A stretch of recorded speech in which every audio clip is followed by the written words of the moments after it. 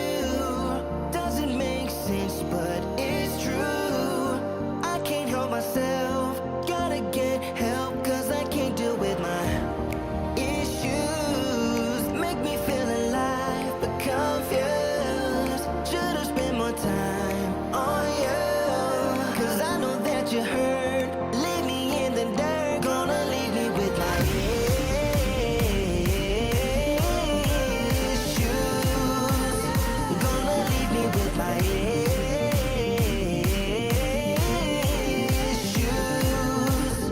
Gonna leave me with my issues. Gonna leave me with my, gonna leave me with my issues.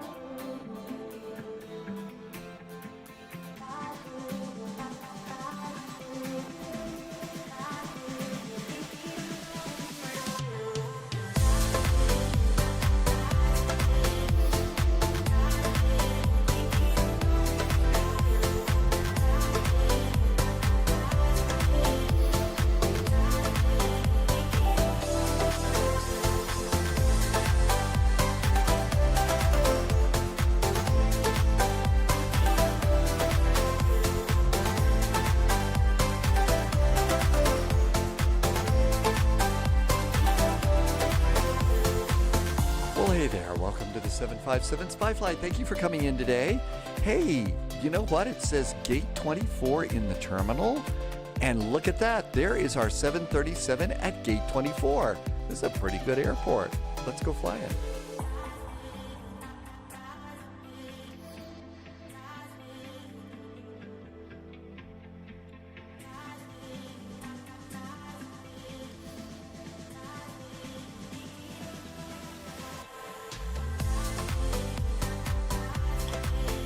Hey there, thanks for coming in today. I hope you're doing pretty good today. It's finally Friday. I was a little shocked earlier this morning, woke up and was really kind of surprised to discover that today is already Friday. Just the clocks seem to be speeding up, right? Good to see you. Thank you for being here. Eric's here, ZLP7. I saw T-Bird coming in first thing here, and Tim Dog was here first too. Thanks for coming in today. Airbus Geek, welcome in. Thank you for coming by. I hope you're doing really good. Blue, thank you for coming in. I hope you don't have a engine failure on today's flight. Blue had a double engine failure yesterday.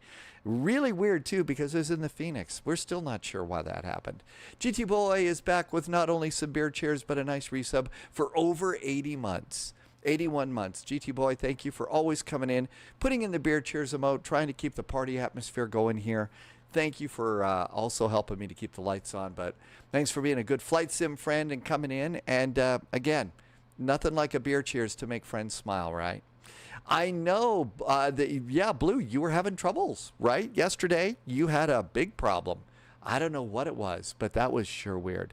So for today, usually it's Frankfurt Friday, but a lot of the controllers in Germany are taking a couple of months off. Some of them are still up there, but this might be kind of a good time that we could sit back and maybe do a couple of other flights. I originally went and looked to see and didn't think this was a Ryanair flight, but somebody came into chat over on Discord and said that, no, this is a Ryanair flight down to Stanstead.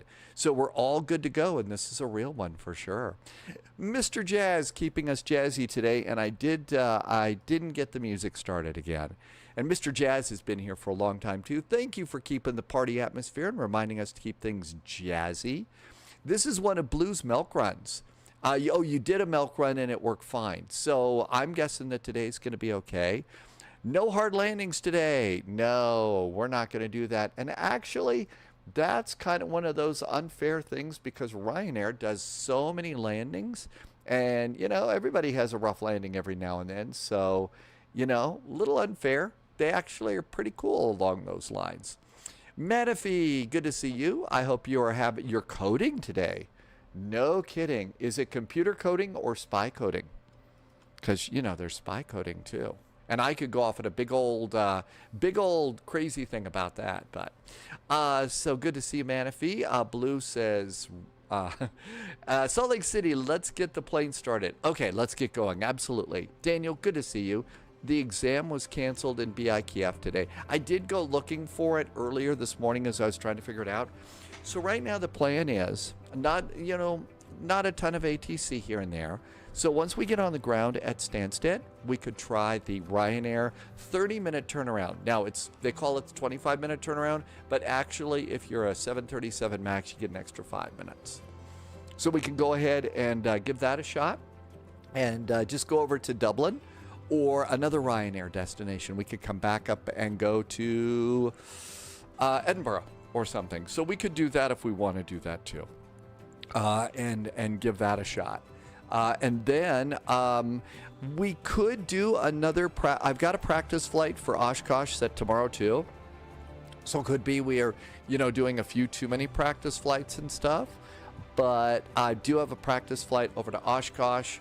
We could do that today, or we could just take a day off from practice flights and stuff like that. So today it's not one of the usual Fridays and stuff where we're just absolutely moving at warp factor 10 and cooking with gas and everything. So we'll see what happens. Daniel's got a flight. Okay, Daniel, you're going on into Iceland. Would you call that a chill out flight?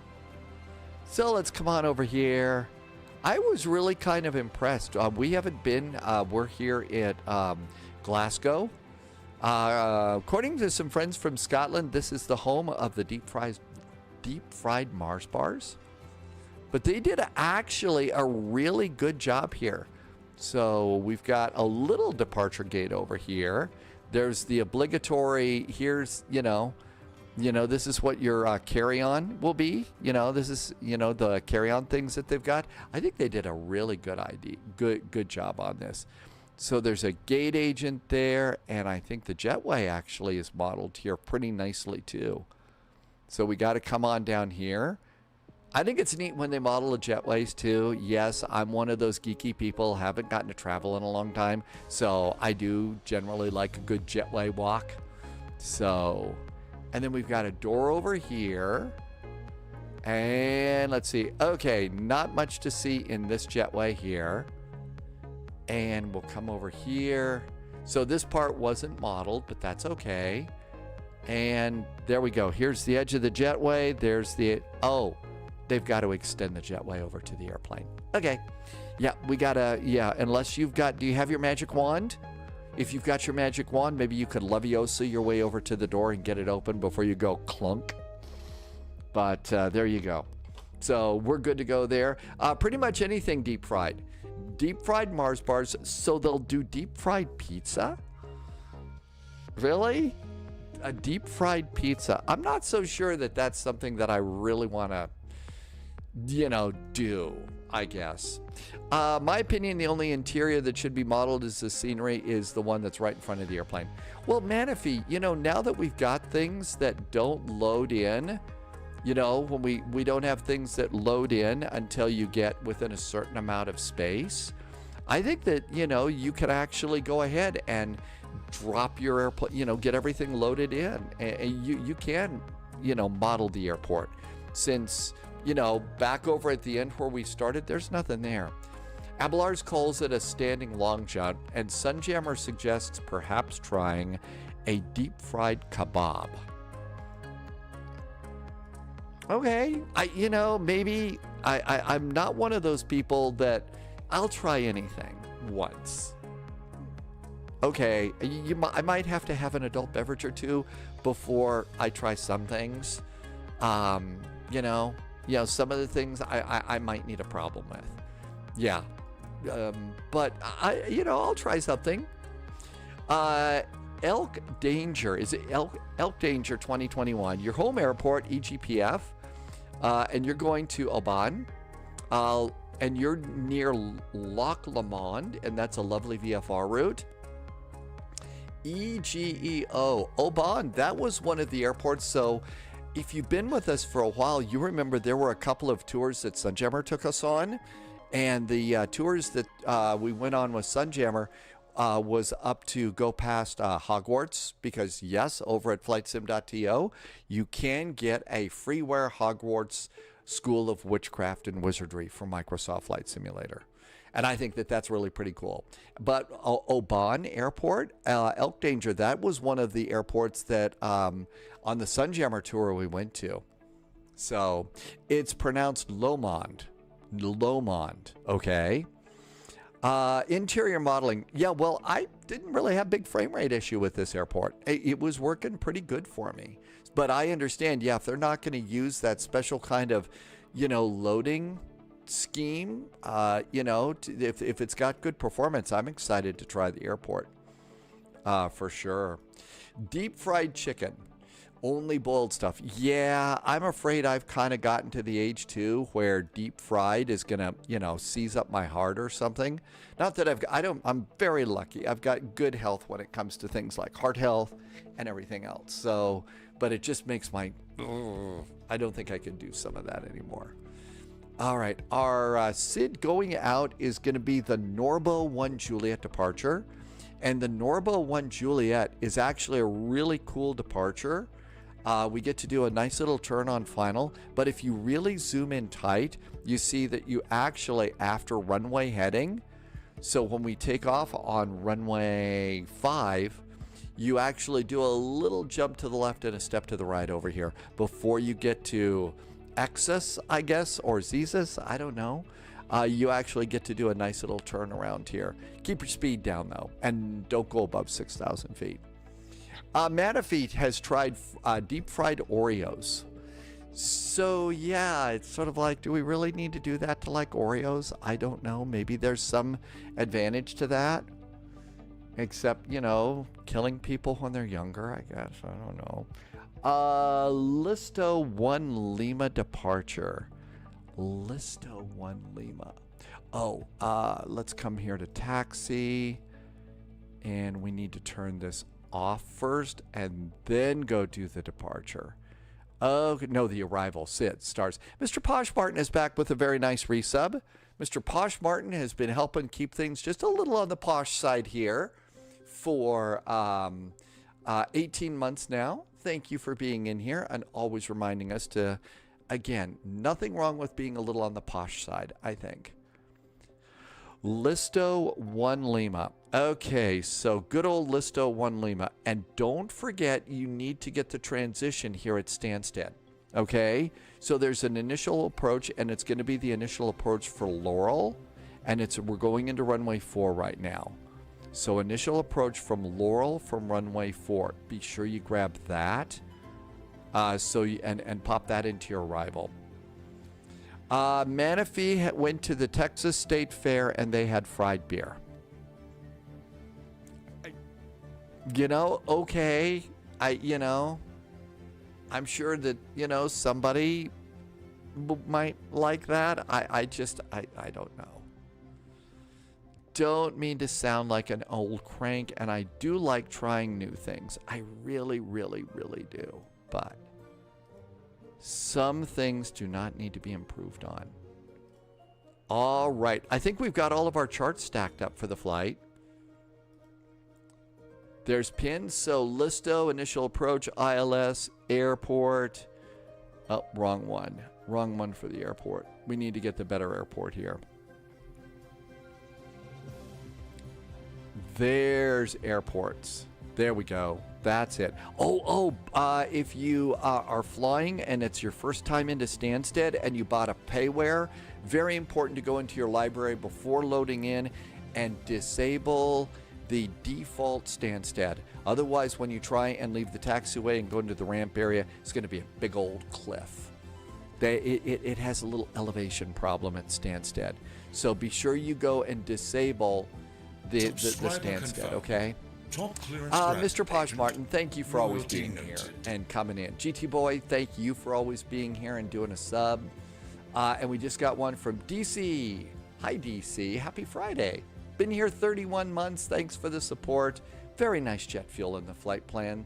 Thanks for helping me to keep my little lights on and my little world going. H Pilot, you did an Oshkosh practice. I can't emphasize enough how much you need to do a practice flight for Oshkosh. It's mission critical. It absolutely is going to be mission critical, okay? All right, so there is the arrival. And I think we need to get rid of the briefing page. Good. All right. Are we doing Frankfurt Friday? Carol, we're taking a break from Frankfurt Friday today. A lot of the controllers go on vacation at this point in time. So there's a little ATC, just not a ton of it. So we're going to use this as an opportunity to maybe go a few other fun places that we normally would never go on a Friday. Maybe also do a little chill out. We're going to be in the pressure cooker on Sunday. First flight on Sunday, that's Vat Venture. We're going to be in our pressure cooker there for sure. So we'll have a good one there. Siako just arrived over on YouTube. Thanks for coming in on YouTube. Good to see you. H Pilot, it is a nice way to spend the hour. And again, I think it's so important. Be sure that you know what you're doing on Vat Venture. The joke from Airplane is it's a completely different kind of flying altogether, and it really is. Okay, let's go ahead and we're going to go and do power. Looks like some ATC is popping on for us here, so we'll have a little ATC going out. We're not on a deadline. We can just chill. Okay, power just popped on. We've also got emergency exit lights. I'm going to go and get a fuel pump for the APU. Let's see, we're going to do nav lights. Got those going on. And we'll come up here. I've been looking at, the new ads are appearing I think it's Rosefire now, and they're starting to do not only an overhead panel for Airbus, they're starting to do an overhead 737 panel. That's a little more involved than the Airbus panel, and you know, from the pictures that I see on the ads on the internet, they did a pretty good job. I mean, you know, if you love your 737s, I think that overhead panel's looking kind of good. Okay, let's come on over here and do windshield heaters. Always like to add a little bit of backlighting to the upper panel. Viper Strike is on a 15 stream streak right now. Hi, Viper Strike. Thanks for streaking. Might as well get silly jokes going. I mean, you know, it's chill out day here at Spy Flight, so let's just get some chill out silly jokes going here too. Okay, 10 minutes for alignment. That's pretty good. We can pop on down here and get the lower Airbus autopilots on. Let's come on down to the flight management computer. I'm serious, where we are right now, and you know, yeah, we need to get the economy going again and other stuff, but the amount of things that people are producing for home cockpits now, I mean, can you imagine what it's going to look like 5 years from now? What our home cockpits could look like? You know, unless we bomb ourselves or something, I don't know. But I'm like really kind of wow about a lot of that stuff. Little backlighting there. Navigation data. Oh, Navigraph Day was the other day. Hope you got your nav data. August 26th, performance init.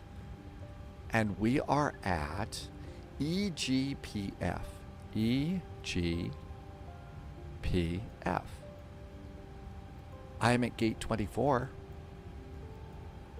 And page 2, take GPS, pop it in here, compare your GPS position with your gate position, and it should be spot on, really. And so that's how it is that you confirm your GPS position to make sure that you've got absolutely the right position. Do you have to put in waypoints when departing from La Crosse, like the Three Lakes and Fisk? I'm going to fly old school. I'm going to fly VOR to VOR. So I'm not going to put in things like Fisk or anything like that in my flight plan. Now keep in mind, it's a VFR flight plan. So, you know, we're going to have, and the ATIS going into Oshkosh is going to tell us, go to Fisk, you know, go to, you know, that's your entry point into all this. And it's, again, that whole thing is going to be a completely different kind of flying altogether. It just is. All right, EGPF. We are going to Stanstead, EGSS. Don't tell Sibby we're going to Stanstead.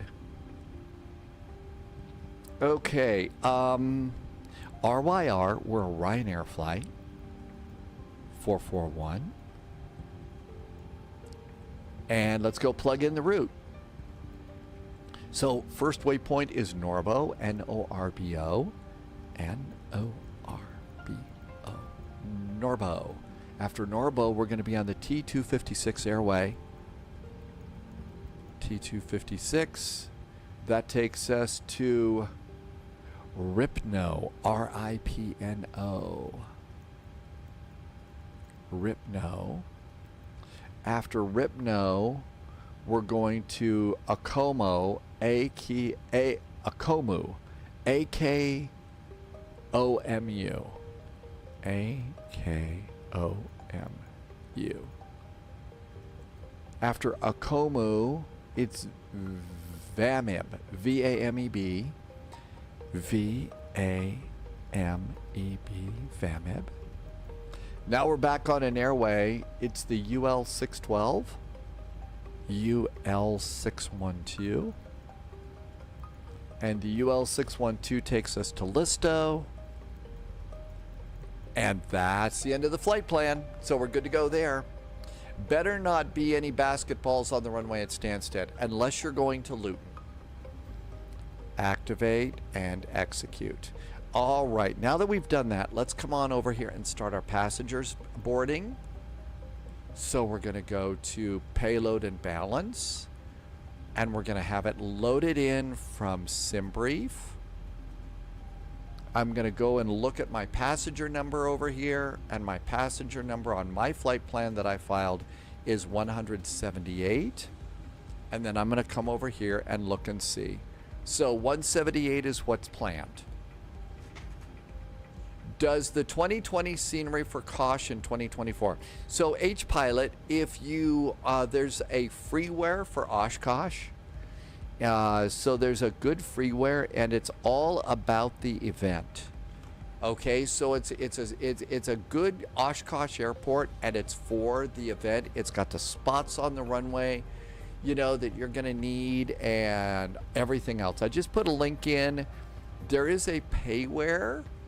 I don't know. I've got my own. I'm going with the freeware these days when I can. Let's load the airplane. Load airplane, and 5-minute load. So I just put a link in. It's over at flightsim.to, and I go grab that. Let's see. There is EGPF's ADAS.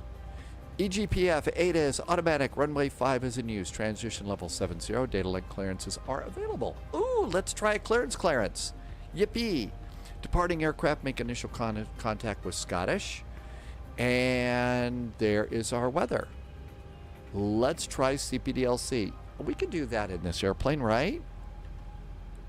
Can we do that in the... Do we have CPDLC? DLK?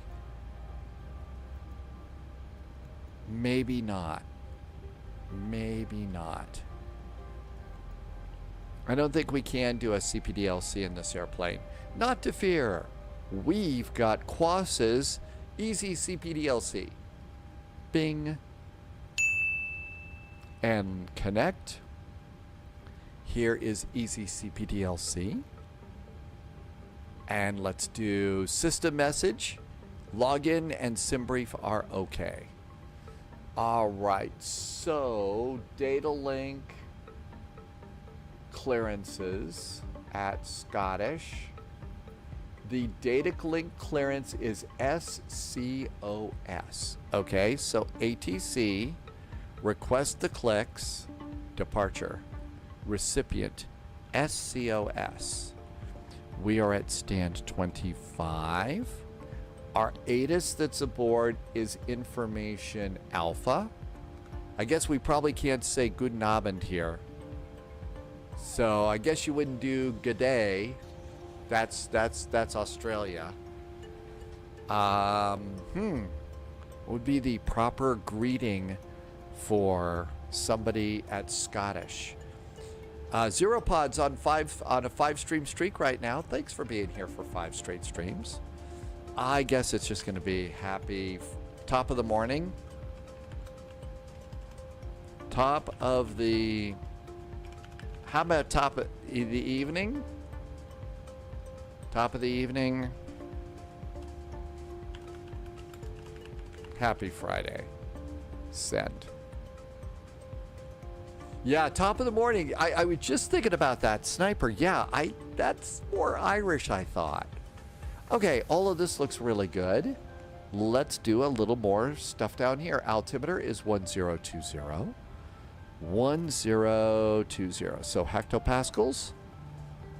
1020. There we go. CPDLC from SCOS. My request has been received. It is being processed. Stand by. Well, I don't really like standing by because, you know, we're in a cockpit, and if I try to stand up, I'm going to bump my head. We're also on the internet, and you know what happens when some people stand up on the internet. It's very scary. Hey, look at this. Ryanair Flight 441 is cleared out of Glasgow, off of runway 5, the Norba 1 Juliet. Altitude 6,000. Our squawk is 3270. 3270. QNH, report aircraft type and stand number at 134775. 134.775 when fully ready. Okay, that's pretty good. And let's accept it. And we've accepted it. I hope that was acceptable. Cool. Let's see. That's right. And the rest of the day to you. Top of the morning to you, and the rest of the day to Abelars. Welcome in. Let's do departure and arrival. Departure. Runway 5. It's the Norbo 1 Juliet departure. And engage. Index coming in. Okay, this will be, remember, don't forget the transition. So we're, another message. And this is probably, this is a confirmation. Clearance, received clearance is confirmed. So we're all good to go. Okay, so we're expecting ILS runway 4. We're going to be on the Listo 1 Lima departure arrival.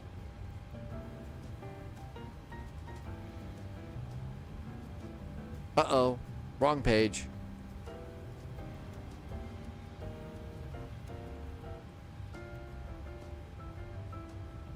I screwed it all up. It's bad. Let's see here. Runway 5, Ryanair, Norbo. Okay, all that's good. Departure and arrival. Let's try and pick this up again. Okay, let's try and push the right buttons this time. ILS runway 4. Not something you want to hear the pilot say, you know, as you're walking past the front door. Listo 1 Lima. And our transition is Laurel and engage. Now then, there's probably going to be a couple of discontinuities in here.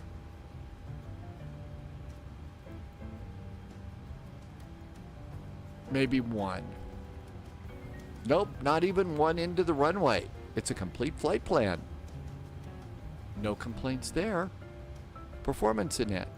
Let's see, our initial requested cruise was 33,000 feet. 33,000 feet. Zyropod, I think on the ground is better than in the air. Yeah, true.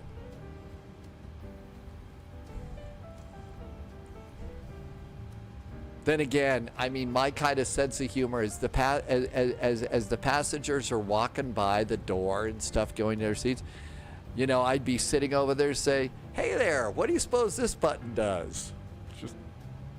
But then again, like I said, I've got a very sick sense of humor today, so. 257 degrees at 8 knots. 257 degrees at 8 knots. Or you know, as the passengers are, hey there, Captain, where do we keep them parachutes again? Yes, the ejection seat. Oh my. Our temperature deviation is 007. Our temperature deviation 007 today. Perfect for a spy flight. Our final reserve and alternate is 2.3. Our cost index is a big whopping 6. And that looks good. Let's go ahead and start them up the APU. APU starts. So we get some AC here in the cabin. It's probably getting a little steamy back there. Okay, and all of our numbers are good there. Our zero fuel weight is 141.7, and that's correct. 141.7. Let's check it. 64.3. Because this airplane is in pounds. But my flight plan is in kilos.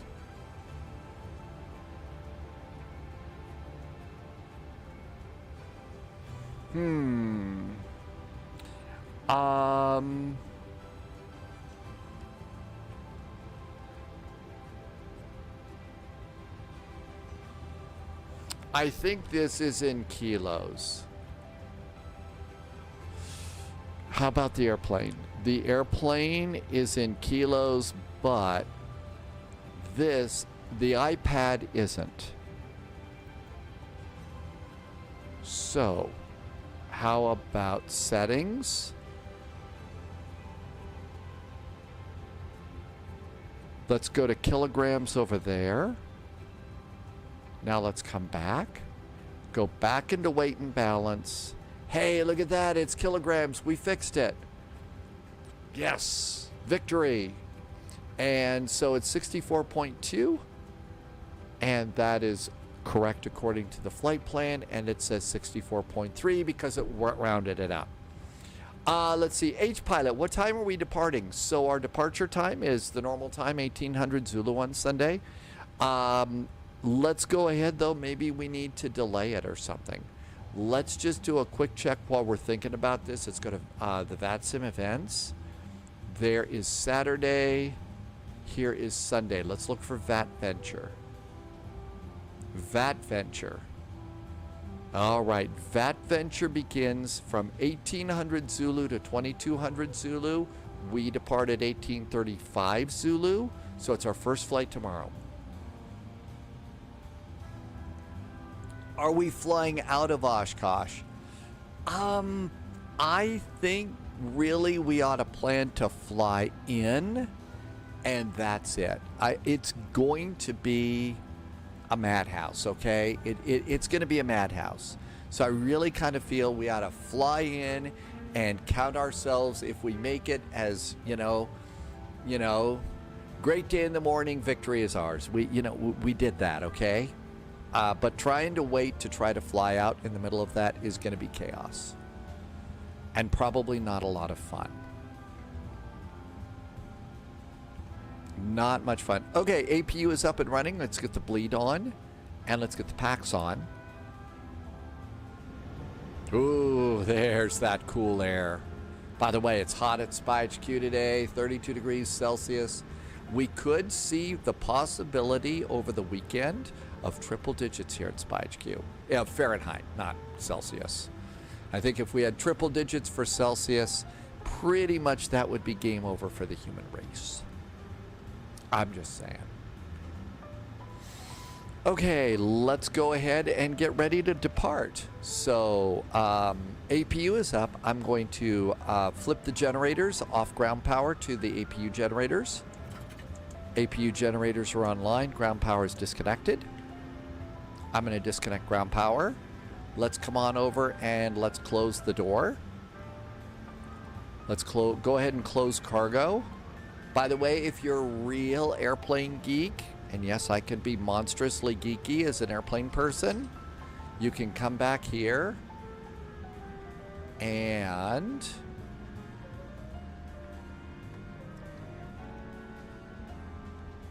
oh, look at that. So you can go and put the little strap across the door there. Hey, that's cool. I didn't know you could do that. All right. Let's see. Closing this really big door from out here. There you go. Okay, so we got that down there. And then you need to come up here and see the strap. If you do the little strap, now the door is armed for departure. So the door is now armed for the departure. And you can see that that one's armed. Let's just go ahead and arm the other doors too. And all of that's clear. So, you know, if you're a really silly geek like I am and you've always wanted, boy, I wish I could see if I could close the door of a big old airplane. There you go. Are we doing City in the Forest? I don't know. I don't know. I don't recognize that one. Let's see. 3270. Our first frequency is 134775.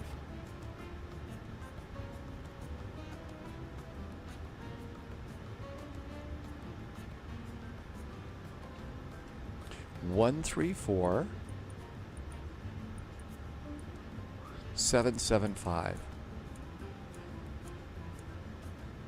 That looks good. To altitude 4,000 feet. Hey, I hear people. Yay. 4,000. Okay, seatbelts. 57 X-ray. Let's also go ahead and we're going to do electric hydraulic pumps. Blue Max 9 X-ray Mike, the view at 4,000 climbing. Okay, this is all looking really good. Scottish, good evening, climb now, flight level 25. I think Climb level 250. we can come over here. How's parking brakes? Parking brakes are on. I'm going to remove the chocks. And we have cleared the ground tab. And let's come over here to airport. Let's do GSX. I did try to update GSX, and I tried to update GSX yesterday, and it blew up in my face. Today it seemed to be just fine. So we got GSX here. If the window is a little bit big, I've been able to resize it by squeeze down the size, and that makes the window a little bit smaller, or make it a little bit bigger. So if you grab the right side and move it in and out, that makes it a little bit better. So it's a little bit more of a manageable size for us. Prepare for pushback and departure. Hey, there's our ground crew. Hi, ground crew. Reinforcements incoming. More We agents just joining got us. a raid from somebody who's new. It's Voyeur Pro. Did I say your name right? Welcome aboard Voyeur Pro. You were flying Flight Simulator. Thank you for coming in today. Nice to meet you. We are just getting ready to depart the scene of the crime here. And thank you for the raid. Welcome, Raiders. We are in the Ryanair 737. We are maxing out today, and we have just departed. We went to the very special deep fried Mars Bar Festival up here in Glasgow, and we're going down to do something in Stanstead. I don't know what you eat in Stanstead.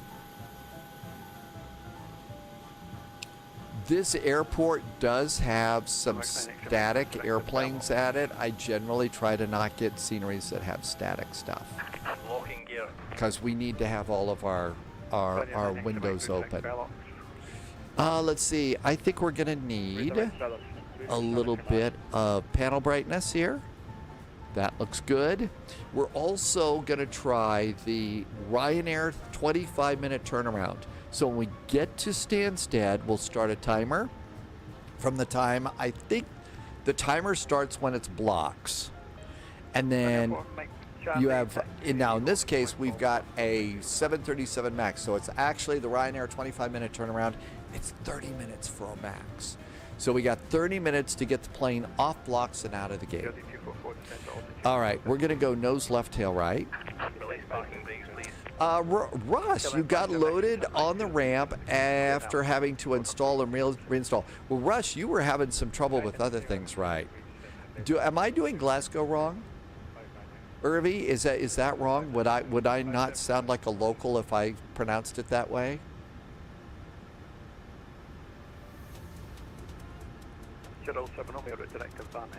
What if I had a couple pints for Glasgow? Glasgow, not Glasgow. Not glass, it's Glasgow. Okay. Glasgow. Got it. Okay.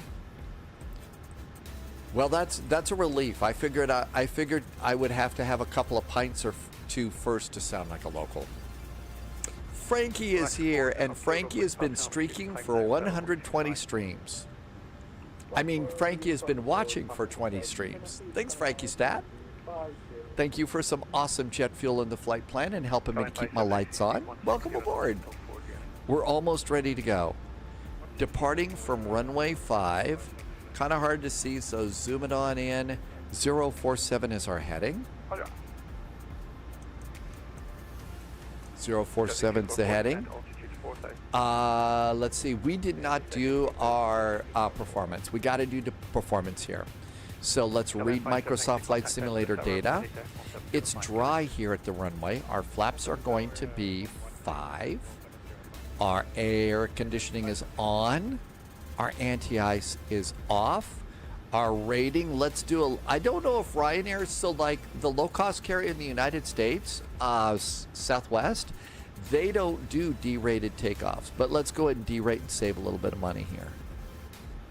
Okay, and the weather is good. And let's calculate. Weather's loaded. 3015. Calculations, V-speeds cannot be calculated. Uh-oh, we got a problem. Good evening. Let's see. AP28. Let's see, Rapier Dude, right? Welcome back. Thanks for coming in. When I ran the setup in 2020, your iFly Max was invisible. I visited Discord, so you uninstalled and reinstalled, and it worked. Yeah, customer care's hurting in a lot of ways. All right, let's go and do a takeoff. Let's not derate. And now let's try and calculate. Hey, okay, so just don't derate and we're fine. So we're not going to derate today. Let's see. So, Russ, I'm just glad that it worked because it's never fun to do that. And I also appreciate the fact that you took the time to post all of that over on Discord and tell us all. Ryanair would be more like Frontier. Currently flying the game on a PlayStation. You're doing missions to build up the rating. See, you could still do a lot of stuff. Now, we're on a PC, so we're doing ATC and all that. But yeah, you can do some things on the PlayStation too, right? Eventually, though, if you decide that you're really into this, you're going to have to start looking at PCs, though. Okay, let's come on over here and put in our numbers. So our selected temperature is going to be 48 degrees and no derate. Okay, so limits. It's going to be takeoff, and that temperature again is going to be 48 degrees. 48 degrees. Takeoff speeds, we decided we wanted flaps 5. Our center of gravity is 21.8. 21.8. And our speeds for takeoff are going to be 140, 142, 153. 140. 142. 153. And 153 needs to go up in the speed window. Can we simply request direct Ella? And I've got altimeters. EGPF.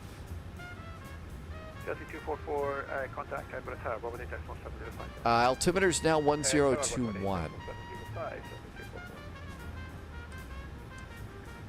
Flight directors going on. Flight directors are on. You're building a PC. You just ordered the RAM. Hey, congratulations on that. I know that that's really hard to do. Now, one more thing. If we want to be like the real pilots, we got to go and do a little rabbit holing here. You need to do your landing dispatch page. So bring in your data from the flight management computer for our arrival. The last we heard, it is dry in Stanstead. For flaps, I generally like flaps 30. I leave the air conditioning on because I care about the comfort of my passengers.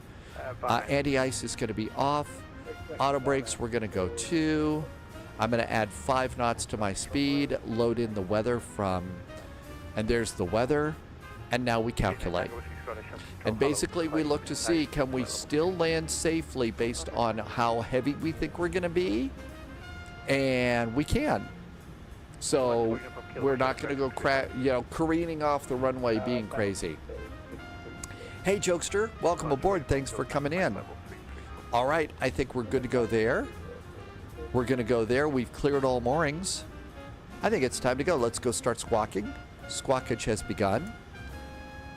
And GSX is ready for us to push back. Let's give a call. Scottish, a very good evening from Ryanair 441. We're a 737 MAX on the ground at Glasgow. Gate 24 with information Bravo requesting startup and pushback.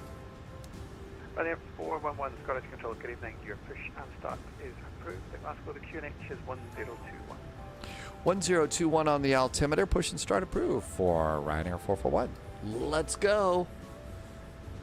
All right, bacon is going on. Also known as the anti-collision lights or the beacon. That looks really good. Seatbelts are on. Let's tell the flight attendants that, hey, we're about ready to go flying around. I updated the flight plan, Marty. I don't know why it is. Oh, there it is. It just took some time. Are we ready? Parking brakes off. Commencing push. All engines clear. Got an Iceland Air over there. And we've got a Jet 2 over there. Wait till the engines get out of the crew area. You keep the forward left pump on for the APU in the NG. I think it's the left aft one.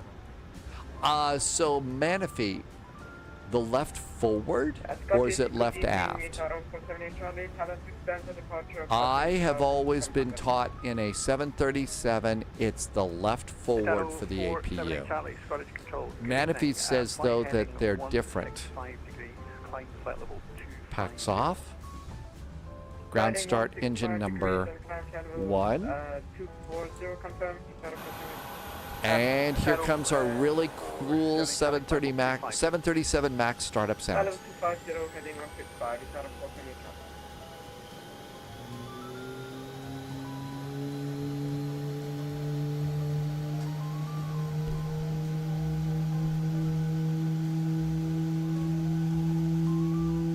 Please set parking brakes.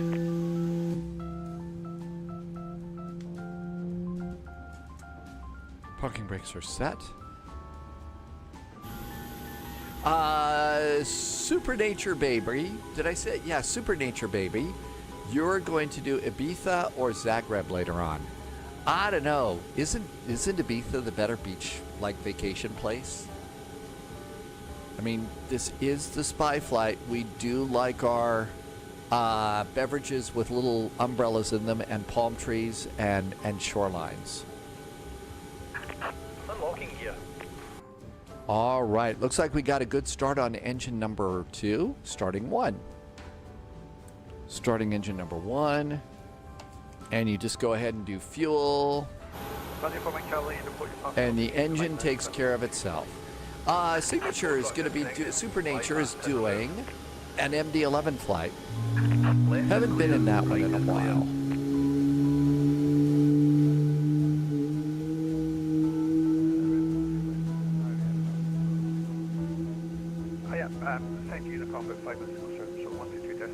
Uh-oh, Marty, what happened? I saw that you tried to go for the flight plan. Did it not work for you, or is something else happen? Oh, you're gambling. Oh. Yeah, the gambling thing is a little bit brutal. And there goes that. And we've got 2 good starts on our engines. Packs on. It's probably getting stuffy in the airplane. Generator flips to the engines from the APU. Let's do the isolation valve and the APU bleed. That looks pretty good. Let's come on up here and do the yawn dampers because we don't want the passengers yawning. And probe heat is auto on this airplane. The generators have taken over. I'm going to turn off the APU. And let's see. We need flaps 5. And we're going to need auto brakes to RTO. Make sure GSX is disengaged. And let's go. So we are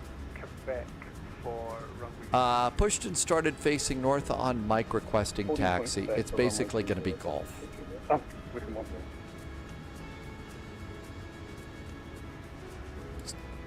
Scottish Control, very good evening. Easy 25 Charlie.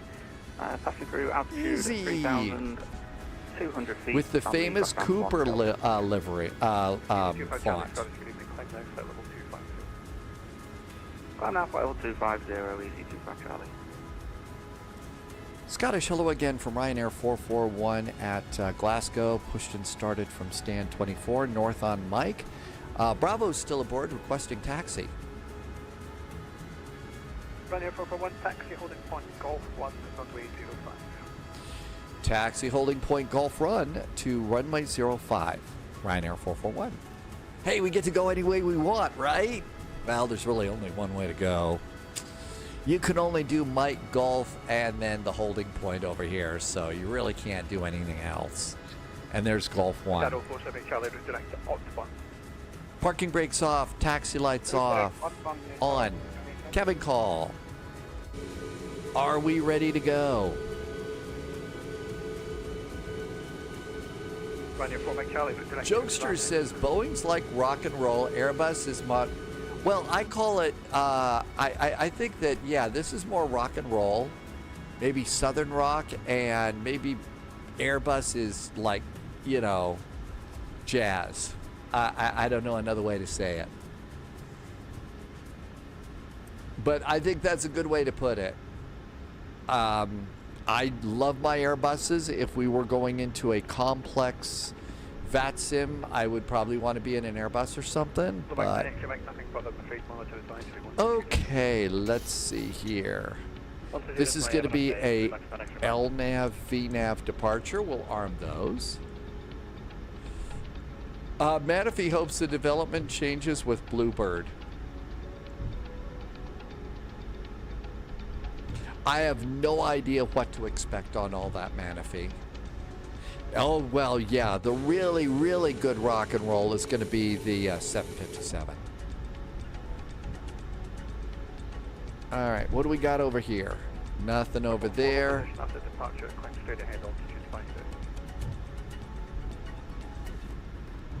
And there's little Golf. Yeah, no idea what to expect out of the developers right now. We actually did have a bit of a discussion about that over on Discord this morning. On the one hand, I appreciate developers that keep people informed, but airport data traffic. On the other hand, I'm kind of through with, hey, here's an announcement about an upcoming announcement that we're working on. I think that the world and the community is a little bit hyped out these days. I think we're just hyped out.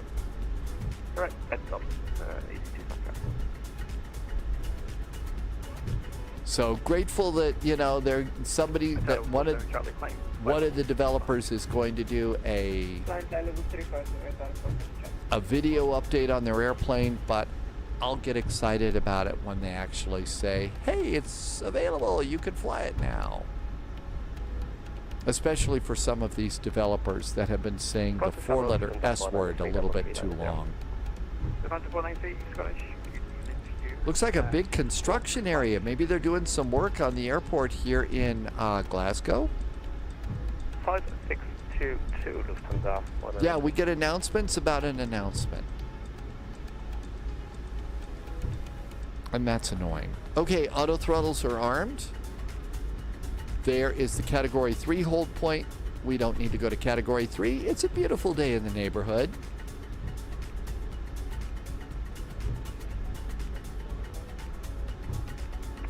Tango Whiskey Flying Flight Level 3. Approaching 05. Wickham 14 ready for departure. Wickham 14, thanks. Clear for takeoff. All right, I think we're ready to go. Clear for takeoff on my 3.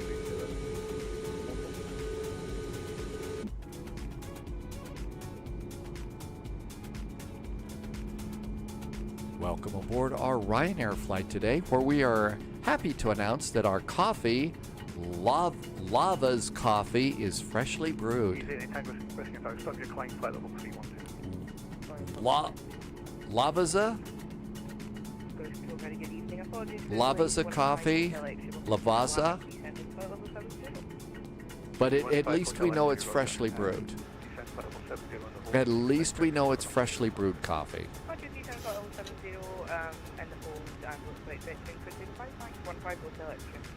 Ryanair 441 via Golf 1, clear takeoff runway 05, 1060 degrees, 17.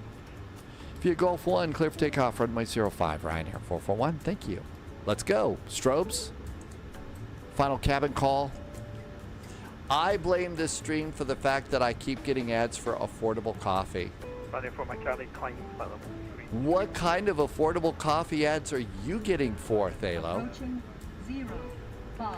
Then again, if only you'd spend more time with the guys from a certain developer, you would be able to afford the less affordable, you know, couple cups of coffee.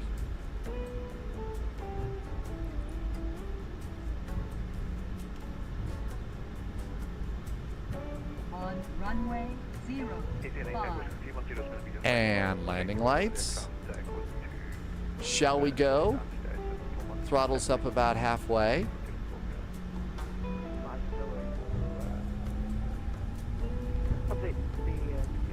Thrust.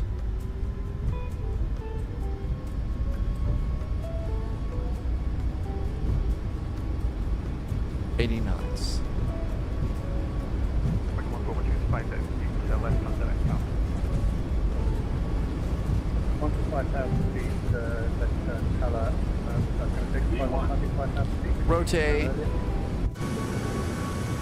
Just for the terrain around the area, and your way,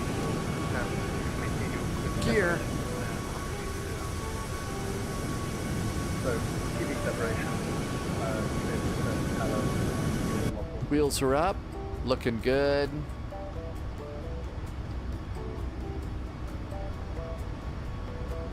And we are out and about.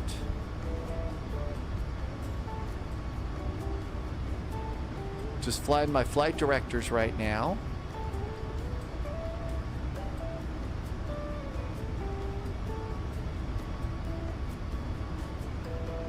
And command. Command is active. From the 493, squawking 5622, confirm identified. That's going to you are active.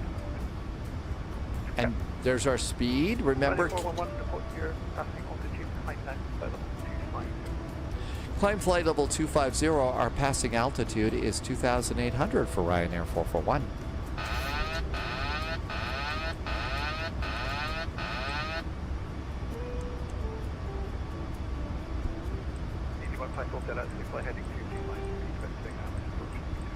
I touched the rudder pedals and that disengaged the autopilot. That's why that popped off. I've also left my flaps out a little bit because we're going to be at 240 on the turn. And a very nice view outside of Glasgow. I have to remember to keep the Z in for Glasgow.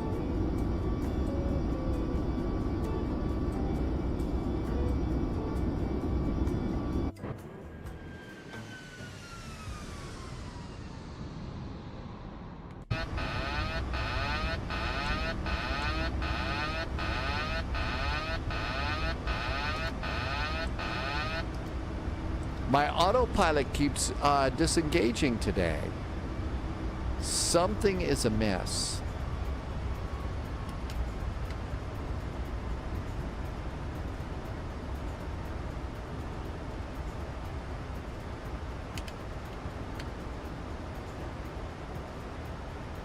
Something is being very, very strange about my controllers today. Try it again. Autopilot engaged. Don't touch anything.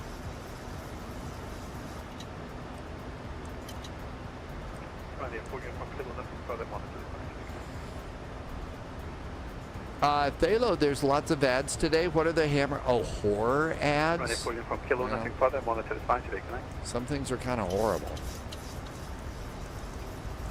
Ryanair 14 from Kilo. Sorry, good luck for you from Kilo with 530. Easy 89 Tango, we see nothing further, monitor the span today, can I? Something is being really strange. If I go to another camera view, it's disconnecting the autopilot. That's really weird.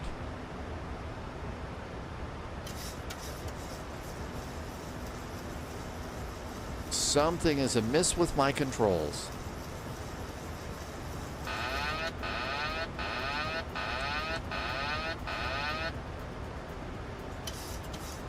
What is going on today? Why are we such a cranky airplane?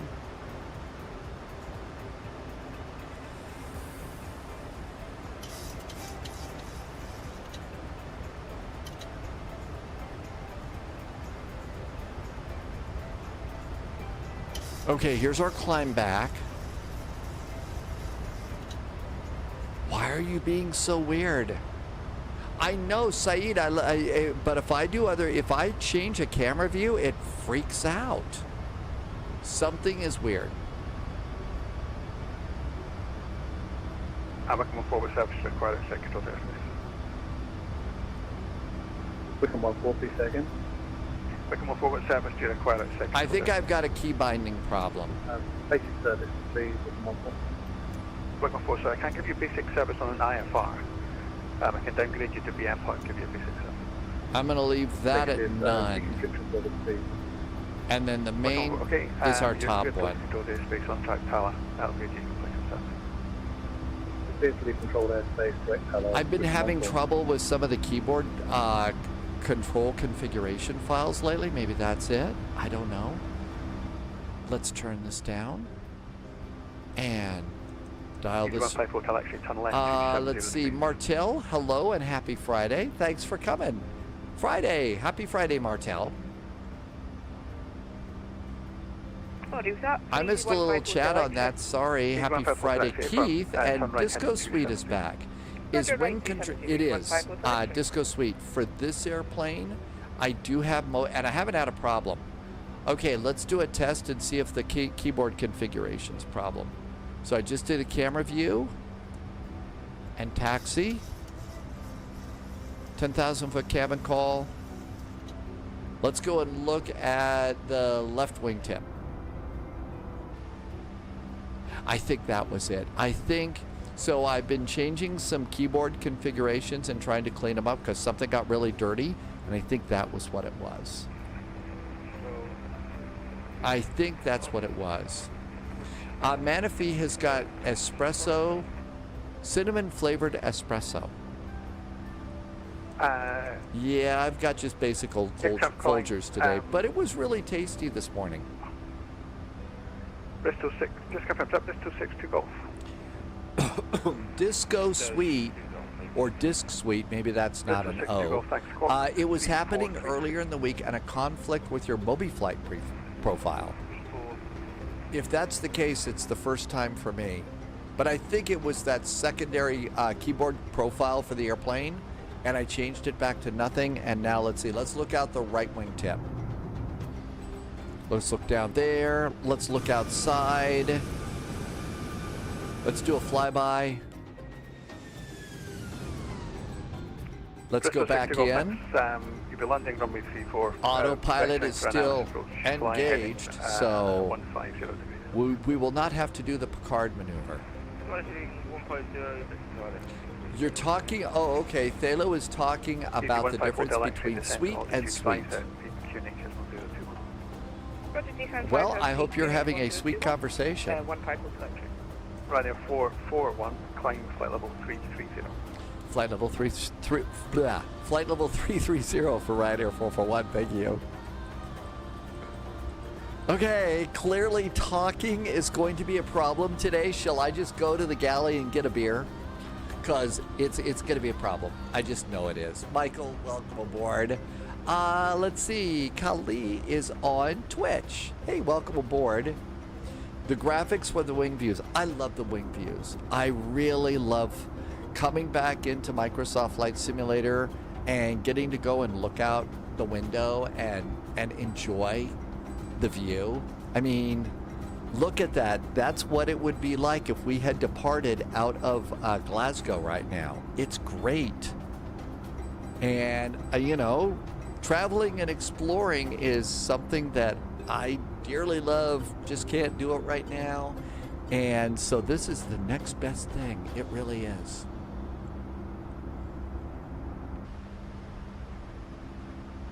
Trav84 is over on YouTube. I only fly on planes where the pilot has had at least one beer. Okay, well, clearly I'm going to have to go and get a beer today.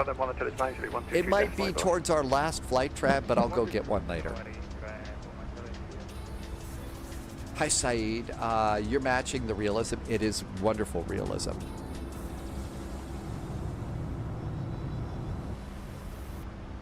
Okay, looking pretty good here. 60 miles to top a climb. And bring out the map to 80 miles. And let's do 40. And we need to do the heading bug straight up in case the autopilot disconnects. And fuel looks good. And we're going to get an FMC on this side. Defense support 93 Amsterdam's offline. And progress. Fuel quantity. Good, out.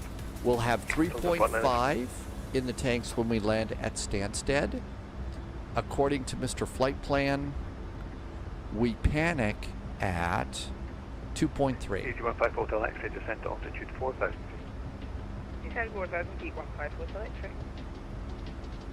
X-ray. There's that Iceland Air 209. Oh, that was Russ. Russ was the Iceland Air on the ground. All right, what do we got here? Coming south in the UK. So there's Manchester. There's a little ATC around Manchester, a little ATC around London. Nobody at Stanstead.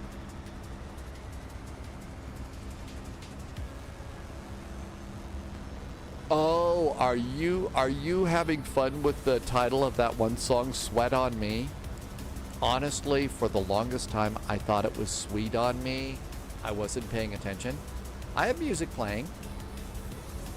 Maybe the airplane's too loud. Do you have is music there now? I've actually had a few problems with music too. There were some new drivers which changed some configurations. Manaphy, here's the music. Thanks, Manaphy.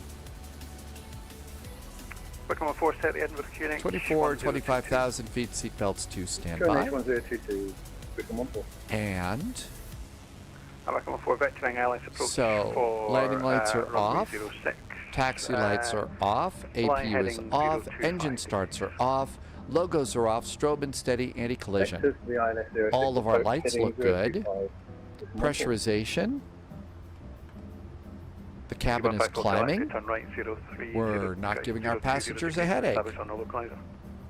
It's not showing anything on the now plane. I have to turn that on each time.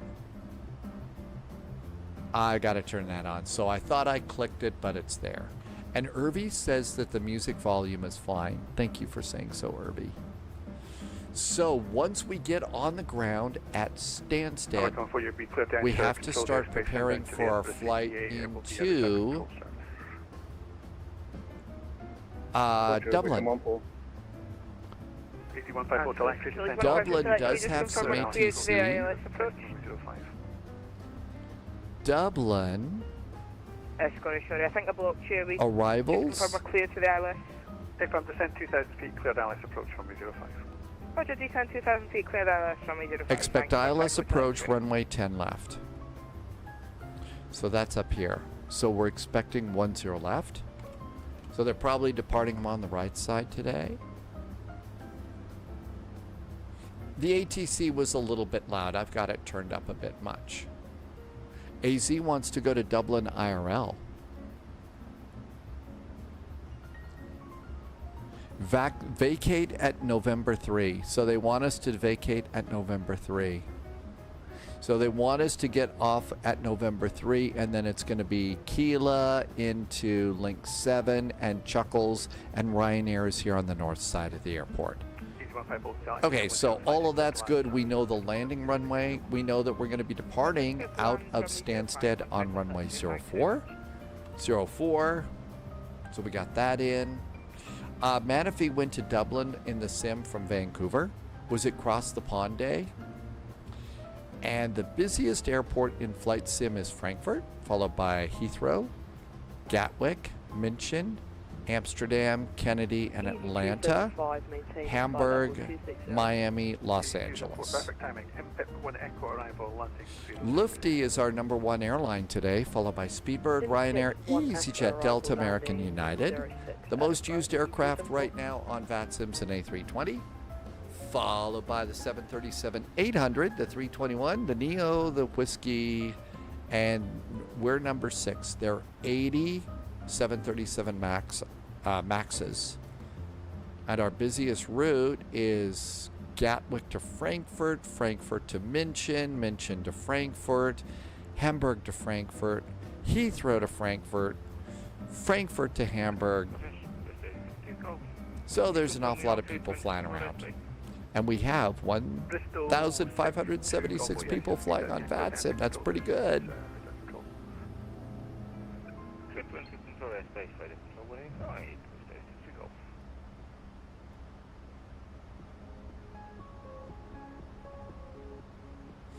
AZ had a conversation with a friend, and you may do an unexpected trip. That'll be fun.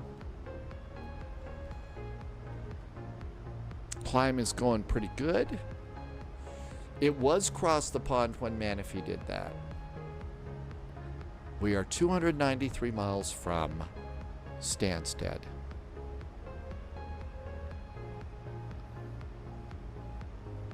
It's going to be 1 to 2.8 after that.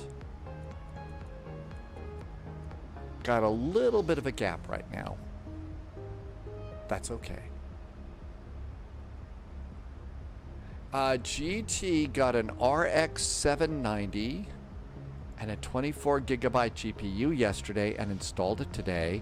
Frame rates doubled the max of 60 on your monitor. So the next purchase is going to be a higher frequency monitor. That's actually really cool. So you were able to get a really good upgrade. Are you still able to, you know, eat food and do stuff? Oh, it wasn't across the pond day. Oh, okay.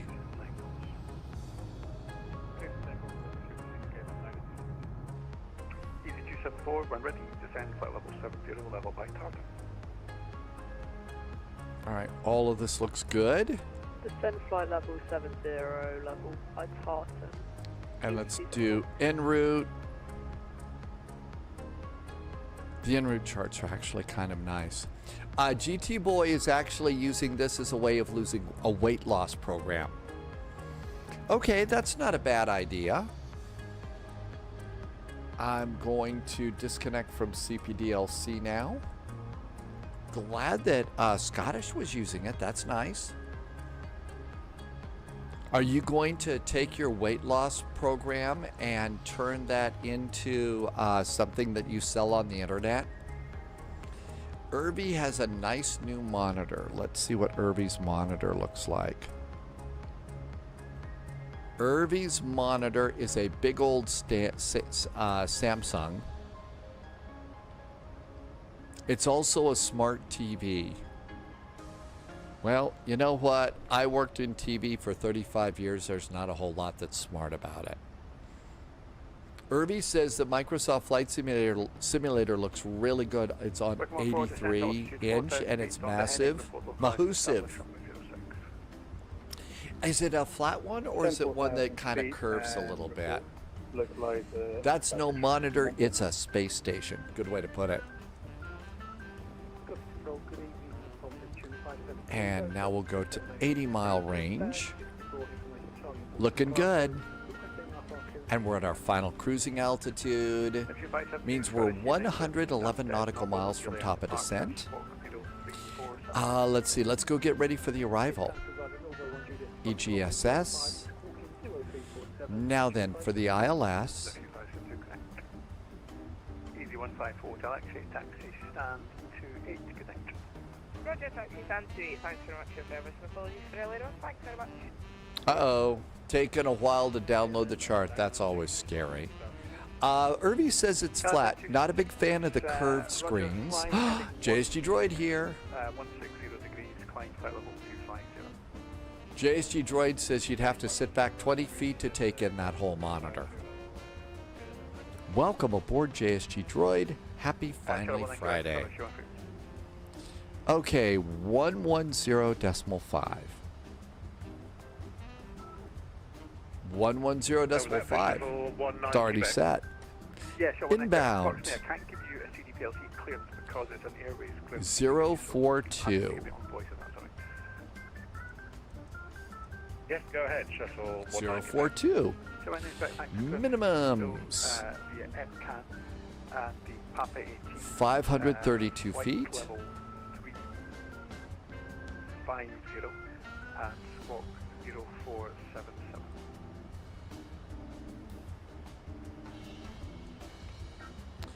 .524. To London Heathrow on the EPCAM, Papa 18, flight level 350, at squawk 0477 shuttle 1. That's 532. It's supposed to be 532 feet.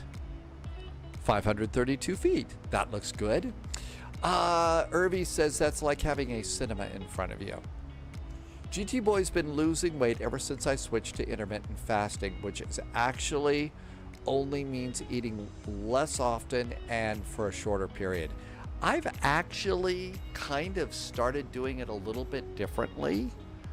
I do more snacks lately, less quantity, but more often, except of course during the live stream. That doesn't work out so well. Let's see. Diamond Mike is here. Hi, Diamond Mike. Diamond Mike is 39 years old today. Hey, Diamond Mike. Happy birthday to you. Thank you for telling us so that we can celebrate a little bit with you. Happy birthday, Diamond Mike. Thanks for coming in. Did you get, what was your favorite birthday snack today? What was the favorite birthday snack? JSG Droid sit and do work monitor. 122.8 for Ryanair 441. Thank you for the CPDLC clearance and have a good weekend. Yeah. 1228. Yay, they're doing CPDLC here. So you've got, that's a big monitor. Let's see. Your sit down and you have to sit back 10 feet. Your sim monitor is a small 49 feet. Oh, 49 inches. Sorry. And JSG Droid likes that. Okay, 122.8. We're good to go there. We've got the ILS set. We've got the inbound course. We've got minimum set. Irby had an old TV that was 50 inches. And now it's your upper monitor. I used to have a bigger one too. I forget how big it was, but it was just too slow. It was not as fast as the monitors on Stormy. And for a while, I actually tried to put that into and make it like a fourth monitor. And that would be something that I would go and put, movies on. I was thinking I could do that, and it just didn't work out. They've got to be the same speed. Sierra Charlie, oh, thank you for putting up with the annoying ads. Very nice cold pressed juice beverage, and you're going to have chicken sandwiches too. Diamond Mike, that sounds like some good birthday food. Happy birthday, and thank you for telling us so that we get to celebrate alongside. Pauliot just checked in from Paradise. Hey, welcome aboard. We are attempting to do the 35-minute turnaround here. We're going to try and do the 35-minute turnaround. What could possibly go? No, 30-minute. Russ is talking about something else, and I need to look in here and see what I need to do. I feel like I forgot something. Manifee does not know how wide your monitor is, but you're going to upgrade to a 2K or 4K. I'm actually pretty good with Stormy's monitors right now. It's not bad. It's, you know, it's not a big wall to watch a movie on, but I don't really have time to watch that many movies anymore. All right, looking good.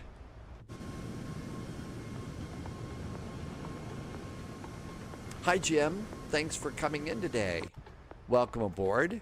So Pauliot's on vacation. Loviz is on vacation. Let's see. Got to get an update from Pauliot. What was on the dinner menu last night? Anything tasty? I'm sure it was tasty, but there you go.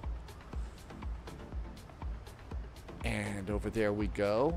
Oh, how is that card game? You know, when there were like these shots and stuff that you were telling us about? How did the shots card game go? Annie just arrived. Welcome aboard. Good to see you. Thanks for saying happy birthday to Diamond Mike. And 33,000, 65 miles to top of descent. Let's go and check our arrival on the Listo arrival. So far, so good.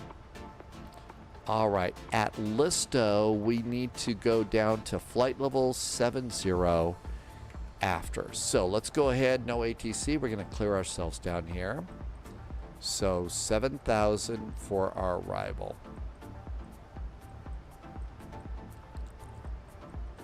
There we go, 7,000 feet. Irby had a bowl of black cherry clotted ice cream. That sounds pretty tasty. But no, Annie, the flying's been very good today. Daniel needs to take a break. Hey, understand. Take a break and hope it's a good break for fun stuff, and we'll see when you get back. We will, of course, be on our best behavior while you're gone. And all of this looks good. And that looks good. And we're in great shape. We're in the UK. There's no CTAF. So no CTAF here.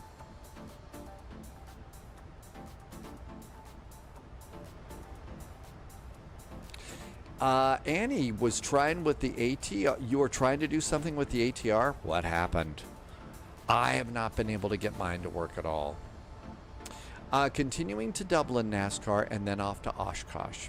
Maybe I was going to put it out here. I know that there's a number of sim pilots, spy pilots that would like us to do a practice run tomorrow. So the practice one tomorrow is for sure. But if we've kind of had enough, maybe we could blow off Oshkosh and find something else to do. Do I have any personal nicknames for airplanes? Not really, I don't think. I know that we all refer to the Mad Dog, and Moose always comes in and tells us what the MD-11 is. I think it was the Mega Dog or the Mega Death or something like that, I don't know, for the MD-11. So Mad Dog is probably about the biggest one. Like this, you know, just a great airplane. But, you know, no real special terms or anything like that. Yeah, I've heard flying pencil for the 757. They called that. Annie says that the A220 is going to be the new baby bus. Manifee wants ice cream today. Jim would like a Guinness in Dublin. You can never practice too much. I agree with that, H-Pilot. I do. And to be honest, I probably only know about half of what I need to know about doing Oshkosh, but well, yeah. So it's the baby shark. When's the bluebird? I don't know. It'll be out when it's out. We'll think about new airplanes coming out when they actually come out. Otherwise, and that was a bit of a discussion that we had earlier on VATSIM today. Annie Crevice went out of Newark on VATSIM the other night. Is it a whisper jet? I think that's what Eastern Airlines called their airplanes. Back in the day, you know, when jets were roaring out, they didn't know noise abatement. Eastern used to call their airplanes whisper jets, which is sort of like, what? There's nothing that whispers about that thing. They were loud. And they belched a lot of smoke, too.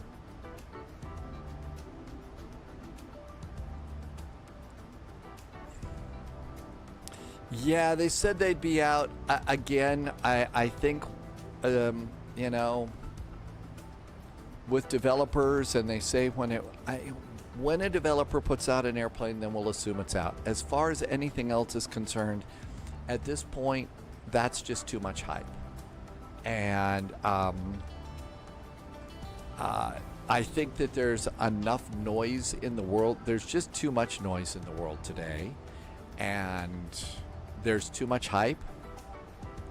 And, you know, part of my job is, I think, to be excited about new releases and new airplanes. And yeah, but the airplanes that are in forever development, when the developers are saying, hey, it'll be there soon, or we're going to have an announcement about our announcement coming up to announce the airplane, it's just too much. It's just too much. Madi noticed that Qatari Airways sponsored a VATSIM event from your hometown. Really? The Gulf of Capitals. Really? A real-world airline sponsored a VATSIM event? That's actually fairly unique, I would think. My general feeling is airlines aren't too terribly thrilled about sim versions of their airline. I don't think, they don't hate it, but some of them really don't like it. Especially, I guess, when spies like me go flying around in their airplanes and, cause mayhem in the pixel skies.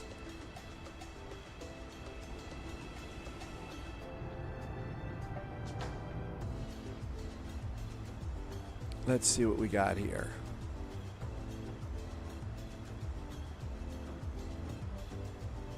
We must be over this mess around. Yeah, we're just coming over Manchester. Just coming over Manchester. Hi, Manchester.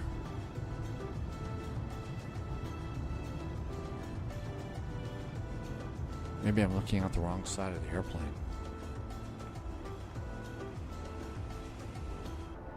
Must be too far away. What is a good A320 airline for the next flight? How about EasyJet? Just make sure that you use the special font called Cooper. It's a free font, so there you go. And you're not supposed to capitalize the E. The E has been stylized to be lowercase. Aer Lingus, that would be good. Well, if you're in a kind of a pissy mood, you could use Wizz Air. The airline that must not be named. There is somebody at Speedbird and bosses are checking VATSIM radar for a virtual fleet. Really? Oh no.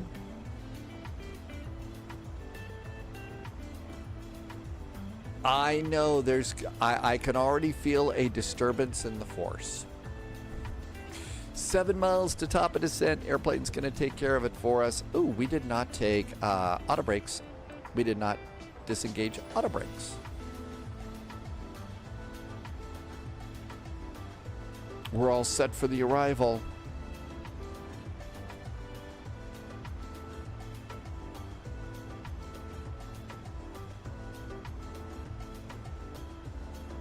Oops.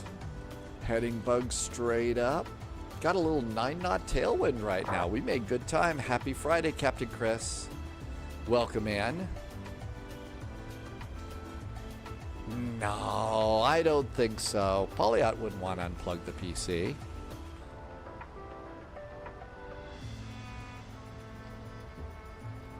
And 2, 1, descend. There goes the throttles going down. And we have started our descent. Stanstead, here we come. Flew as the airliner the other night on VATSIM. Landed softer than usual. You know what? Eventually you start to figure out, get the feel of these sim airplanes to figure out how the landing would work. I can understand that there's some people in the marketing and the copyright world and other people with certain attitudes. But I really have always felt that flight simming and, flying around with the Ryanair logo is mostly, I would think, very nice for an airline's image. And for all of the airlines that are, all the hiring managers at airlines that are crying all of these tears after years of layoffs and everything else, and saying, we can't hire any pilots. You know where a great place to go would be to start to find people who love airplanes? I've always felt that would be a good place to go, but they don't do that. Is there a bonus chapter? I think there's supposed to be one, but I don't know when it comes out for the James Bond game. But I think it really is, and now granted, I'm also not the head of a marketing department of a major airline. It could be that there's lots of other things that I'm not thinking about. But,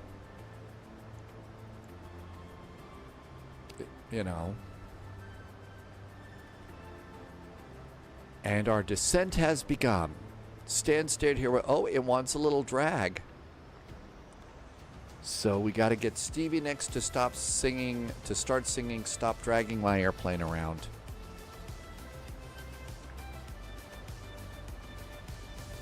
How about a little speed break here? Yeah, we're going a little fast on the descent. That's probably why it wants speed brakes right now.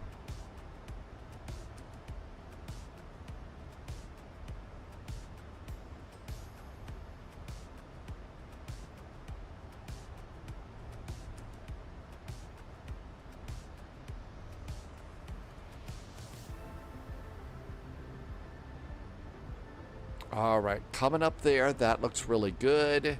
And see the sign that says drag requested is gone.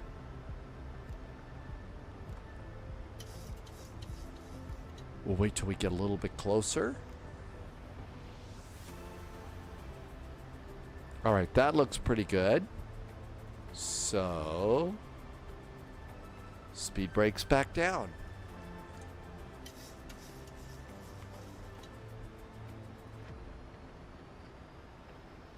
Coming in on this arrival, slowing it way, way down is very important. Let's see if any ATC has popped up where we're going. A little bit of ATC popped up around Manchester here. There's our airplane. There's Stanstead over there. Nope, it's just us chickens. Just us spy chickens here. Let's see. Irvi has got a license plate on a Harvester. What is your Harvester license plate? J Bond 007. Oh, this is your this is Farm Sim, right, Irvi? You've been doing Farm Sim lately?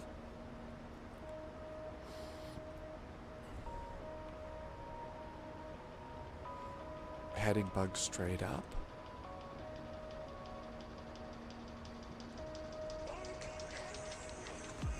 Coming up on 20. Boy, look at the bowl of spaghetti over here. That's sort of a visual representation of the meme, too much information. Let's bring the range in a click.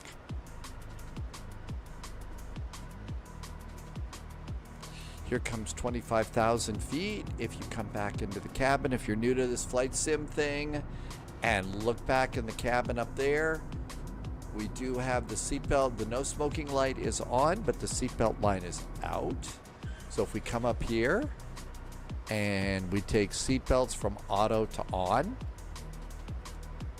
come on back here and look back here, you can see that yes, the seatbelt lights work in these airplanes. Madi says that European ATC is watching Belgium versus Spain in the matchup of the World Cup. Belgium versus Spain. Madi, what do you think? Who's looking good? I think I'd have to go with Belgium on this one, just because they have Belgian fries and Belgian waffles, which shows you how much I know about football.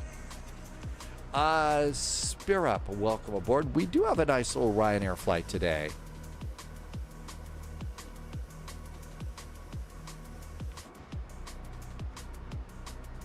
And our descent's going pretty good.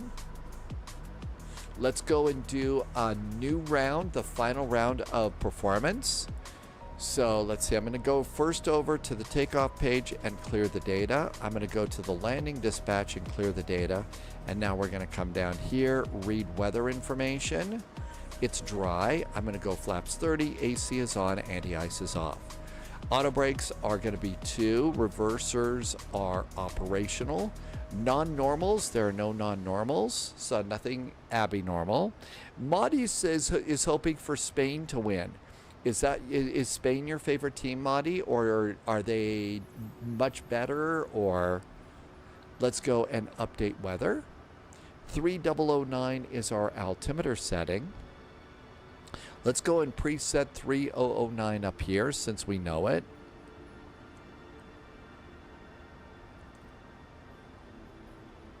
Oh, that's inches of mercury. EGSS. Okay, we don't have one there. Let's see. Okay, we can get it another way. Let's do real weather, and that's going to give us basically the METAR as it's put out. 1019. 1019.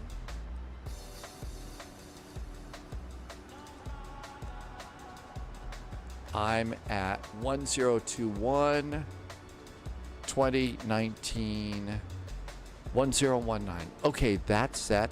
I did run GSX yesterday and it blew up in my face, Blue Angel. I ran it today and it seemed to be fine. So no big updates or anything, but there you go. Sleeveless Joe says Belgium is playing really well, but Spain is the better team on paper. Okay. Maya had 5 teams that you would support before Spain. They've all been eliminated. Hi, Theta.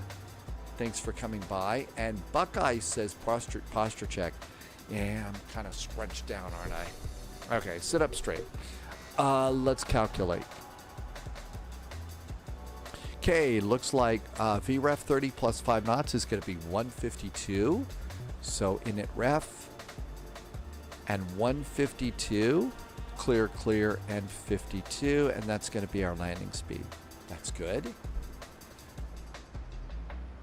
Yep, the only team that I have any knowledge of whatsoever, and it's only what we saw in the movie Day After Tomorrow, is Manchester United. And I know that when I say Manchester United, that usually gets me in really, really big trouble. So apparently the unless you're a big fan of Manchester United, they are not liked. But maybe that's just the way they all are. Theta's on a 7-stream streak right now. Thank you for streaking. Which sounds funny when I say it that way. Let's see. No ATC, so 122.8 is good. All the Manchester, that's right. See, there's also not United. There's also Manchester City fans, too. So there's also a city team in the same town.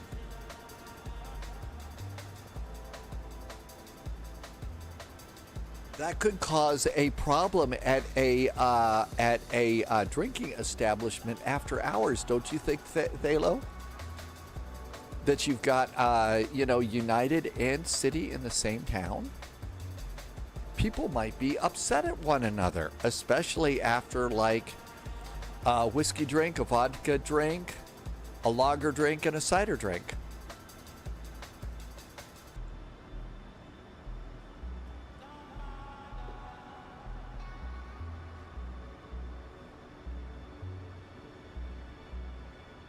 I don't have a tub anywhere near, so I can't go and thump that right now. And that sort of thing happens. What if Spain's attackers is only 18? If Spain won, it might usher in a whole new generation of football masters. Really? So far, so good.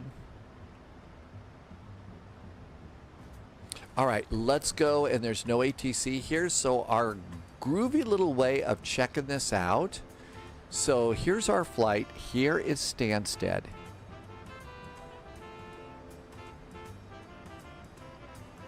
So what we do is we look at Stanstead and look at arrivals. We have a Ryanair arriving at 1944. Ruck is at 1945. Ryanair at 1946. Ruck at 1946, and we are at 1952, followed by another Ryanair at 2025. So for my arrival, we got a couple of airplanes that are coming in right now, but in my case, there's nobody coming in around my arrival time, so that's a really great way to see, okay, do I need to slow up, speed down, speed up, slow down? Or something along those lines. So using those arrival times here in VATSIM Radar is a really cool way of checking out Is there going to be a conflict with your airplane and another airplane coming in? Sleeveless Joe took United as the bandwagon team, like Tom Brady of the New England Patriots. It could be. I don't know. And again, don't know the first thing about them. I just know that there's one guy in a movie who's about ready to freeze to death, and he drinks a drink to Manchester United. That's the only thing I know about any of that.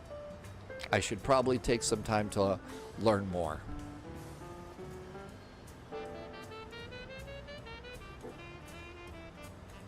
That's probably a good way to put it, though, Sleeveless Joe, to kind of explain it to folks.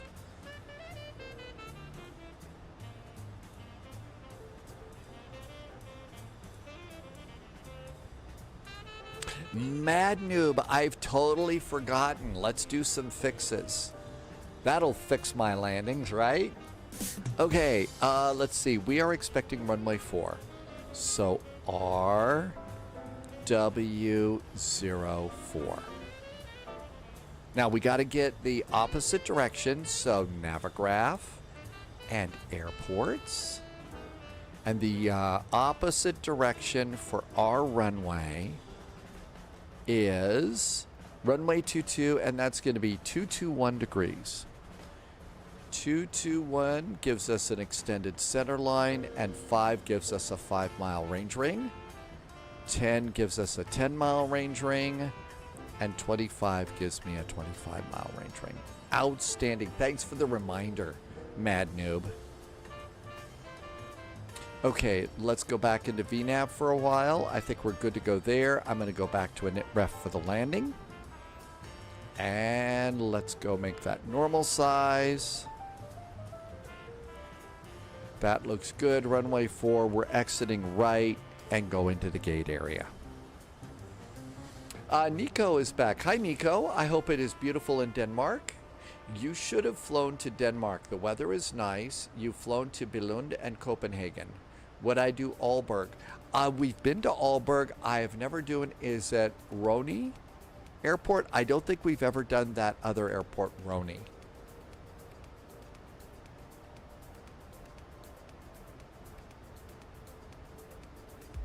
Okay, I'm going to go and do speed intervention, and I'm going to get my speed down to 210.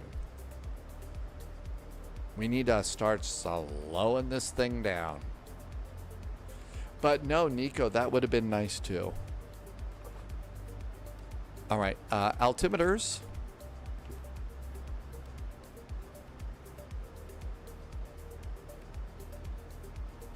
Transition is both set by ATC. Let's see, it was up at Glasgow, it was 7-0, so I'm going to expect it to be 7-0.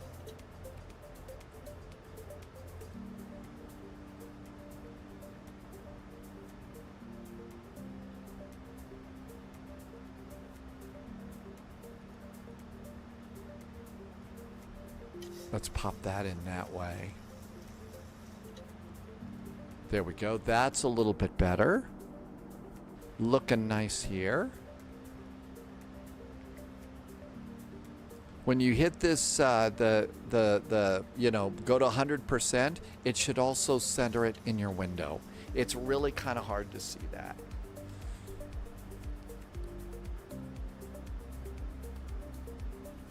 All right, that looks really good. Let's bring in the map a click. Looking good there. I don't hear anybody on CTAF, well, on advisory. How about flaps 1? Flaps are 1.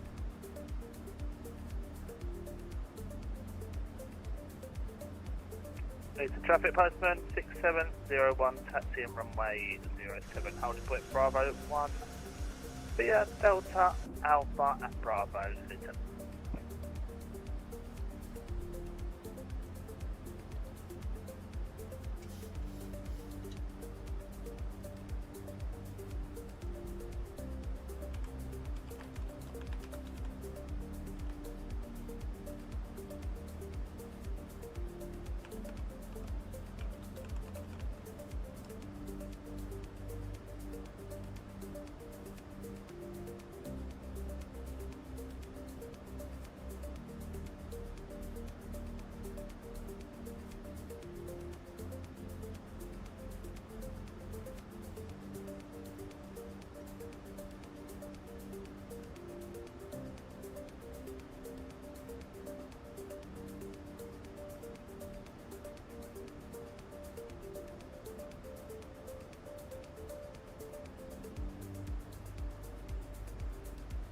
Okay, I was watching this other airplane here. That's it. They're at 33,000 feet, and this kind of caught my eye, and I thought, oh my gosh, what did I fail to pay attention to there? But no, they're like really high. Martin is doing a hop between Athens and Ibiza today. So far so good. We're on our descent, coming on in. We've got to do, they have this groovy, this little loop-de-loop that we're going to do here, which is kind of interesting on the arrival. So we're coming on here. We're going to go over the Barkway VOR, and then we come around here into the arrival. So this is a real, I've got to assume that they have us do this for the arrival into Stanstead. First of all, we're really close to Luton. And as you might have heard, some pilot, you know, mistakenly landed at either Stanstead or Luton when I was going to the other one. So they're like really close to each other. Yeah, so you can see there's London Luton over there, and there's Stanstead over there. Raptor Dude, we fly on a network called VATSIM. We fly on a network called VATSIM, and guess what? I just put a link into chat for you, Raptor Dude, so you can go and find the waypoint. And Manaphy did too. Thanks, Manaphy. So the bottom link is the map, so that you know that you see me with the other airplanes when I'm looking at the map, and then it's vatsim.net. It is free. VATSIM is free, so it's not a payware kind of thing. The other thing about VATSIM is there are some rules and stuff like that. You got to kind of know what you're doing, but it's also all about learning. So there you go. There's another network, and it's called IVAO, and then there is a payware network called PilotEdge. PilotEdge is very good. It's only in the western United States. It's on not quite 24/7, but it's on almost all the time. You're guaranteed ATC. Oh, and you've got to really follow the rules on that. I mean, strictly down the line, or they will boot you off even if you're a paying member. And the rules of the road there on PilotEdge are the same as the rules of the road on in the real world. So it's a really amazing thing. Yeah, that's it. Well, IVAO is more of a European network. So, and it's good. It's just, it's really kind of hard to maintain. It's a little hard to maintain, you know, two different networks. Now, you don't fly on two different networks at the same time, but it's two whole things that you've got to maintain in your PC, and it became a bit much, at least for me. Maybe it's because I'm getting old.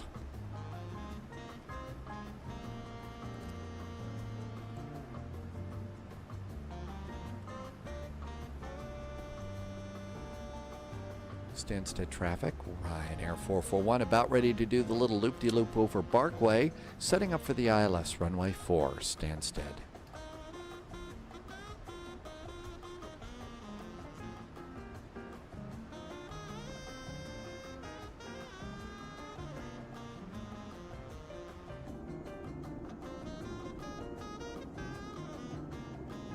Yeah, I really think that, you know, as far as a computer game is concerned, I think that you shouldn't plan to treat this like a normal computer game. You know, some simmers, if I refer to this as a game, they'll say, no, it's a simulation and stuff. And I understand why.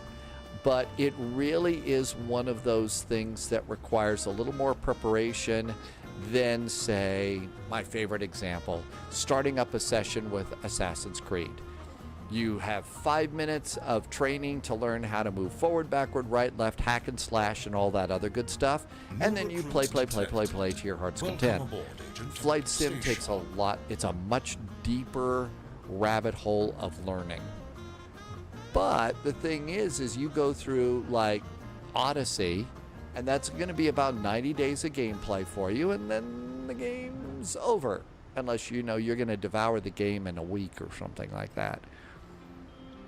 Flight sim's different. You run across people who've been flying in flight sim for years. You know, and some people that have 10,000 hours on VAT sim. I know I need to get a life.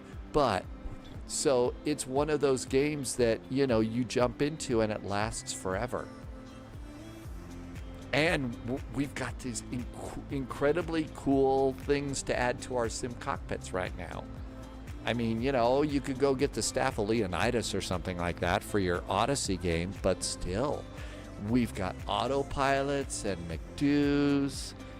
You know, the only thing I don't have is a really good airline cup holder and stuff, and I can live without that. There's some really, really good live streams for learning. I try and do more of the chill out kind of stuff for, you know, keep it fun first. And then you can really dive into some very deep stuff if you want to. But keep it fun is the first thing that I care about. And, you know, keeping the sheep off the runway, that's very important too. Especially here in the UK, because as Keela will tell you, the sheep are all over the place. They're everywhere, and they bite and kick. They're not cute and fluffy. Coming down to our altitude here of 7,000 feet, and that's going to put us at the end of the star. And then we go to the initial approach after that. And the initial approach is continue down to 2,500. The airplane's handling it. Let's just let the airplane do the work so we can sit back, have a beverage, and be happy. Yeah, so the story goes, you know, if you probably noticed here on the spy flight, one of our unofficial mascots, as far as emotes are concerned, is a sheep. How did that happen? Well, one of our original moderators, Keela, was at the time a student in an agricultural school. So doing all sorts of, you know, different things in agriculture, crops, livestock, learning about, you know, agriculture, farming and ranching and stuff. And so we were just flying along one day and I popped off with a comment about, oh yeah, sheep, they're cute and fluffy. To which point Keela pops back into chat and says, cute and fluffy my ass, I got bit and kicked by one today. I mean, just that bold, that out there, it was hilarious. You know, it was almost fall out of the chair laughing kind of thing for me. And so at that point in time, sheep have kind of been an unofficial spy mascot of ours. So we've got the little sheep that goes high, and of course we have had the sheep that's had a little too much to drink, because that's what sheep do. So that's how we got into that's how we got into that. Very entertaining. Okay, somewhere out there is our airport. We got a little bit of a turn to the right, little turn to the left, but there we go. Unable next altitude. Why? Oh, altimeter. Stud button. Altimeter's checked and set. I'm going to go ahead and get our speed now down to 180 because we got kind of a tight turn coming up. I think flaps 5 now. Flaps are 5. Speed brakes are armed. Auto brakes are set.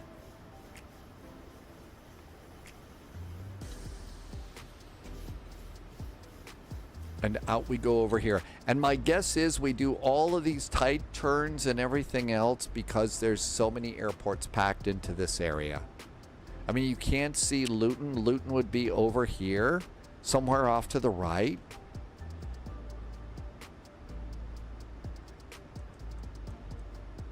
Let's bring that around.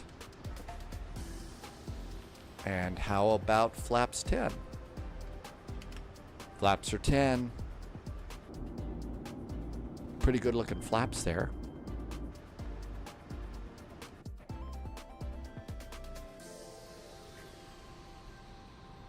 Why did the sheep get kicked out of the store?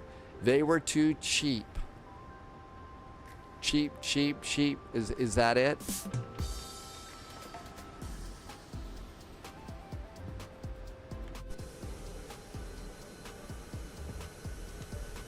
Wheels.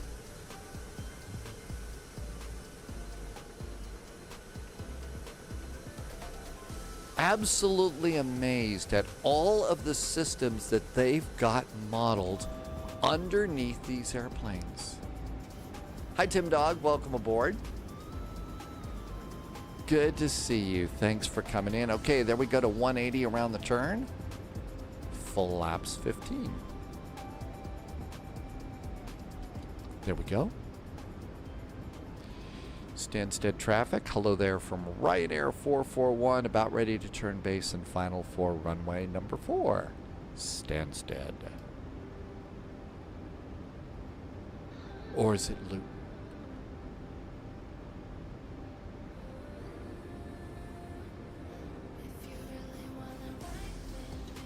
Okay.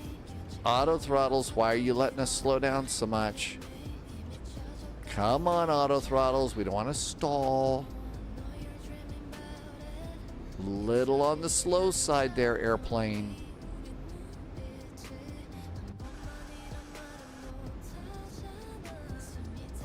Want to pick it up a little bit there? Oh, okay. We just hit 2,500. Maybe that's part. Okay, good. Now it got the memo. Yay. Airport over there? Should be an airport somewhere out there. We can only hope. 10-mile finals. Remember, when we get on the ground, we're going to unload the airplane. Maybe what we'll do is we'll try and have GSX do unloading or something, but we're going to try and do the 30-minute turnaround.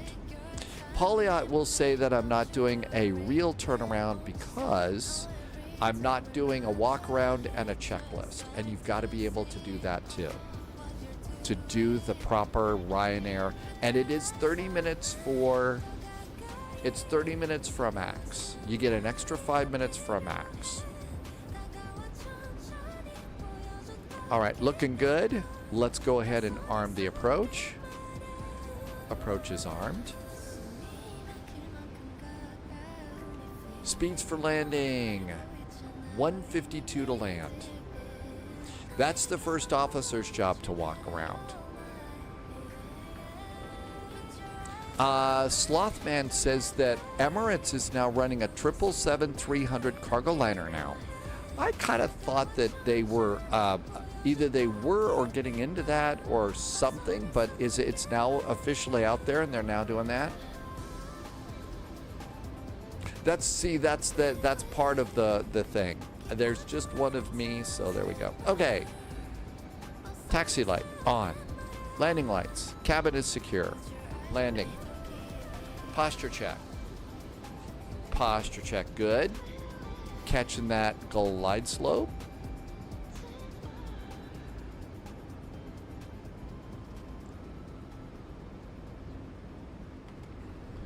Stanstead traffic. Ryanair 441 is 7-mile finals landing runway 4, Stanstead. Unless we're going to loop.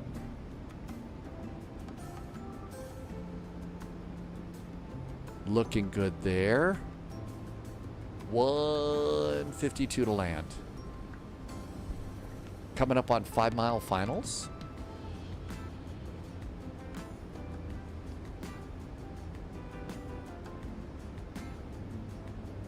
Okay, we got both glide slope and localizer. They're nice and green. And speed down to 152. That's the speed for flaps 30 plus 5 knots. That was the registration A6. Oh, okay, that's the new cargo plane. And you're saying they just got that, right?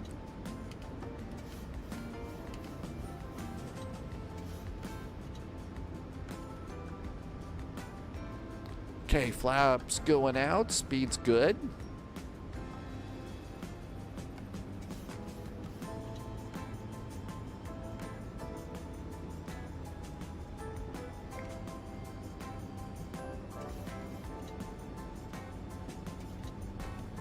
I was just setting up the timer. Emmer goes getting pretty close.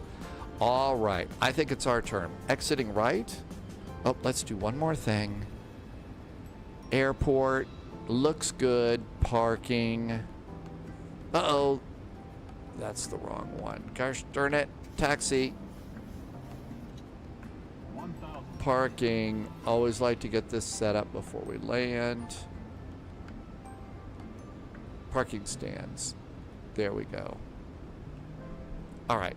Captain's got the airplane. And Captain's here. You saw a video on their new cargo liner?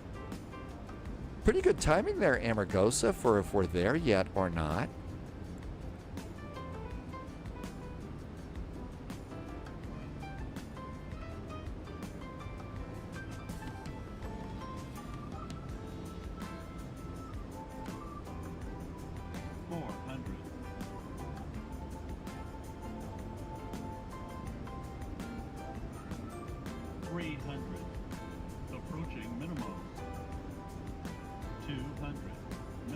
Landing. Flight slow.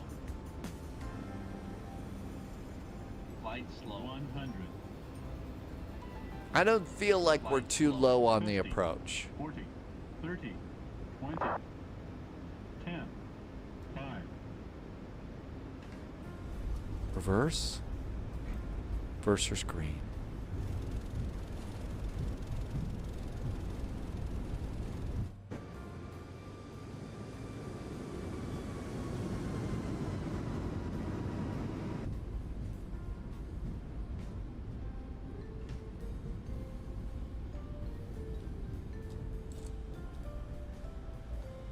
Reverser stowed. Manual braking.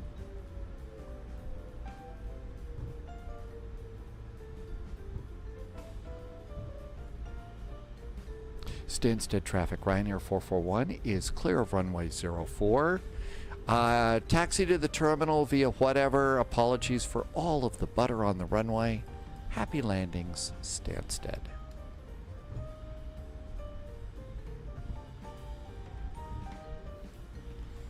Yeah, gotta throw out the little sorry about all the butter on the runway.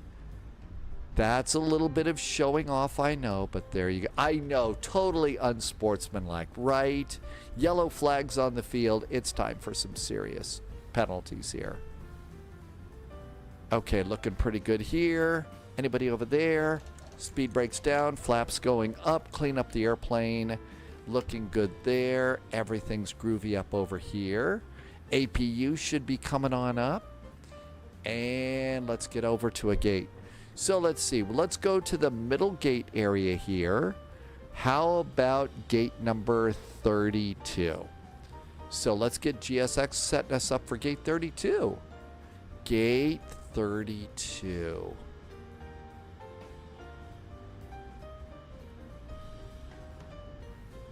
Gate 32. There we go.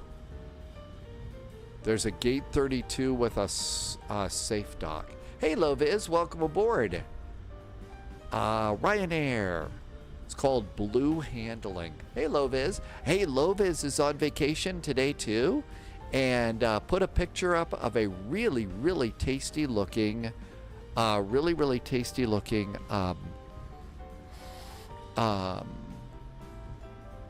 breakfast croissants today over on the food tab.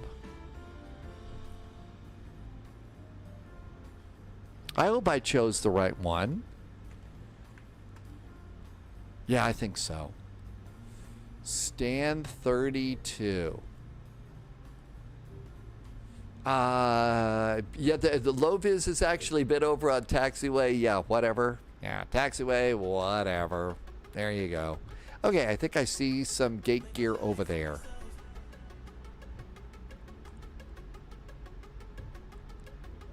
.32 left.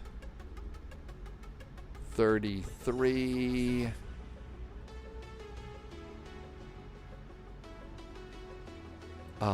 Is that our guy over there? I think that's ours. Yeah, there's a guy pacing around there. That doesn't look like... Is that gate 32? I guess. That's 32 left. Okay, it is 32. I should just look at the paint. Look at the paint on the ground, and that will help you out, right? Good old taxiway, whatever. So Loviz, are you all recovered? Loviz was on a real-world flight yesterday, and they did not one but two go-arounds. One because the pilot was floating, must be a flight simmer, and the other one because they flipped the runways on the arrival. So Loviz got to do two go-arounds. Pretty exciting stuff. Well, there's gate 32. I don't see anybody here. Nobody's waving us in.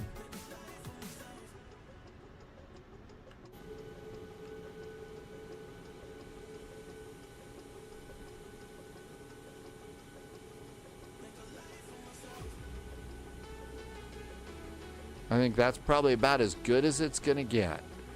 All right, so parking brakes on. Parking brakes are on. And I guess that's blocks time. So let's get the timer started. There is a 30-minute countdown, and there it is in the lower right-hand corner. Okay, we're good to go. So let's do engine up. Let's flip the generators around. So Jenny's over to you. And engines, let's get the thirsty little baby engines turned off. Timer is running. All right, that looks good. Transponder to standby. Looking good there. Okay, let's come on up here. We need to go and leave one fuel pump on for the APU. Let's come over here and get the APU bleed on. Let's turn off the electric pumps. And I'm going to recycle my navigation. Looks good. Fasten seatbelt signs to off. Anti-collision lights to off. And all of our lights are good up there. Let's ask GSX to prepare us to change facility. Yes, we'll do that.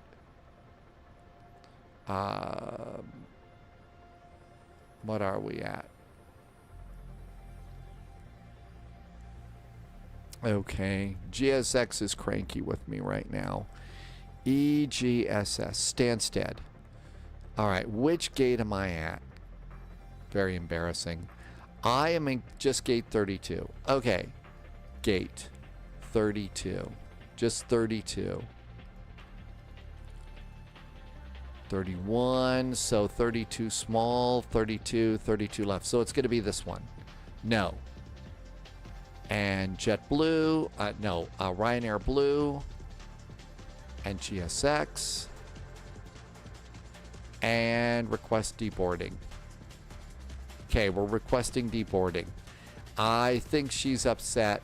I didn't go up far enough. She's, okay, they're annoyed at me. They're annoyed at me. So GSX isn't going to do much for me. Oh, they're going to bring out, they're bringing out some stairs. Okay, so we're good to go there. Let's come on down to the airplane.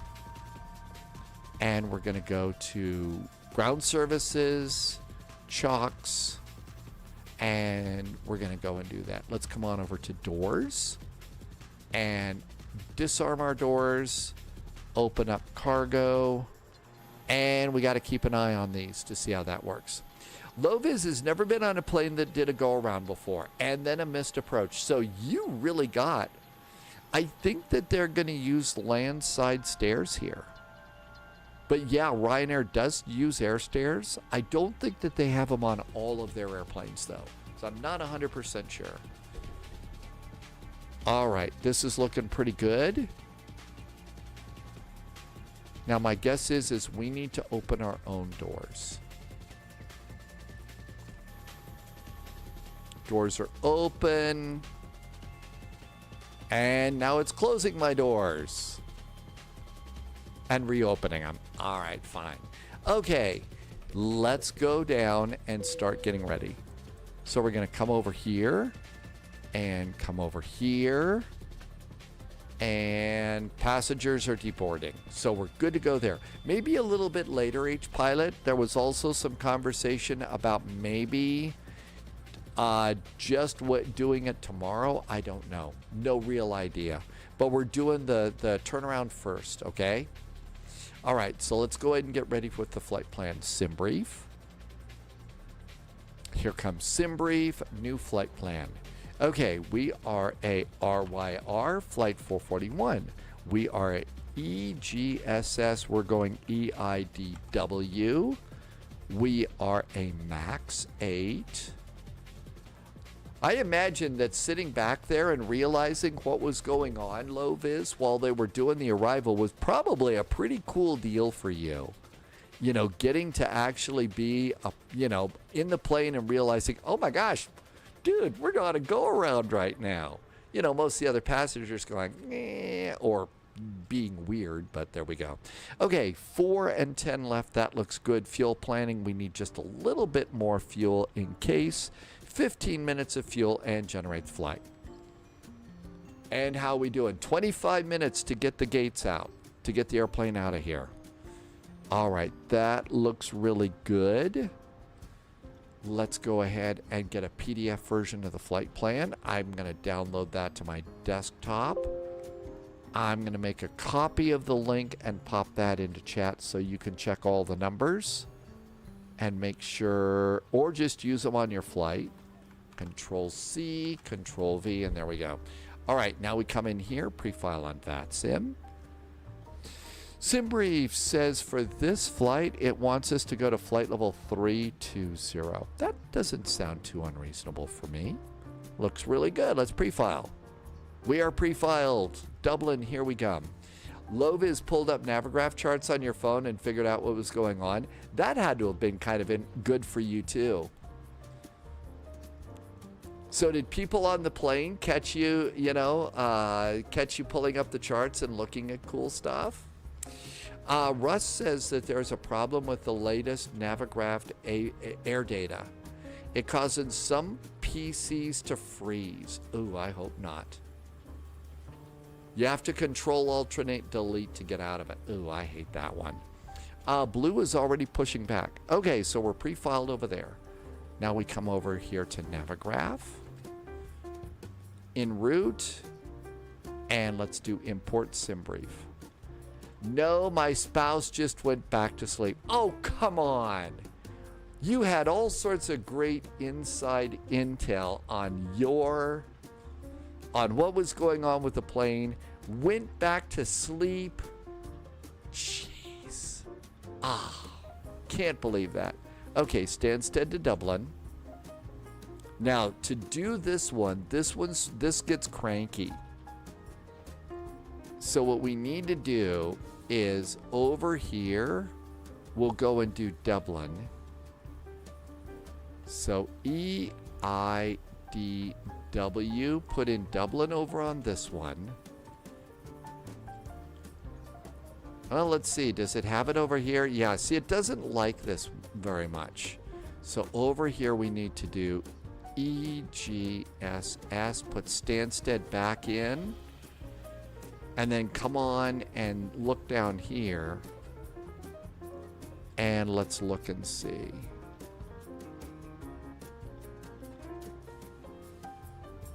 All right, so we get those there. That's about the best way to do that.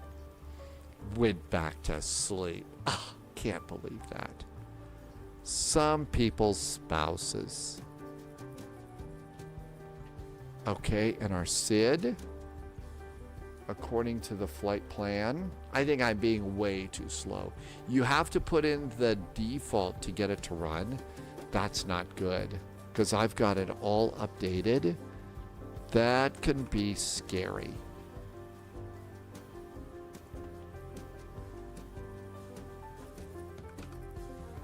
Okay, so our departure is going to be the Nugboy Nugbo 1 Sierra. So Sid.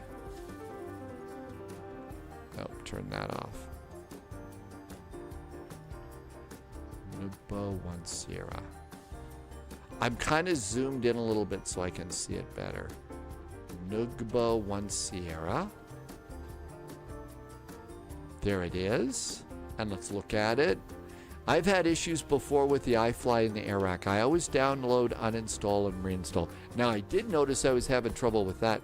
The last time with this airplane, I had to uninstall and reinstall like twice before it got the memo.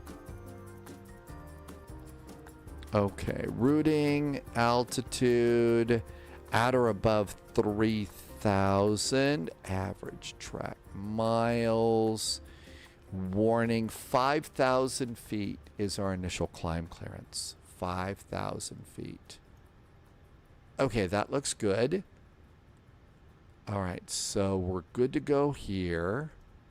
Parking stands, airport, and SID. Great, now do EIDW.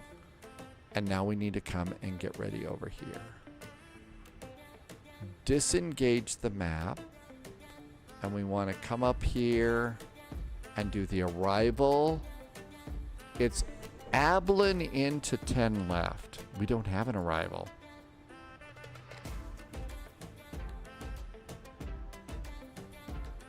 There's Bagso.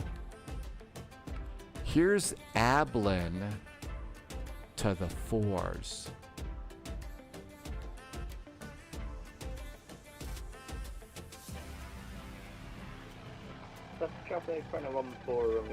I don't see that. So let's look for ILS 10 left. Do we pick it up at Ablin?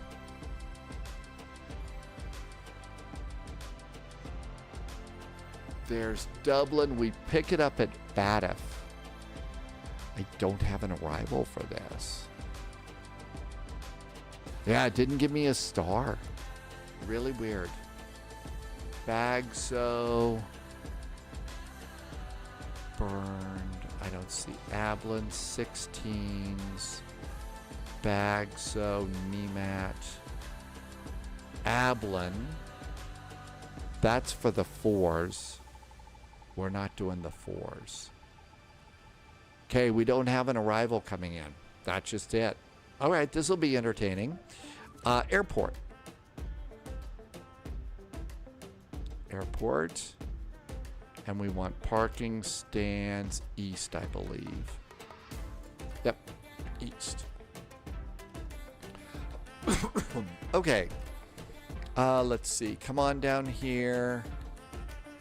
I go to index and ident. And index. FMC.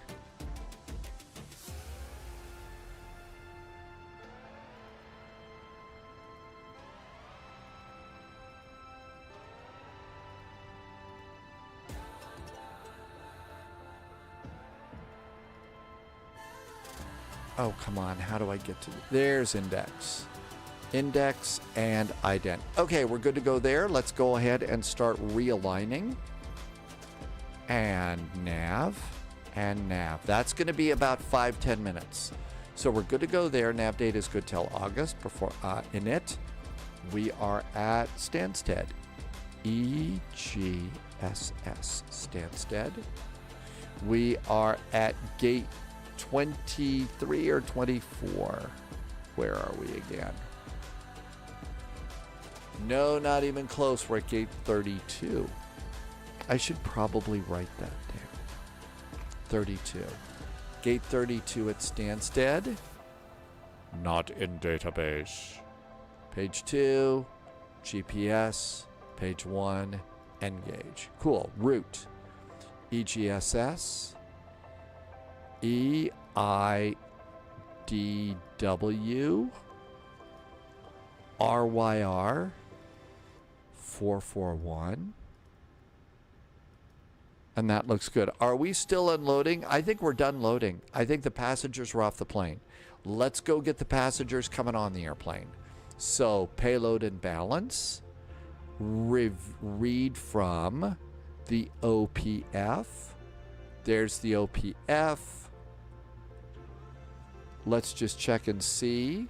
Page 3, 178 and 3.6. That looks good. Load the airplane. And there's a 17-minute load. Oh my gosh. Boy, did we get this started just right on time. I mean, we just started it. And again, we're being realistic here. So got to be realistic. Let's also have GSX do some loading. Request boarding just to make it look good. No. Board our crew, and that'll make it look entertaining. Okay, so with that, let's go do the flight plan. Page 1. Okay, it's NUGBO, N-U-G-B-O. N-U-G-B-O. Now, the real-world pilots, I don't know, they might be downloading it via ACARS, and then after they download it, maybe they verify it. I don't know. Mike 183. Mike 183. Mike 183 to Silva, S-I-L-V-A. S-I-L-V-A. Silva. After Silva, it's the P86. Papa 86. H-Pilot, you're going to get the you're about to get the CRJs. I think that what you need to do is you need to do a hometown commuter flight out of a smaller airport to a bigger airport in your neighborhood where you're going. Blue, thank you for reminding me to do Elevate X. Doing that right now. Got it. Elevate X is engaged. Perfect, thank you. If you request pushback while the passengers are boarding, it automatically does it after you. Oh, really? So after the boarding is done, it will do that? H-Pilot, let's try and set that up. So let's also do prepare for pushback and departure, right? That's what you're saying? So it's going to go ahead and connect them. Cool. Okay, let's finish the flight plan here. So it's the Papa 86 to DIDZA, D-I-D-Z-A. D-I-D-Z-A. DIDZA. After DIDZA, it's the November 14. November 14. Lots more airways in the EU and the UK than the US. And that's OKSAW. O-K-S-A-W. O-K-S-A-W. OKSAW. After OKSAW, it's direct to BIPE, B-I-B-P-E. B-I-B-P-E, BIBI. Page 2, after Bibby, it's direct to MEDOG, M-E-D-O-G. M-E-D-O-G, MEDOG. After D, it's direct to Lannon, L-A-N-O-N. L-A-N-O-N, Lannon. We got another airway. It's the L-18, L-18. And that takes us to Ablin, A-B-L-I-N. A-B-L-I-N. Ablin. I hear passengers are boarding. Activate and execute. Cool. All right. So after performance init, let's do departure and arrival first. Departing runway 4. Runway 4. And our departure is NUGBO 1 Sierra. NUGBO 1 Sierra. And execute. Now this is where it might get a little entertaining. On the arrival, we are expecting an ILS for 10 left. We're not doing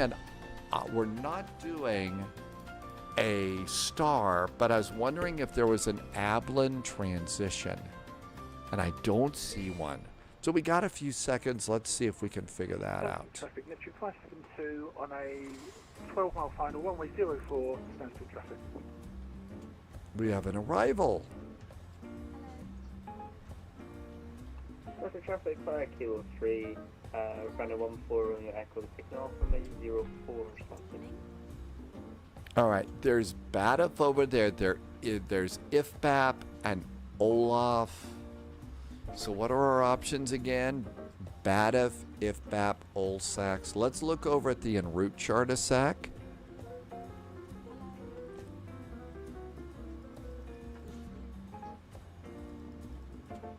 Okay. Our last waypoint is like Ablin way out here over the Irish Sea. So my guess is we're going to be south of Dublin. I would think that unless we get assigned some sort of a star coming in, let's do the old Oslex arrival and until ATC tells us to do something else. About the best we can do. Okay, looking good. Legs. There shouldn't be any discontinuities going out but one after Ablin. Now, there's no vectors after Ablin, so I'm going to leave that route discontinuity in for now. Just in case. You never know. All right. Our initial climb clearance is 5,000 feet.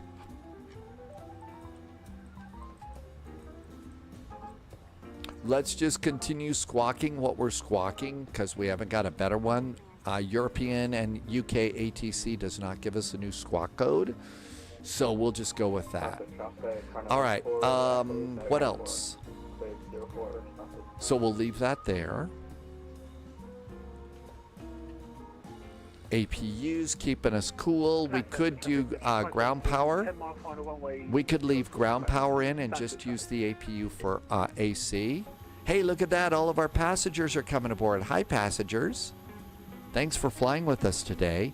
For those of you up front, those are not beers in the cockpit, so don't worry about that.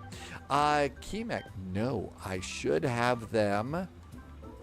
They are back to aligning, and I have 2 minutes for alignment, so we're looking pretty good there.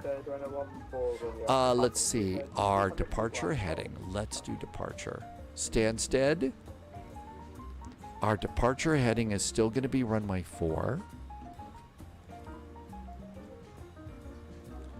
041 degrees.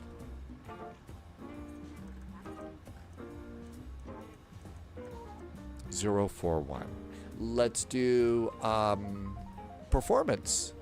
We are going to fly out at 32,000 feet. Our cruise winds today are 035 at 5. 035 at 5. Our temperature deviation is 006. Our cost index is 6. Our panic fuel, final reserve and ultra, 2.45.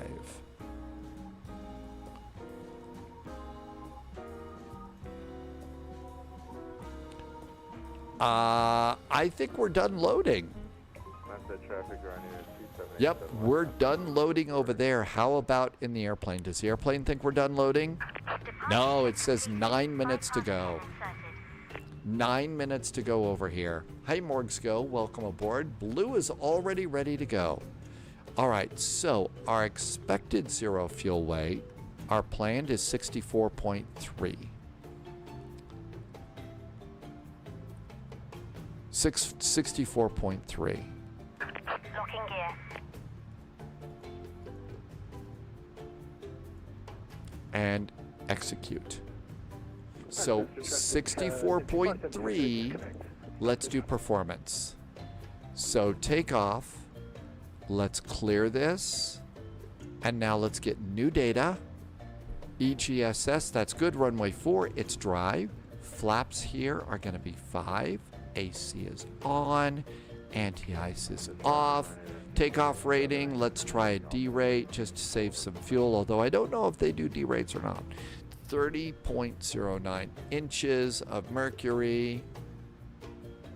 And we would like to be facing north onto Bravo in the middle.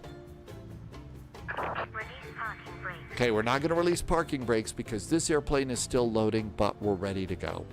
Okay, so that looks really good. Let's calculate. Calculation doesn't work. Let's try no D-rate.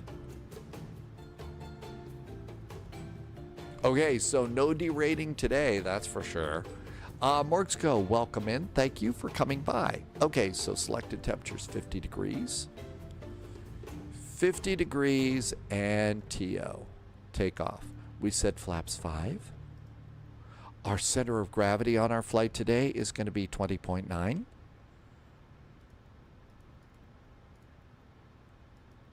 And speeds to depart are 139, 141, 152.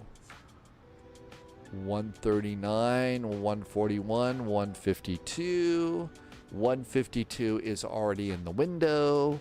Everything else looks good. Flight directors can go back on. Flight directors are back on. And that looks great. Let's now do landing dispatch. We have to do this before we leave. Clear it, get new data. Runway condition in Dublin is dry. Flaps are going to be 30. AC will be on. Anti-ice will be off. Brakes are going to be 2. Get weather from and calculate. And all of the numbers are green. We can land legally. So that means we can depart. Cool. All right. Let's go to this one. And we have 6 minutes of loading in the real world. Do I like the bigger screens? Oh, absolutely. I do like the bigger screens in this. They're pretty cool. They are pretty cool.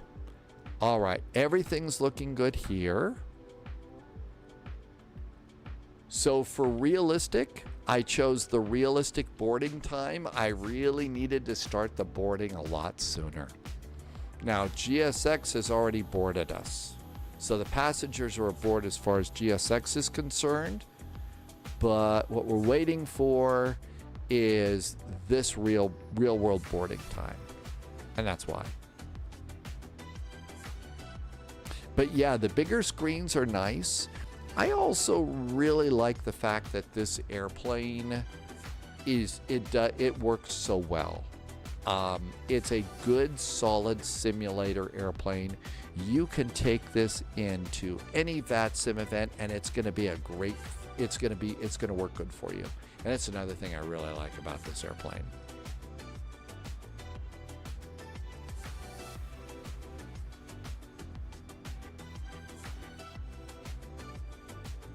I'm going to go and get off ground power. We need to be ready to go as soon as those last passengers are aboard. So 5 minutes of passengers. Ground. I'm going to disconnect ground power. We're connected to the tug. I'm going to release the chocks here. Parking brakes are on.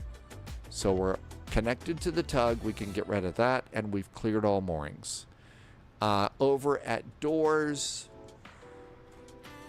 technically they'd be open right now because GSX and this thing clearly board at different ones. Maybe we shouldn't arm the doors until later. What else do we need?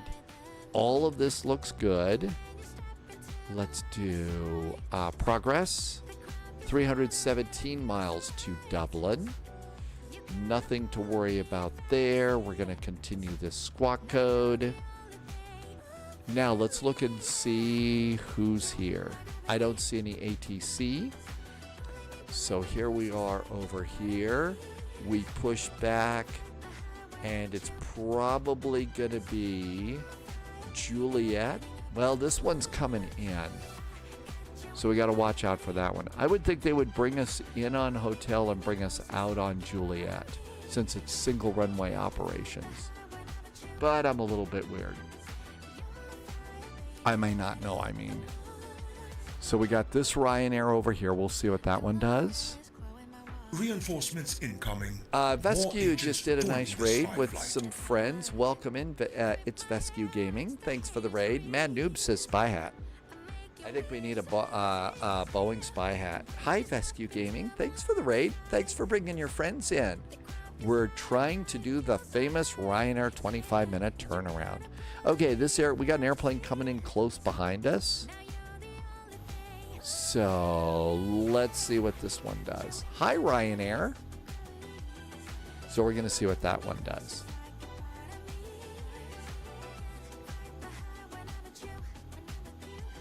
Okay, that's good. We can push without them being in the way.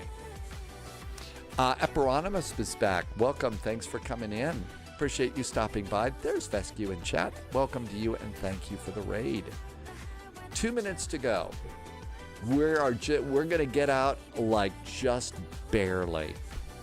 Let's see. So we're doing the continuation to Dublin now. We can either do an Oshkosh training, or we can do a go and do some sort of a jet flight if there's ATC in the U.S. Okay, we're waiting over here. We're expecting 178 passengers, 162 passengers are aboard. Some 737. Vescu did Copenhagen to Paula, but you were in the 800 today. Hi, Captain Chris. Hey, did you survive the early morning shift okay? Captain Chris had to get up early this morning to go to work. We're all ready. Everything is good. 167, so 10 more passengers to go. 10 passengers.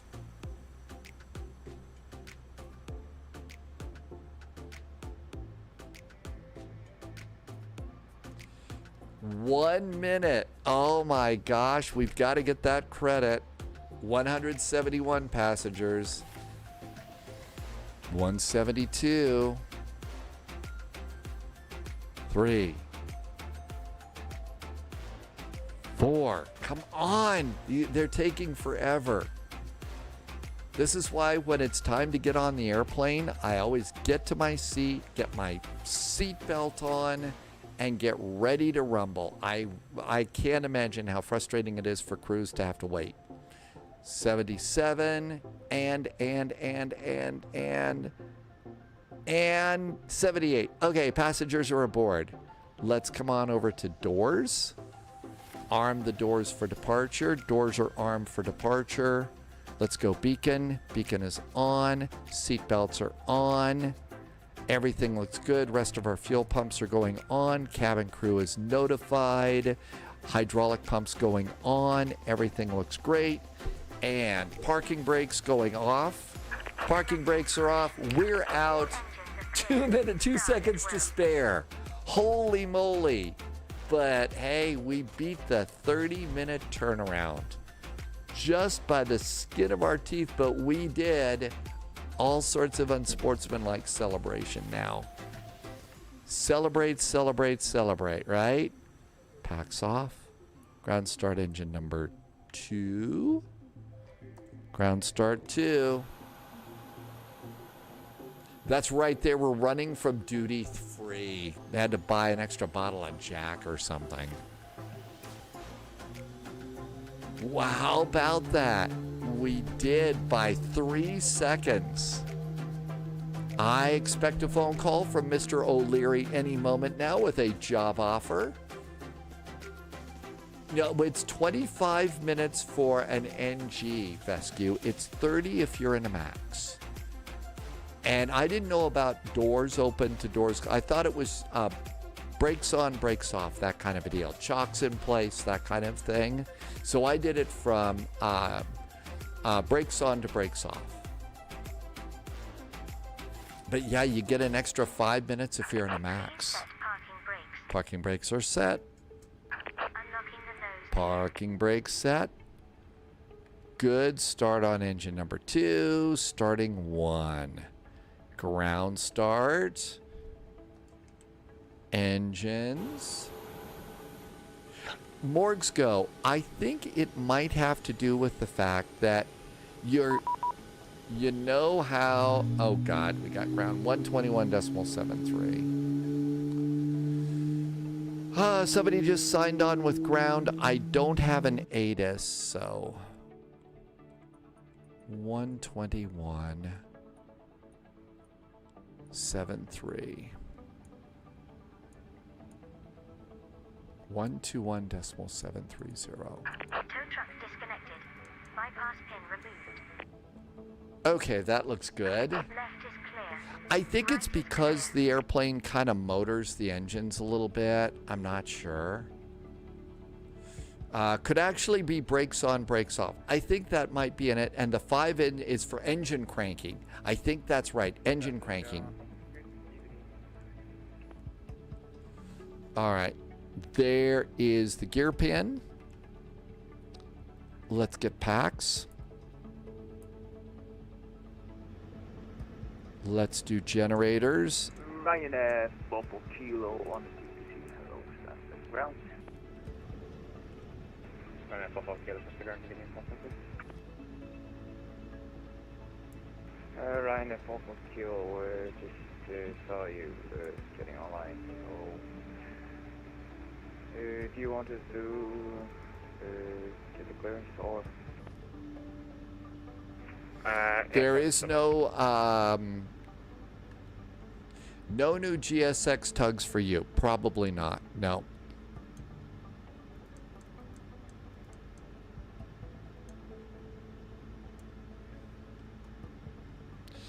Stanstead ground. Good evening. Ryanair 441 has just pushed and started from stand number 32. We are facing north on the taxiway. Let's see. Our engines are running, and we tried to check the ASUS. Blue, thank you for coming by. 441 Central Ground, good evening. Just confirm, do you have 04 planned for departure? Have 04 planned for departure, and the Nugbo 1 Sierra departure is programmed into. And 441, Roger, thank you for that. Right, get right now 44 kilogram. Okay, we're good to go here. Kilo, I mentioned engines running, you know, because we don't have a ton of extra fuel. Cleared Dublin, number 10 departure. Stroke 7537, KH1019, and Sunset destination Alpha Alpha.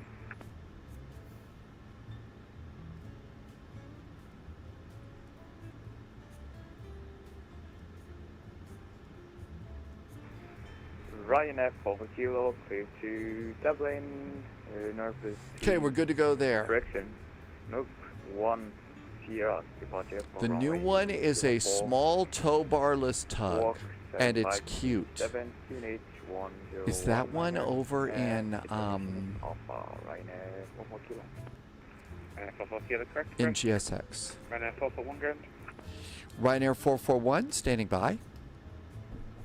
Ryanair 441 clear Dublin, number 10 departure, stroke 3270, KH1019.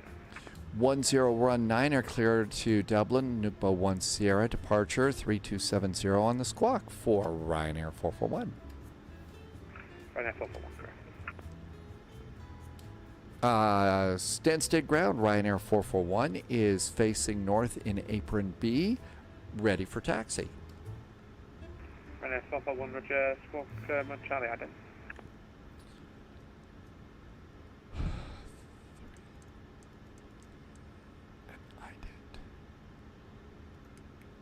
Ryanair 44 Kilo is also ready for taxi. Ryanair 44 Kilo, Roger, taxi via Alpha Juliet Hotel, Hello Kilo 104. Alpha Juliet Hotel. Ryanair 44 Kilo, taxi Alpha Juliet Hotel, Kilo 1. There are nice older Fokker groups. There are. Kilo 1. For runway 04, Ryanair 44 Kilo. And Ryanair 441 taxi via Bravo, Juliet, hold short Alpha. Bravo and Juliet hold short of Alpha for Ryanair 441. Thank you. Let's go. Taxi lights, cabin call, and parking brakes. Sunjammer says check that your windows are okay. Well, that window looks good. That window looks good. Those windows look good. I hope that there aren't any other windows we have to worry about. Not Microsoft Windows. No. Okay, because they popped on, we need to be cognizant of minimum takeoff fuel.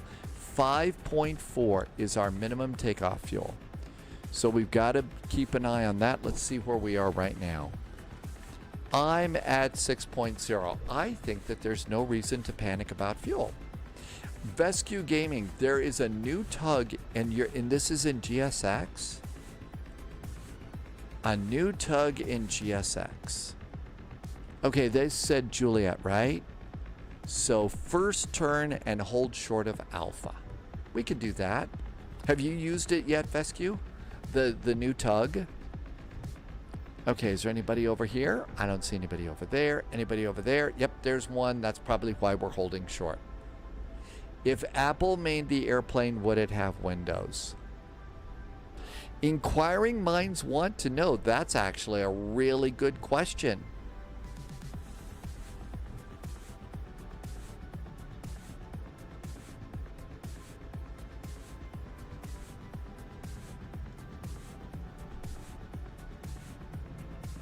Vescu got to use the new tug in Copenhagen.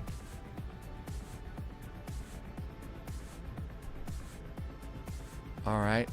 I thought we were supposed to... And Ryanair 441, unfortunately we've made the wrong turn. Make next left hotel, then next left Papa. Okay. LNAV, VNAV are set. Next left, Vescu says it's a month old. Boy, I haven't seen it yet. I have not seen that one yet. Hold short of Alpha. There's Alpha. This is where we hold short. Ryanair 441, continue taxi via Juliet, hold short Papa. Continue the taxi via Juliet. Hold short of Papa, Ryanair 441.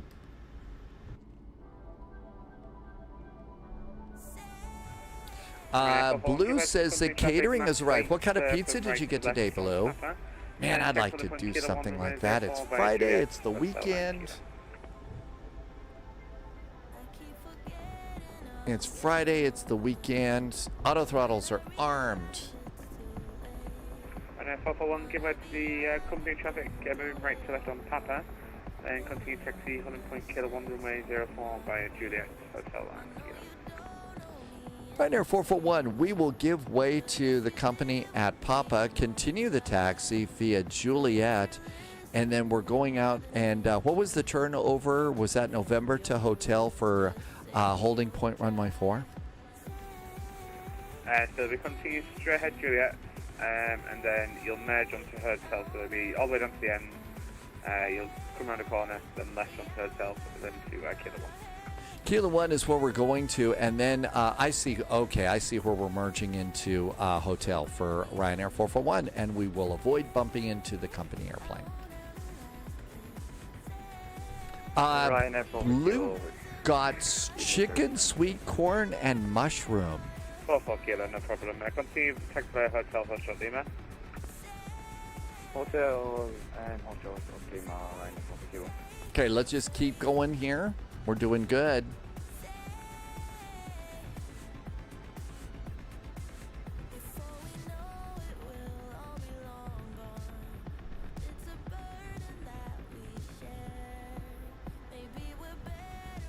So we're just starting to adjust some of the lights here. It's starting to get a little darker.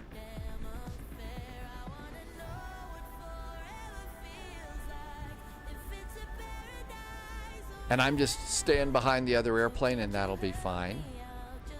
It's called the TLD TPX 100A. That's the new tug. A TLD TPX 100E is the new tug.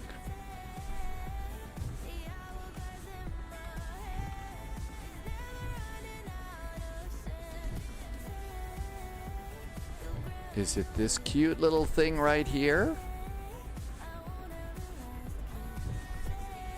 They've got some nice tugs. I probably better pay attention to my taxi though.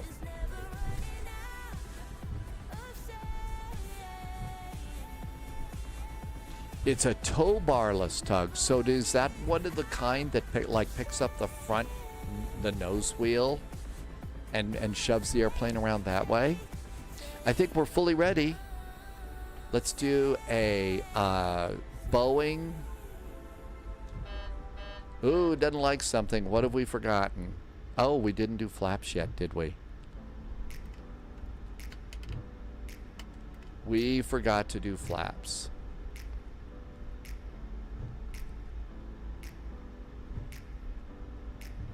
It was the one at the left and the right. Okay. Okay, I think that airplane is supposed to hold short. What happened? They disappeared. Uh-oh. They disappeared.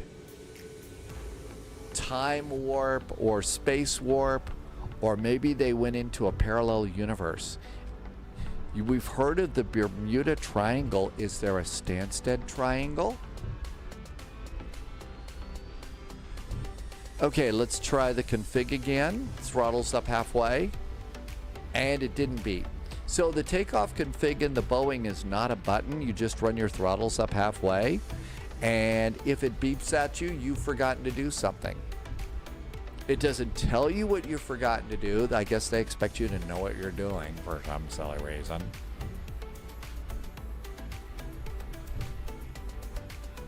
And I think we're departing at Kilo 3.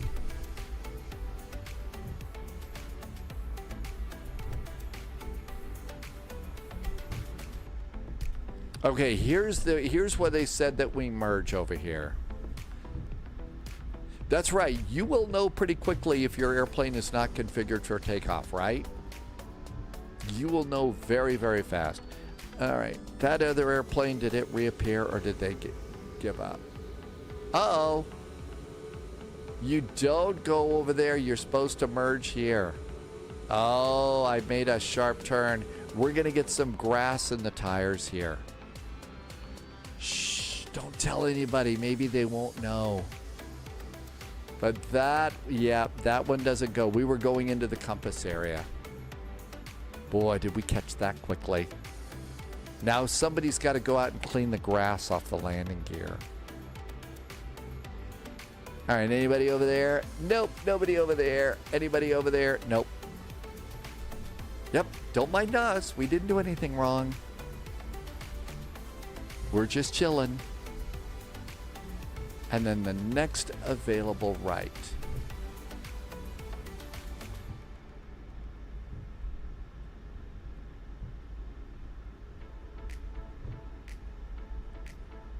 And 441, North Road C, monitor advisory 122.8, bye-bye. 122.8 for Ryanair 441. Thanks for popping on with a clearance and a taxi. Have a great weekend. Thank you. 122.8. There we go. 1228. We're going to clear the top menu up there. I don't see any lights. Let's go. Stanstead traffic. Ryanair 441 is taxiing onto runway 4 and departing Stanstead. Strobes on.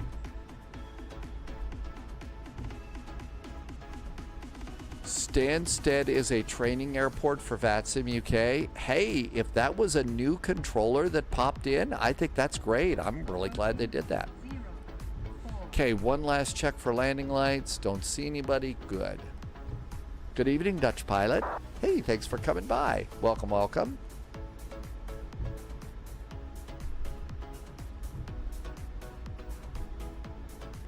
And Ontario Bear is here. Hi, Ontario Bear. Runway 04. All right, that looks really good. Landing lights. Landing lights are on. We're also supposed to do continuous restart. Okay. And I think we're ready to go. Let's get ready to rumble. Throttles up about halfway. Crosse, were you on ATC? Thanks for popping in. Hey, really appreciate it. Thanks for coming by today. Been an S1 for 9 to 10 years. Had S2 places in the past. Couldn't compete, really. Thanks for the nice ATC. It was a nice surprise. 80 knots checked. Looking good. Oh, better get in the center of the runway. I guess they like that sort of thing.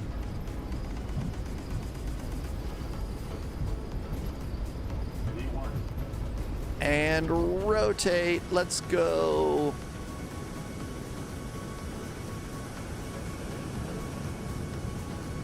Positive climb. Gear going up. Very nice, clean landing gear wells here on the iFly. Not as dirty as some other airplanes.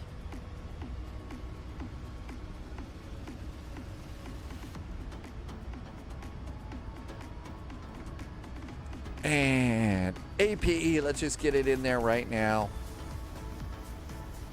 No, Crosse, that was really nice surprise. Thank you.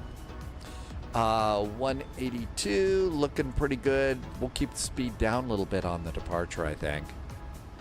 We got a nice little turn here. No real speed restrictions, but that's good. Passengers getting a very nice view out the windows.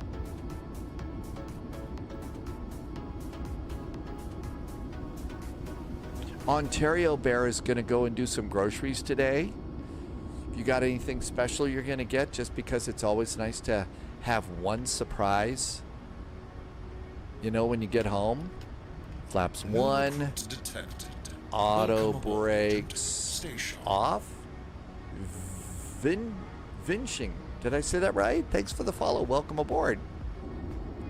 Nice turn. It's going to be a nice arrival into Dublin tonight. Let's see. I'm going to go ahead. Nobody out there. Let's go flight level 320. The airplane will deal with the restriction, though. And that's in case probably of arriving and departing traffic at Luton or Heathrow or something like that. Finn is back in chat. Welcome aboard. Have you flown the fly-by-wire recently?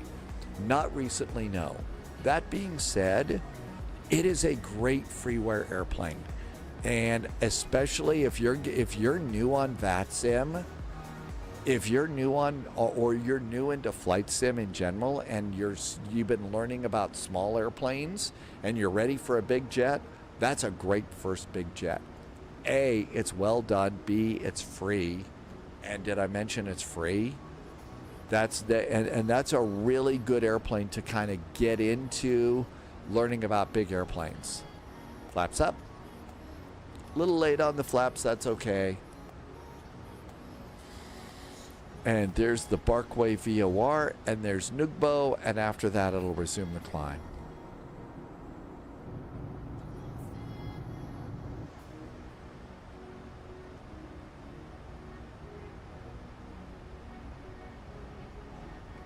And let's make the map a bit bigger.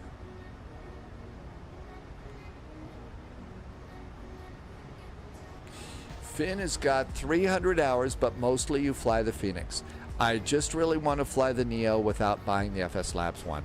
So eventually, Finn, there will be a Neo from Phoenix. They're going to do that eventually. It's not going to happen anytime soon, but it will happen. So my suggestion is, if you really want a Neo, try the iFly, because again, it's free. You know, that's going to be really good. Irby, though, says if you want to look at another Neo, the Anybuilds A320 Neo is better than the fly-by-wire. Really?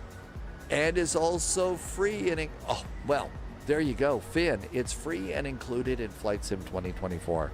I think that those are really good alternatives. And there's our departure. So yeah, either way, I think you're a winner with both, either the fly-by-wire or the Anybuilds.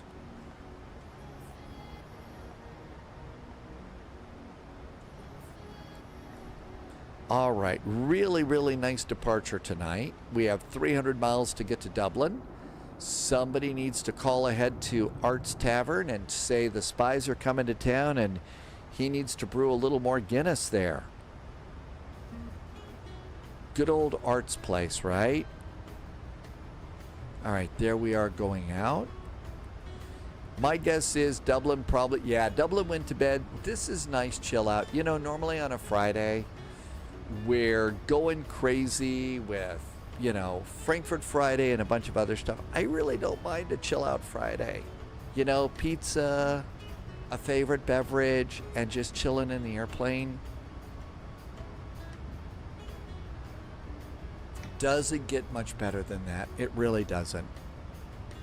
And we have our fair share of really, really great, crazy VATSIM events. Blue, is that you over the coast of Wales right now?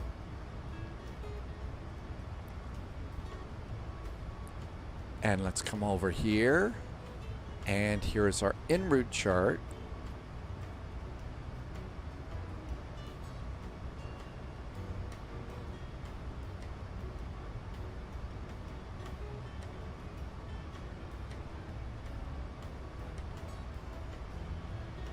altimeters, standard,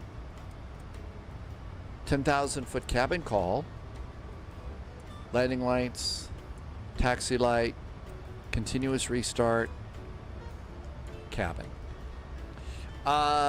We could go and do another airport for Oshkosh. I was going to go, and as soon as we get a little higher in the sky, I was going to look out the window and then look and see if there's some VATSIM, and then run a poll about what do we want to do. I think, yeah, you're right. It might be fun to depart from something other than La Crosse. That's about the only scenery that I've got in that area. And that's kind of a little bit of work. So SeaTac is up. We could do something in Poland. In Portland, it looks like we've got Memphis is up. Indianapolis is up. Jacksonville is up. Boston is up. So we've got some fringes around here that we could go and enjoy. Also, they're starting to try and do CPDLC in Jacksonville. So we could try again and maybe try, remember we were going to do, yeah, I know, Poland to Oshkosh. There's a bit of a long flight in that. So, Dreams, I was going to go and do a poll and just see what we want to do. We're also going to practice Oshkosh tomorrow. And see. Boston is a no-go. You've had major bad luck. Okay, we won't do Boston if you've had bad luck. So, straw poll, let's figure out what we want to do next. Okay, let me type this in. We'll do several of these.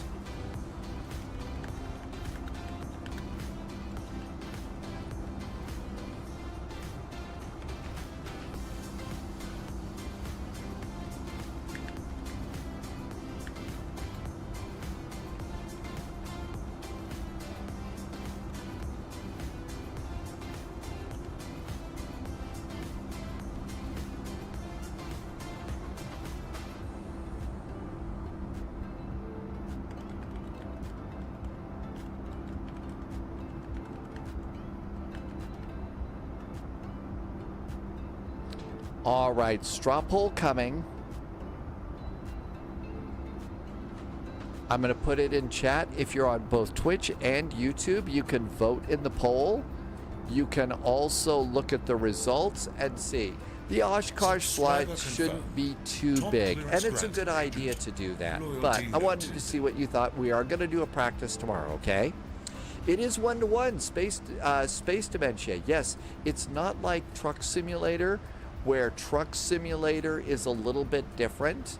Truck Simulator, you know, condenses things. This is 1-to-1 world, 1-to-1 weather and time. It's all.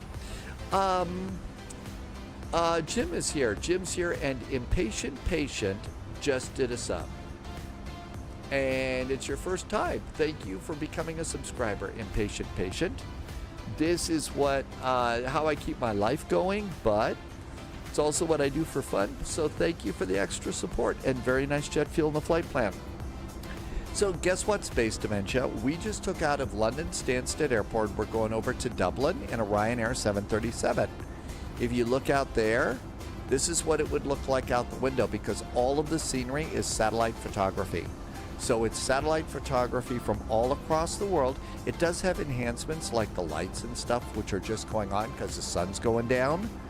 This is what it would look like if you were flying a Ryanair 737 out of Stanstead and going over. So that's the kind of world that we're flying in.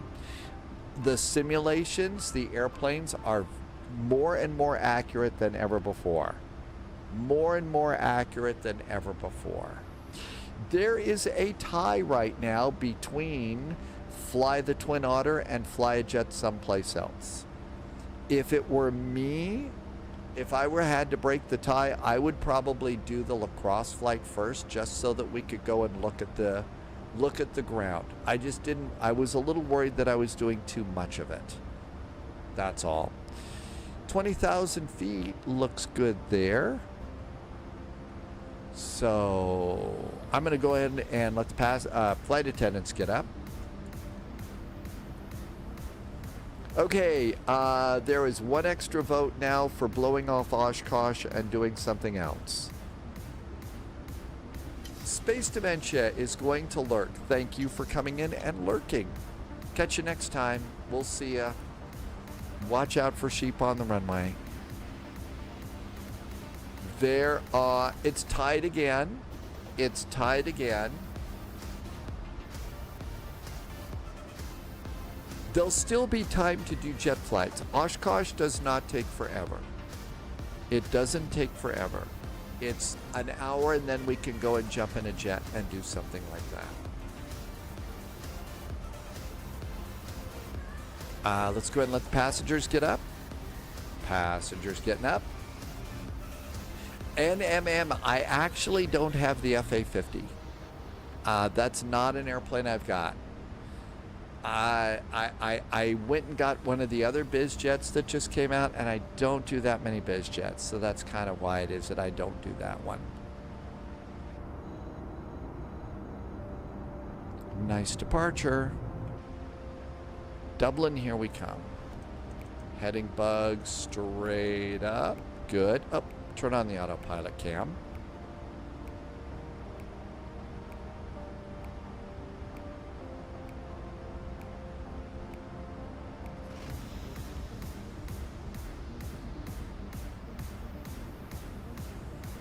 $25,000 feet. Yep, seatbelts should be off. Yeah, seatbelts are off. That looks good.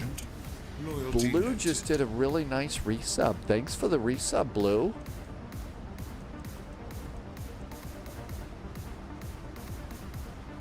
Did you get gifted a while back?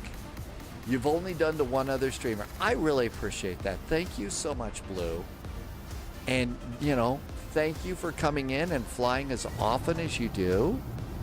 Thanks for helping me with the business side, but thanks for just coming in and being fun and helping us keep it fun here.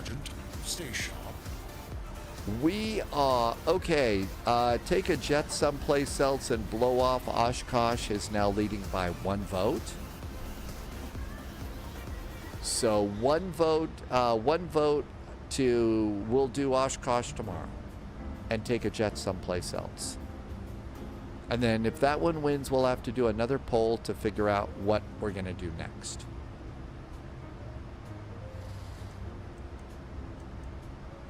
$27,000 feet. Everything looks good there. Nothing to worry about there. Let's see, are we at 122.8? We are.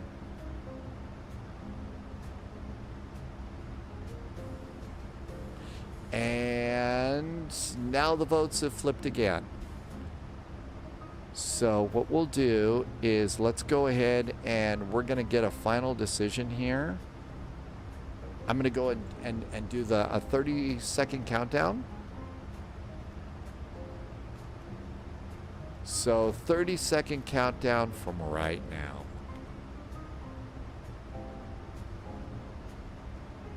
$28,000 feet. Looking good there.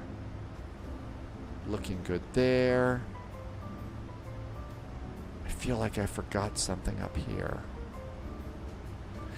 What it is it's pressurization. So the PMDG airplanes, you have to set your cruise altitude and your landing elevation. You don't have to do that in the MAX. That's why. All right, that's 30 seconds. So we're going to do Oshkosh first for an hour and then take a jet someplace else. If you want to fly out of a different airport, I'm going to stick with Crosse just because I've already got the scenery set up and a basic route. The idea of this is to identify the VFR landmarks that we need to fly. There's a setting in the CDU when you can have it automatically set in the PMDG. Oh, really? So that will automatically do that. Tim Dog, is that something that the real Boeing does? If the real Boeing does it, then I think it's great. If the real Boeing does it and the pilots have to do this every time, then I would absolutely not. Okay. Absolutely not. So the pilots actually have to what? Work, I guess? I know. What do I think I'm wearing? The Airbus hat? What's going on here? Tim Dog doesn't think it does that in the MAX either. Okay. All right. So for the arrivals, let's see what we got here. Let's go get some weather. ATC signed off in Dublin. Cool. So performance. Let's go over and get real weather in Dublin. Real weather in Dublin. 030 at 6. 1021 in the altimeter. Let's go ahead and set that right now. 1021.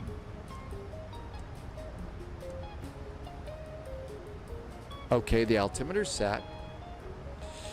Tim Dog, so Crosse to Oshkosh, and then we'll take a look at the VATSIM map after Oshkosh and go someplace else. I can. Oh, Dreams. Hang on a sec. I saved it somewhere. I'm going to put in a bunch of things for VAT Venture. And there's all the information that you need for VAT Venture. Do I have a flight plan for the FNO in Mexico? No, I didn't do anything like that. I was kind of going to stay maybe away from that one, I think. We are planning to go to Atlanta, though. All right, let's look over here. Reversers. Operating. No non-normals. Load real world. Airplanes loaded. And calculate. 153. 153. So in it ref. 153 gives us 5 extra knots. And I said auto brakes too. Cool. So yeah, we are planning to do that. Oh, is that, I hope that's what you needed. Oh, Dreams. But yeah, I was gonna probably not do the Mexico. Not because I dislike Mexico or anything like that. It's a little bit too much chaos for me right now. There wasn't much sleep last night. Sorry. I mean, I figure we could go and do something in the, we could do some cargo flying. We could do, we could go and try the CPDLC if Jacksonville stays up.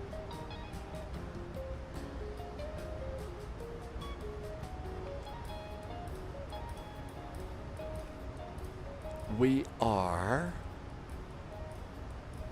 76 miles from top of descent. Ooh, we better go and look at stuff. So, on charts, terminal, Dublin. Let's go ahead, and there's no ATC, so we're going to plan on going direct to Oslex. I'm going to go ahead since they're gone, and I'm going to close the route discontinuity after Amblin. So Amblin direct to Oslex. And then at Oslex, it says 5,000 feet. I'm going to pop that in and let the airplane manage us down. So 5,000 feet, and that should work. Cool. Yeah, Tim Dog, it was an energy kind of a thing. And plus, one of the things that we've got to go on is Sunday. Our first flight on Sunday is going to be Mad Noob. You're absolutely right. I haven't done range yet. Let's get those ready to go. So we're coming in on 10 left today. So we need the opposite direction, 277 degrees. Let's go to fix. And it's going to be RW 10 left. Now, what was that heading again? 277. 277 and 5-mile range ring, 10-mile range ring, and 25. It's so much easier to do this in a Boeing than it is in the Airbus. It's the only thing that's easier to do in a Boeing than it is in Airbus. H-Pilot, I think the most important thing for you to do for Oshkosh, the airplane that you are the best at flying. Thanks for the reminder, Mad Noob. What airplane are you best at flying for Oshkosh? That's what I think is most important for that event. Hi, Nikki. Thanks for coming in. Just about ready to do our descent into Dublin. You could. Hey, Tim Dog, you told us, remember yesterday, Tim Dog, you told us that Southwest is going to fly their 250th anniversary livery to Oshkosh. There you go. See? Is the 172 set? Yes, the 172 is suitable. Irvy, the Trilander is good. That's a great one. But no, Tim Dog, I mean, somebody's got to fly the Southwest. You also, didn't you also say that Delta's flying an A350 in for the big event? Caravan would be good too. Hey, they've had jumbo jets in there at past Oshkosh events, right?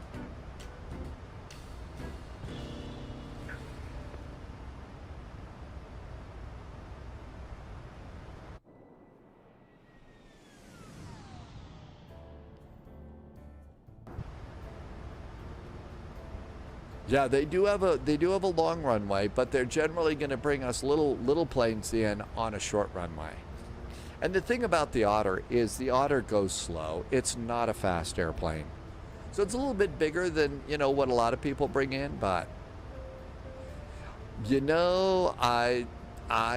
well, hell, I mean, NASCAR, maybe somebody should try and bring the Zeppelin in. There is also, they've handled a C5 Galaxy. Darkwind's right, yes. They've had Galaxies there. Pretty impressive, right?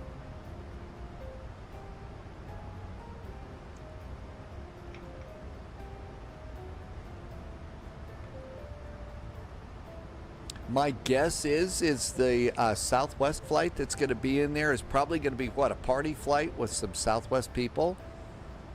And a few folks like that, but that's going to be about it. Do I have the routing? You mean the routing that we're going to do for Oshkosh?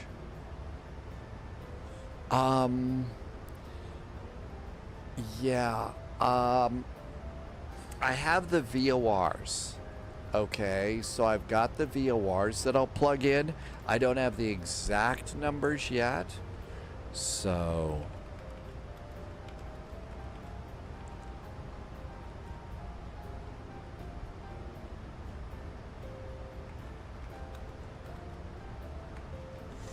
we'll finish it up when we do the actual flight plan. But there's the basic routing right now, DLL to Osh. That's right. If you're going to take the 737, I doubt they're going to tell the 737 to hold by Fisk, right?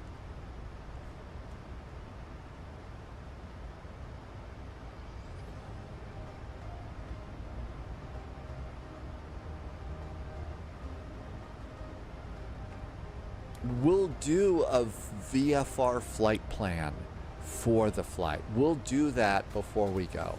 I mean, I'm going to try and do everything that I will do on the flight. The runways at Midway are only 6,445 feet. And we take fully loaded 737s in there all the time, don't we? We're always flying those things.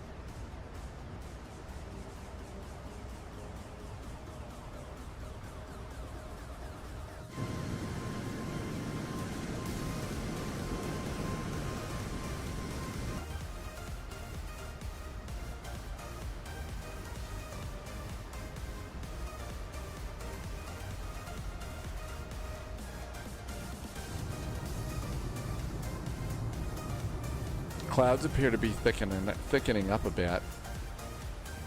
Tim Dog has also been on a fully loaded real 737 going into Midway too. Yeah, Tim Dog actually has been a passenger going into Midway several times. I think you've been on that really, really cool RNAV approach that we do when that one day when it was stormy. You go up out over the lake, come back in from the north, you know, between Meigs Field and Midway. That's a pretty cool arrival. So I think you've mentioned that you've been that one as a passenger. You were twice. You're going to try the 152. That's, you know what? Again, choose the airplane that you think is going to work the best for you. The one that you can control and fly the best. I mean, that's you know, when it comes to a GA kind of a thing, my best airplane's the Otter, the Twin Otter. There's some other airplanes that I could take, but I'm going to be best at that one, and I want to fly an airplane that I know what I'm doing with.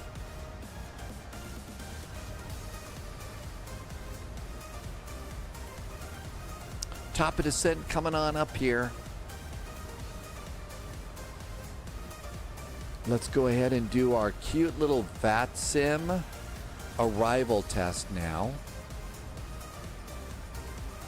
So come on in, zoom in till you can read Dublin and click it. There we go. And now let's look at arrivals. Got Ryanair 14 Romeo Echo. They're arriving at 21:29. There's a Delta flight coming in from Amsterdam there at 21:30. There's a Aer Lingus flight at 21:31. We're at 21:41. And then the next one is 21:58. So I don't have any competition for mine. And Blue is flying 14RE. So Blue, you're getting really close. You're expected to be arriving at 21:29 Zulu. I'm about 20 minutes behind you. So you're in great shape. Tim Dog suggests the Caravan, the Baron, the Bonanza, or the Comanche.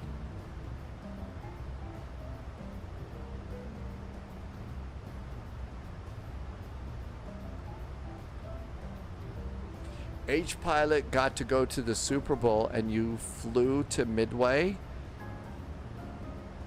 The plane landing at Midway was packed there and back. And you got to meet the pilots and they said Midway's no big deal. I'm sure it is. Tim Dog, have you got too much to do on Sunday? Wolfie just arrived. It is Friday. Welcome aboard, Wolfie.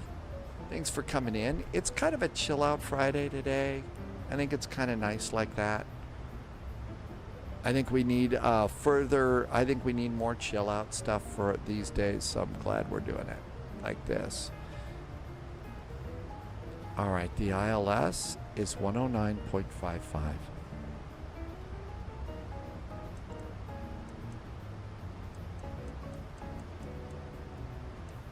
Okay, inbound is 097.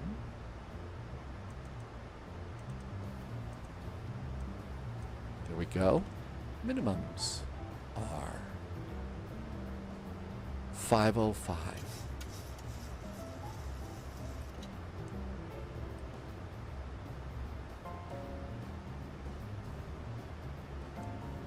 All right, altimeter set. Barrow is set. Inbound is set. ILS is set. We're ready to come in and land. Let the party begin. Next flight, NASCAR, Oshkosh first. Oshkosh, and then we'll look at VATSIM and do a jet flight. When Russ's brother flew for Southwest, he loved Midway, as you could get in and out of it easier compared to O'Hare. I mean, seriously, right, Russ? You don't have to do all of that drama for O'Hare, and so that means your brother got to get to the pizza place quicker. H Pilot, I don't imagine that's going to be the case. I don't. I would think that Boeing is going to keep this as pretty much like it is. Laxon has arrived from Boda. Hi, Laxon. I saw a lot of stormy weather over in Finland. I didn't see a lot in Norway lately. Is it starting to get really warm and dry out for you there?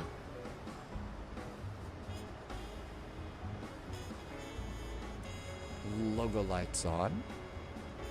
Start to light up the airplane a bit.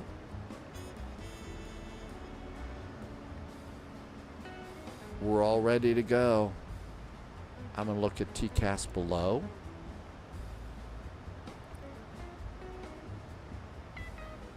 There's our 25-mile range ring showing up.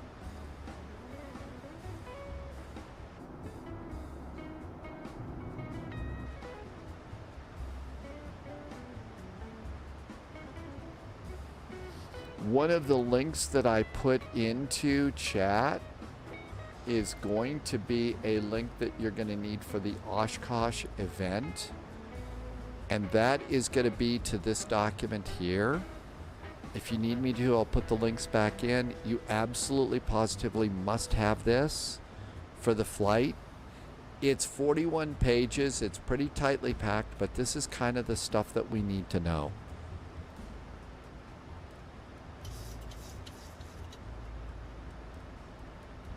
And let's go ahead and do seatbelts a little early.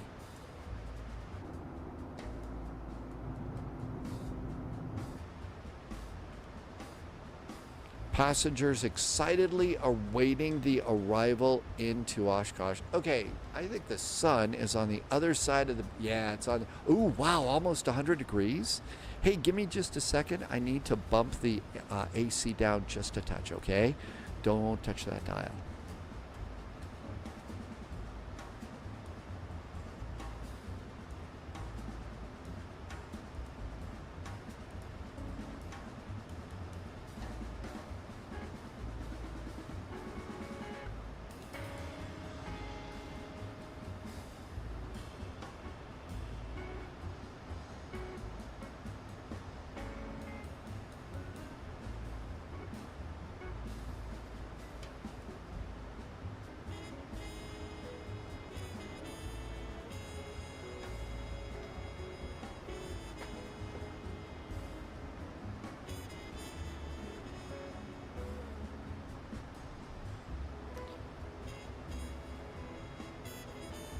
All right. In the morning here, because I live on the east side of the building, I have the AC up a little bit more. But then now that the sun's on the other side, it'll start to cool off on this side and the AC gets to be a little bit too much. All right, 25,000 feet. Seatbelts are good.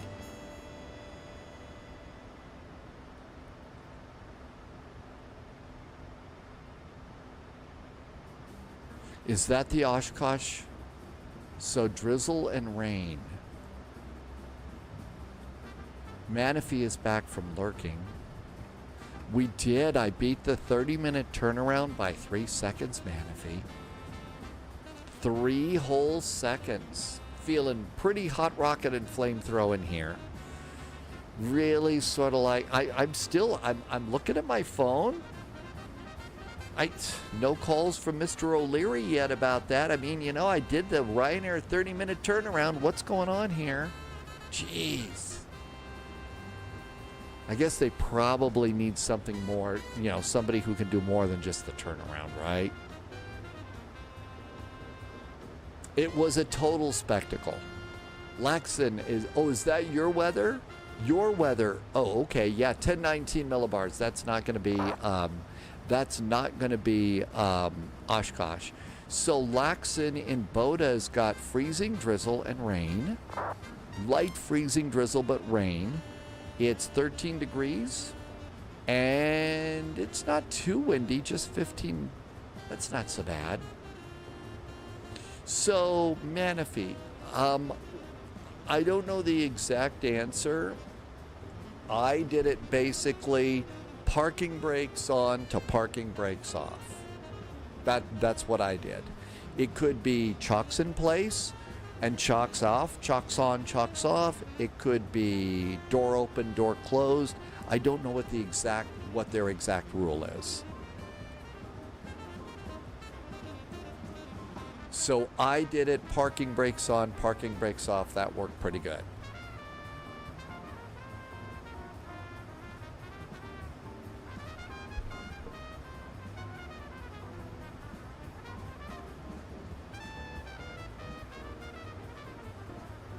Looking pretty good there.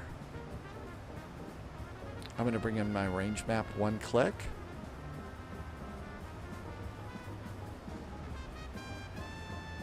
Manify says door open to takeoff. I don't know about that.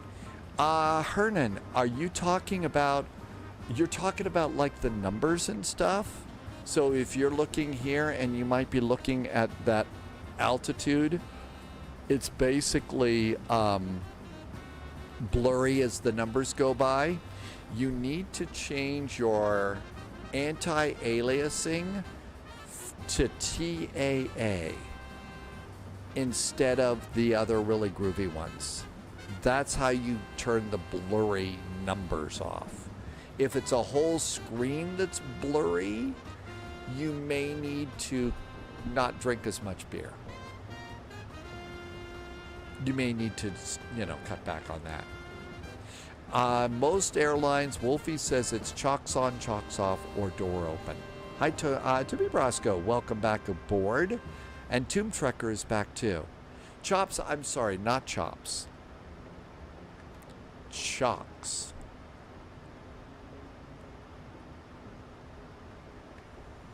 Chocks to chocks sounds good. Now, one of the things that the airplanes do is I think that some of the data that the airplane keeps on the flight is parking brakes. So the airplane knows when the pilot turns the parking brakes off and turns the parking brakes on. So that might be another thing to consider. Nothing is going to note the time in the official flight record as chocks on and off. Parking brakes on the airplane keeps track of that.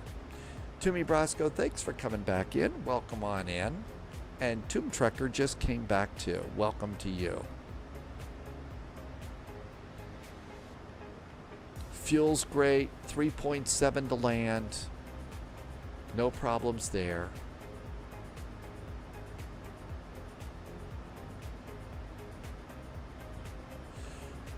I would imagine that the logic of the airplane does know about the brakes off after chocks are on. I'm not sure, Wolfie. Have I done the MAX freeware? No. No. This is the only MAX I've flown.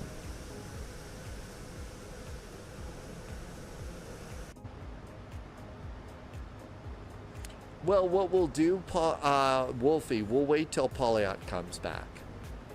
Polyot's on vacation right now, enjoying, palm trees and drinks with umbrellas in it and, other island things. We'll wait until Polyot comes in and we'll get a definitive answer there. 6,000 feet.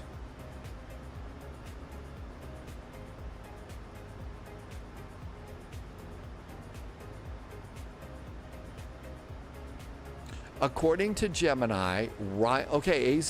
Hey, IQB, welcome in. Thanks for coming in. Okay, so AZ says Ryanair counts it from wheels down landing to wheels up pushback. Wow, really? From wheels touchdown to pushback? Man. So that would include taxi time in that. That makes it a lot tighter. I think that makes it a lot tighter. Little scary tighter to me. Okay, auto brakes are 2, speed brakes are armed. 16,000 feet. We're doing good. Hello, Dublin.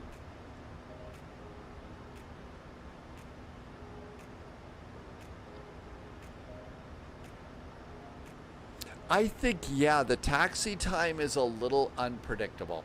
Well, AZ, yeah, Polyat's here a lot, but on a special vacation right now, so you know, we'll ask when Polyat's back. I think you're right, Wolfie. Including the taxi time is way too unpredictable. There's way too many things that are out of the crew and the ground crew's hands there. I mean, you know, I had to hold and wait for another airplane, right? So, you know.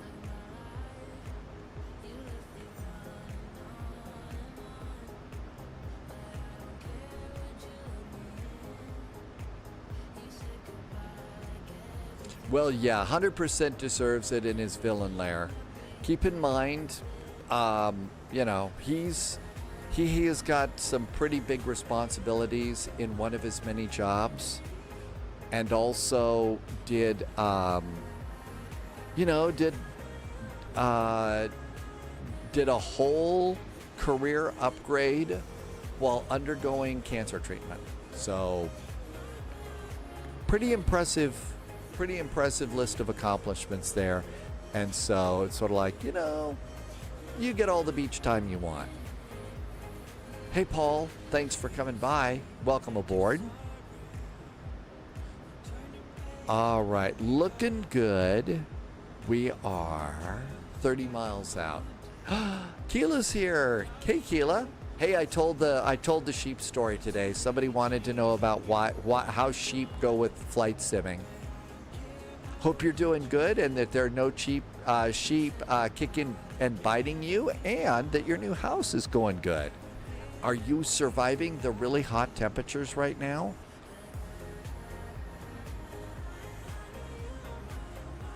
All right, 13,000 feet. We're just coming into Dublin. No, you're not surviving the heat well. That's right. Keela's here to make sure that there's no ASMR, which was the first thing that I got threatened with being banned for.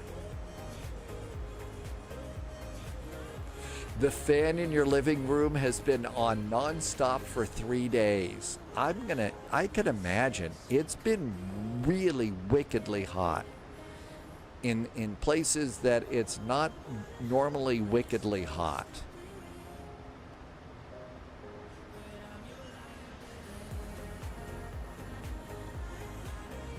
We're about ready to do a small airplane flight into a very big thing that's coming up on Sunday.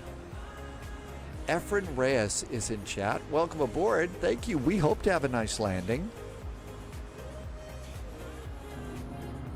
And we're just coming ashore here.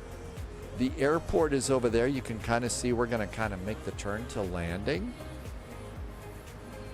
Well, even though it's super hot and your fan's been going nonstop, I hope you've been surviving it okay, and that the new house is still magical and wonderful and exciting.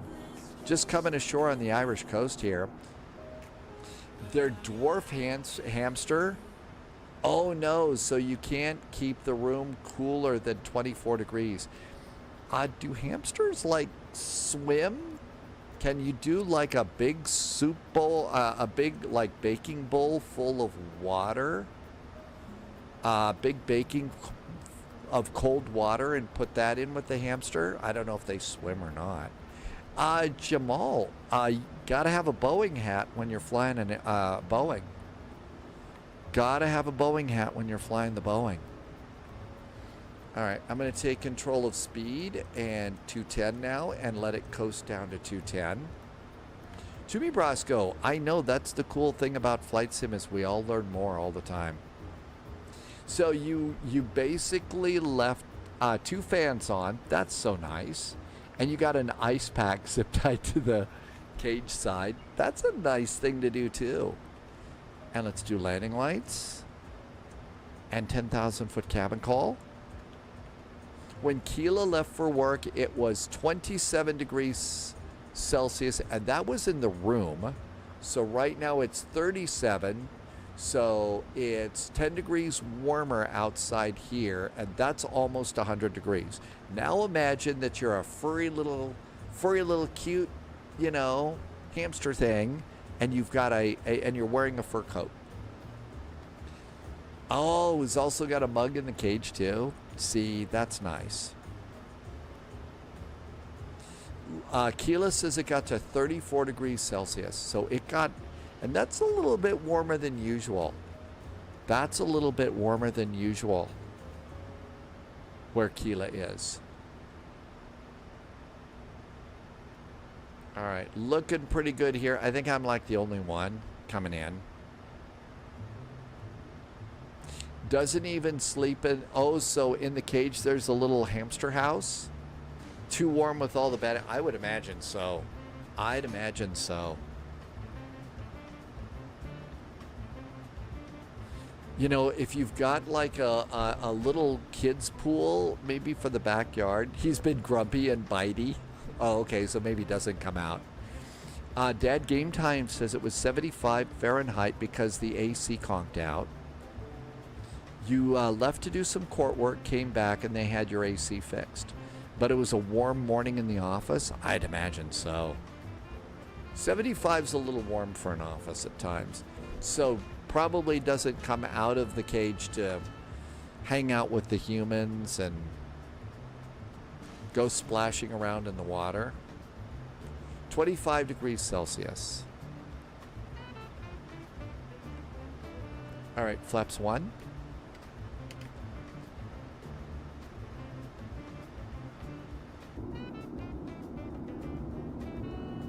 A nice night in Dublin. There's our speed coming down nicely. Airplane's being great.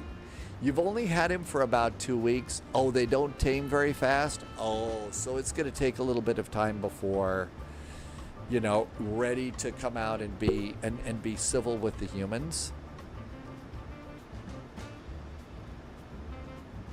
Well, the fact that you put the ice pack in or doing what you can, animals understand those sorts of things.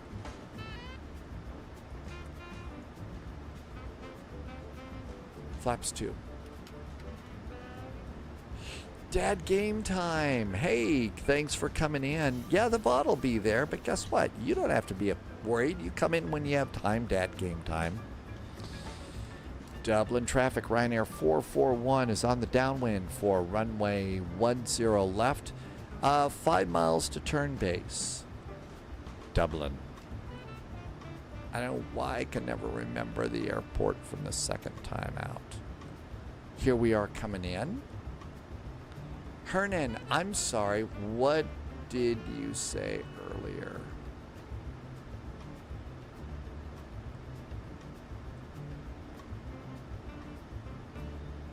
I don't see the comment that you made earlier. I'm sorry I missed that. During the last heat wave, they did emergency work outside your house and had to turn the power off. So no fan. You had about 4 hours sleep, and then you got food. Oh, great. And in the middle of that, food poisoning. Oh, Black Dog, good to see you. Thank you for coming in. Hernan, oh, thank you for reminding me. So you were talking about blurry screens. Are you talking about like the numbers here of like the altitude going by and the numbers? Are those the blurry ones? If those are the blurry ones, what it is you need to change your anti-aliasing settings in the graphics settings to TAA. Okay, so you Dublin need the traffic, TAA settings. 119 taxiing on the runway. You had to call 10 in right work for departure. Well, I imagine if you weren't feeling well, I mean, in a heat wave and getting food poisoning, that sucks. Okay, let's go and let it go 4,000 feet. Let's let it do 3.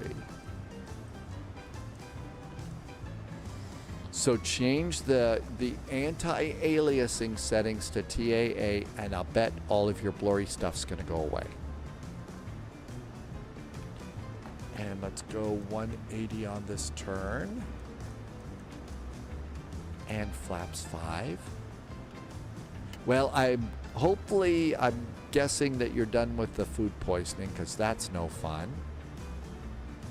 Flaps 10. Speed.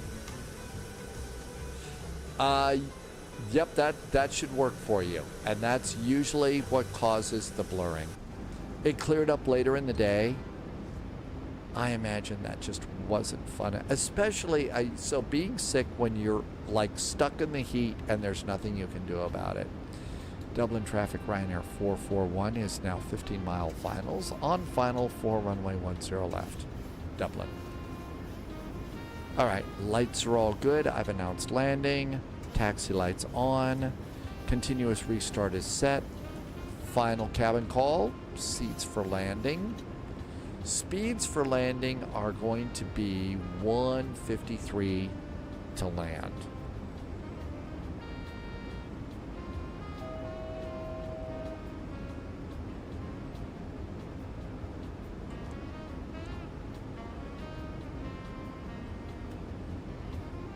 Arm the landing, get a little help. Next flight, the Twin Otter from La Crosse, Wisconsin into Oshkosh. Strictly VFR. All VFR for landing. Now, the last time I checked the ATIS, coming on in, there we are good. They wanted us to exit on November 3. So November 3. And Ryanair's up on the north side of the airport, so that's good.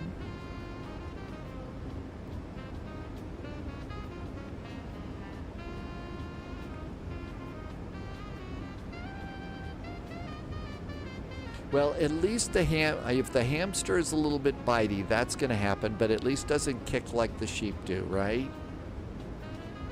All right, posture check to land. 2,500. Auto brakes, speed brakes, gear down 3 green. Coming up on 5-mile finals. Man, we just decelerated like a pro here. Now, if only we could get some nice butter on the runway. Irby had a hamster, sat on your shoulder and watched TV with you. Did your hamster have any favorite shows, Irby, or just whatever the human was watching was fine?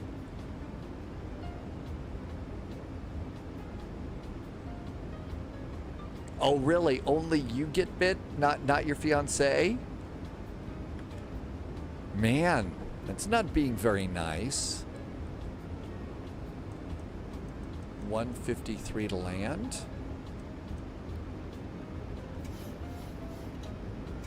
Flaps 30.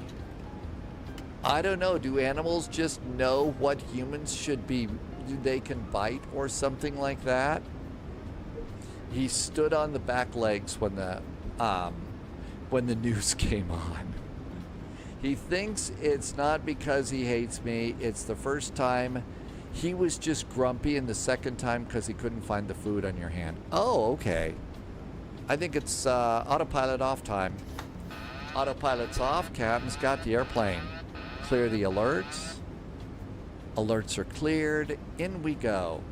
So, okay, so it's good that, it hasn't decided that this isn't a...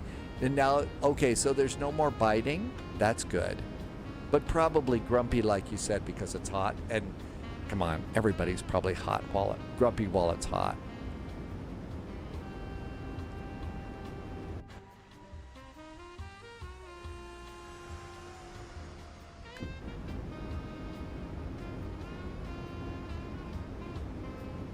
Hi, Modding Unlimited. Beer cheers. Thanks for coming by. Got a little bit of a breeze from the left blowing us to the right. RAAS is working. When he comes out more often during the day, he's not sleeping, just tired and grumpy. Oh, okay. 500. 400. Almost landing time. Approaching minimum. Minimum. Landing. 200.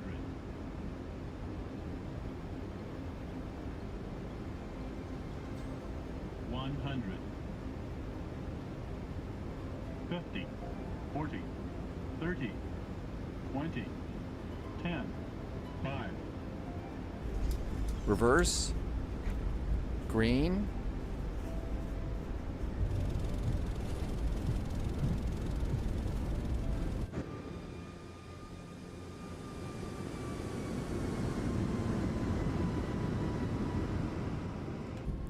Minus 233. I was robbed. Minus 233 is robbed. That was terrible. We missed the one they wanted us to take off on. I was hunting for a little butter. Always on the hunt for a little bit of butter on the runway, but okay, fine. So mostly, it's because they're nocturnal creatures. So they like that they normally are out at night but sleep during the day.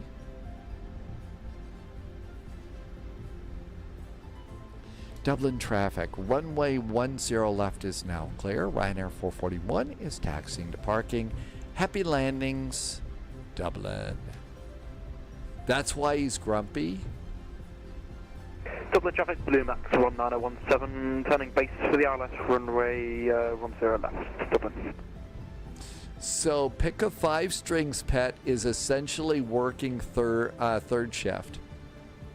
That's a good way to look at it.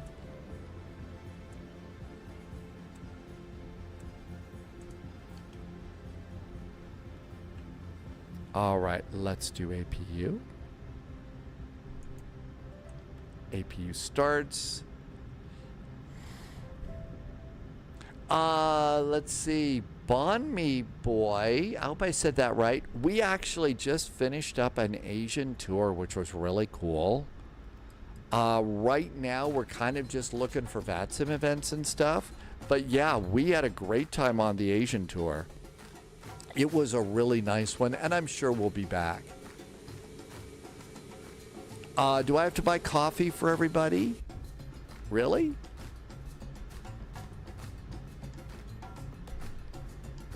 Ryanair parks on the north side, so this is perfect for us. Next flight is in a small little twin propeller airplane. It'll be all VFR. Irby had gerbils. They would sit on your desk and watch the game you were playing before they got bored, and they would run across the keyboard and attack your mouse. Well, of course they did. And there's the parking area.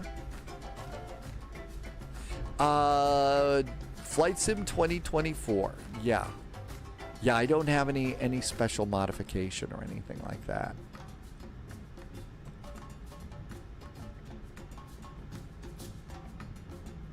Dublin traffic, Blue Max 1917. Came out, had some nibbles and some water at dinner time, and comes out at night at 9:45 and then goes back to sleep.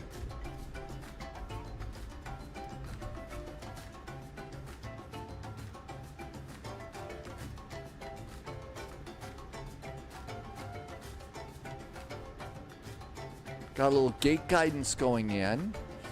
Keeman wants some of that coffee too. Stop. Parking brakes. On. Parking brakes are on. Generator switch. Engine number 1 and engine number 2. So I didn't use the ILS, so I have to do coffee. And let's pop those off. We need 1 fuel pump. Engine's coming down. Let's get the APU bleed on so we keep the AC going. We're done with the electric hydraulic pumps. We're also done over here with navigation. We're done with windshield heaters. Everything else looks good here. How about seatbelts? And let's do anti-collision lights off. So that should be good.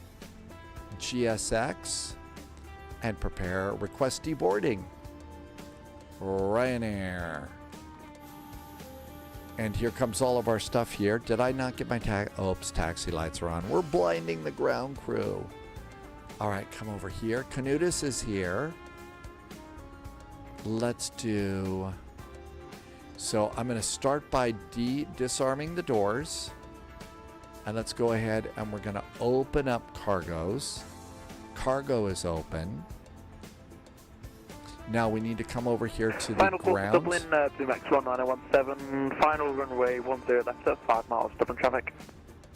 And there's no jetway here, and we don't need to worry. We've got the stairs here, so we're looking pretty good. Canutus is gambling and says beer cheers. Ah, the new hamster is out running around and doing the wheel and doing a sand bath. So what a cool new member of the family. And, you know, it's great that it's not bitey anymore and stuff. So, you know, the crankiness will stop when the heat wave goes away, right?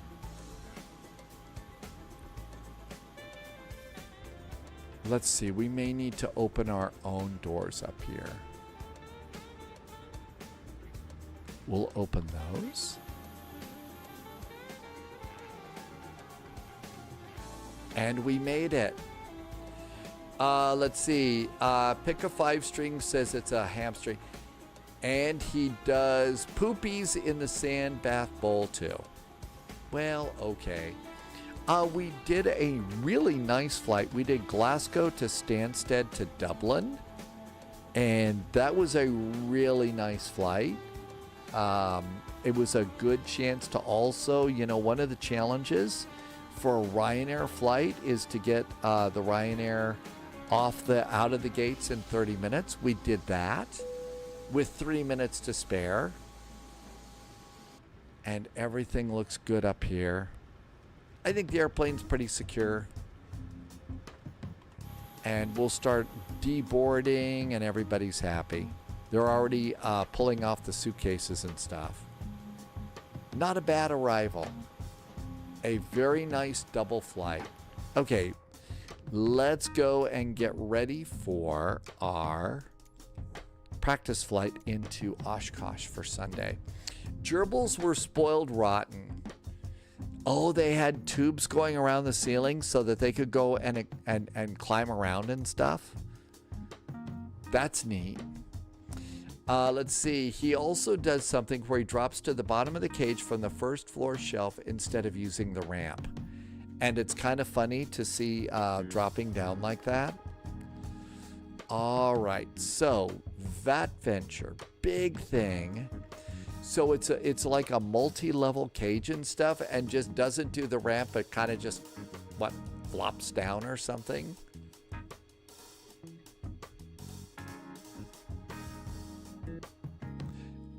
Keela says, so when Keela's hamster does the little flop down from the first floor to the bottom floor of the cage, you can hear a thud. Okay, I mean, that's just great. That's really, really cool that you can hear that. It sounds like, you know, this is a really fun little member of the family now. Okay, so this is not the longest of flights. We're departing out of La Crosse, Wisconsin. I need context. Okay, like I said, Boy Scout sanctioned. Okay, I need to see what you said. He's outright JSG. Okay, as a kid, JSG Droid had hamsters. I used to breed them and sell the babies back to the pet store. I wrote a report on hamsters for the Pets Merit Badge as a Boy Scout. You used to breed them and sell the babies back? Really? It was even Boy Scouts sanctioned. Wow. Same with the wheel. He won't slow down when he wants to get off, so he just goes flying off the wheel, and you hear a thud every 20 seconds. You know what? This is better entertainment than television. I mean, seriously, this is great entertainment. This flight plan is going to be a little bit different. So there's a couple of things that we've got to do on this, okay? I'm also going to disconnect Mobi Flight and the autopilot. You could, yeah, better than anything on TV. I mean, seriously, that's great. No airline, just call sign. And then our departure airport's the same. KLSE, KOSH. Okay? Next thing we need is we need to go and put in your airplane. In my case, it's a DHC6. DHC6 Twin Otter. He's gotten better with the wheel now. Well, practice makes perfect, right? Practice makes perfect. JSG Droid, it sounds like you had a cool little business going there. That's like really neat. Crazy looking back at what we used to do. A friend of yours, bit older. Ugh. Had a single lane range in the basement for a shooting club. Addie's, welcome to you. Thank you for coming in. Here in this state, you can actually do that too during hunting season. You have to leave it locked up in a special locker.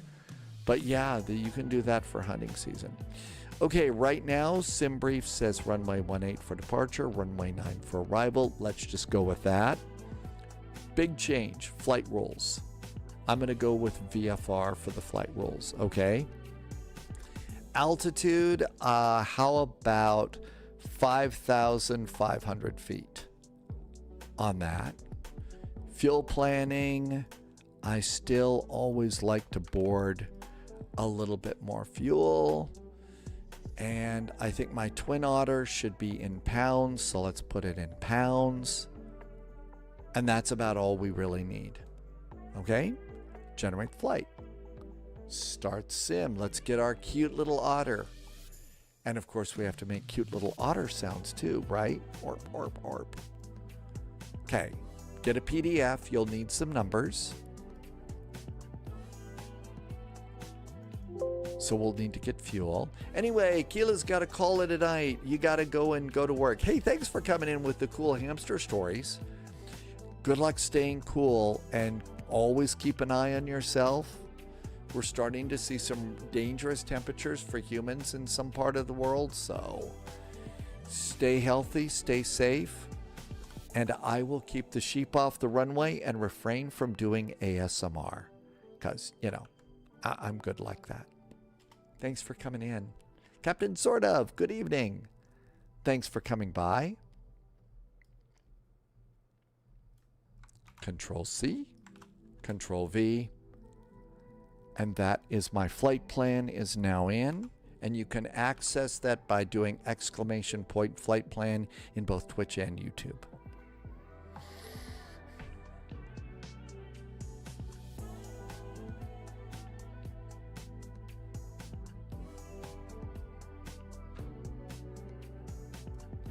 All right, we need to pre-file on VATSIM.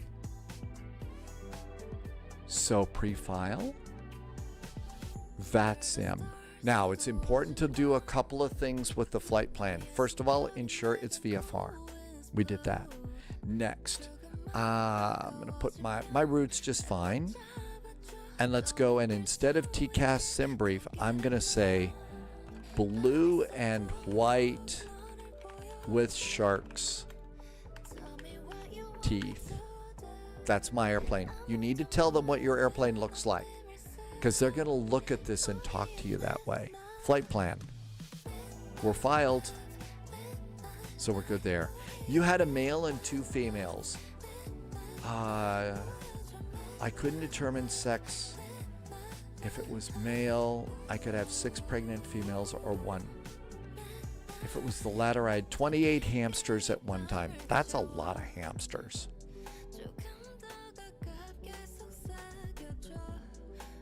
I guess your bill for ham went up too, right? Sounds like you were quite an expert at this, JSG Droid. My guess is not everybody can do this. You have to be you can't be a amateur if you're going to do this professionally.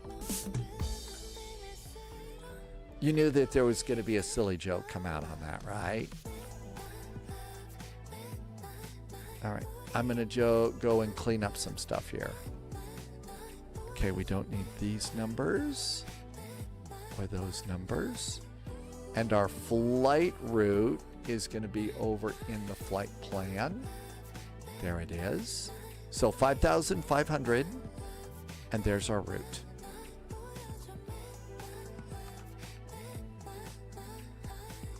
let's put this in here. I'll bet you could, since you're into aviation, you could start the business again if you decided to move to EHAM. You could turn it into a little bit of a comedy club act, like I've done. And we're done with that flight there. Cool. That's right, Irvy, JSG Droid. You could open your business in Hamburg.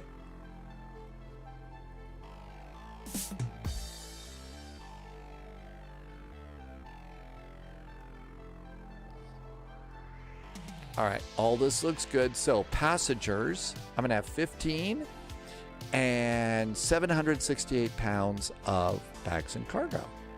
No big deal there.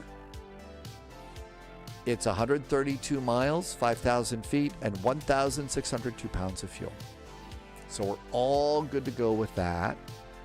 We just have to wait for the airplane, and we're good. Have we exhausted the number of ham jokes for hamsters?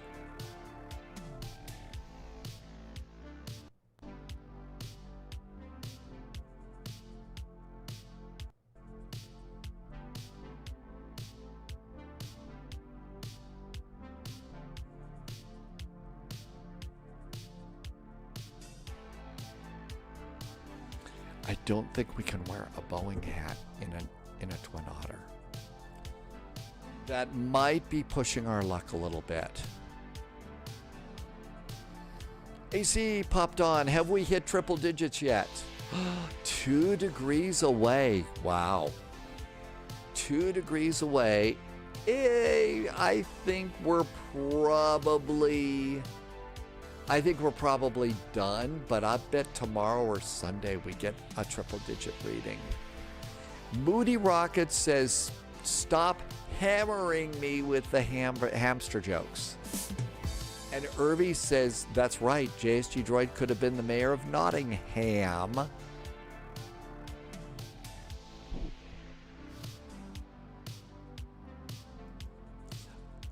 I'm guessing that you can't do ham and taco soup. That's not a part of the official JSG Droid menu. Birmingham, too. Now, not in the UK, Dad Game Time, because there it's Birmingham, but Birmingham in the US would work.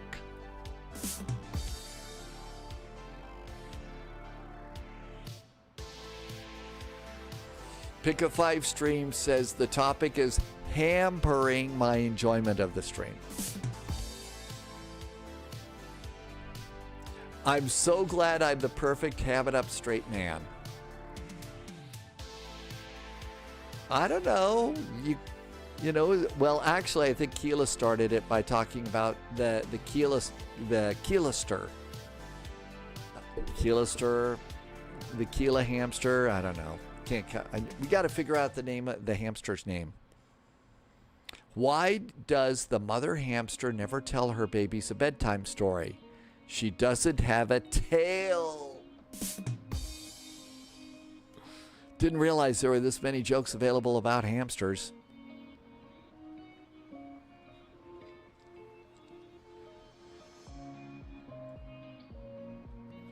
See, when you get a bunch of silly jokes like that, it makes the day. Dad Game Time has that. If I had a hammer, I'd hammer in the morning, and you'd be hammering all in the evening all over the stream.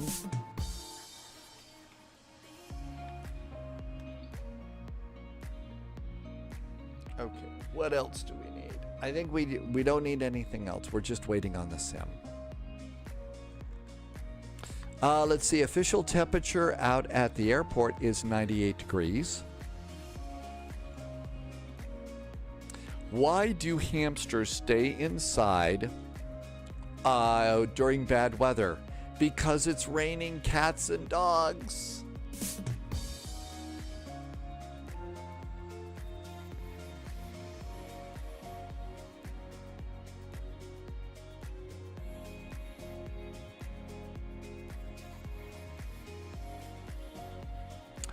H-Pilot, I don't think so.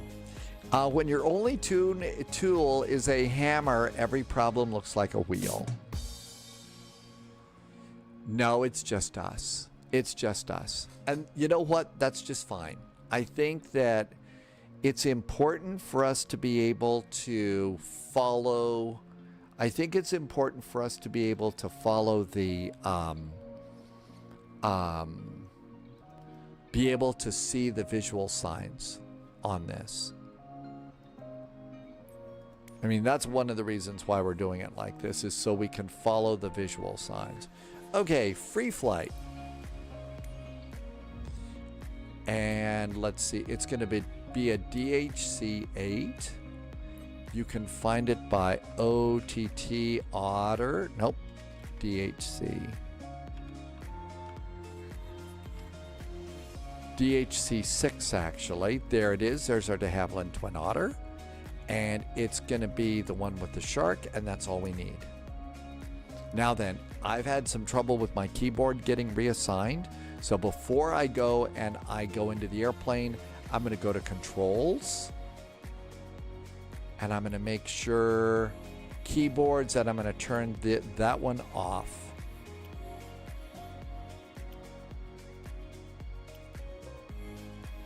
And this one, I need to go...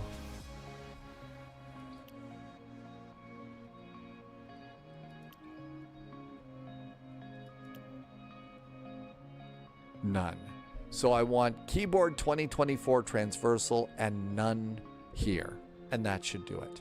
Save and go back. Yeah, you could search for airplanes. It makes it so much easier. Just like we search for airports, you can search for airplanes too. KLSE.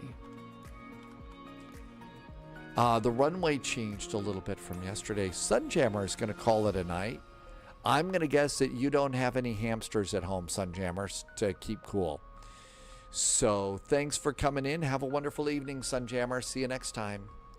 A company called de Havilland. It is de Havilland made it. Here, let me take the camera down a sec. So you can see up there it says de Havilland DHC-6, a 300. You could get it with skis, wheels, or floats. And it's just a great little... Oh, Aerosoft. Yeah, that's where you get it. Irvi probably answered the question better than I did.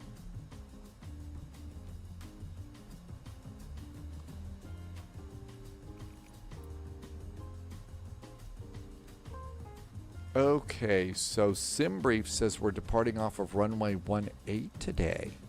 And we're landing on runway 9. So runway 18 is all the way up here. I'll bet we could do an intersection departure here at Bravo. So taxi out, cross the runway Charlie to Bravo, and do an intersection departure. That would be kind of cool. So let's come on down here. We could also, well, the terminal's over here, so we ought to go to general aviation. We should go to general aviation and not the terminal. How are we doing here? Okay, nobody's down here, so that looks good. I'm going to go grab the gate that I was at yesterday. Departure and start.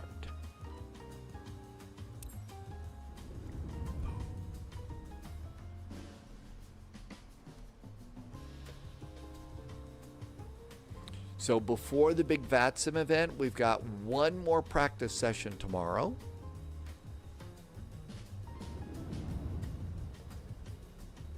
And the reason I'm doing so many practice sessions is because this is a different event. It's not what we normally do. And if you don't know what you're doing, you're going to get in the way awfully fast.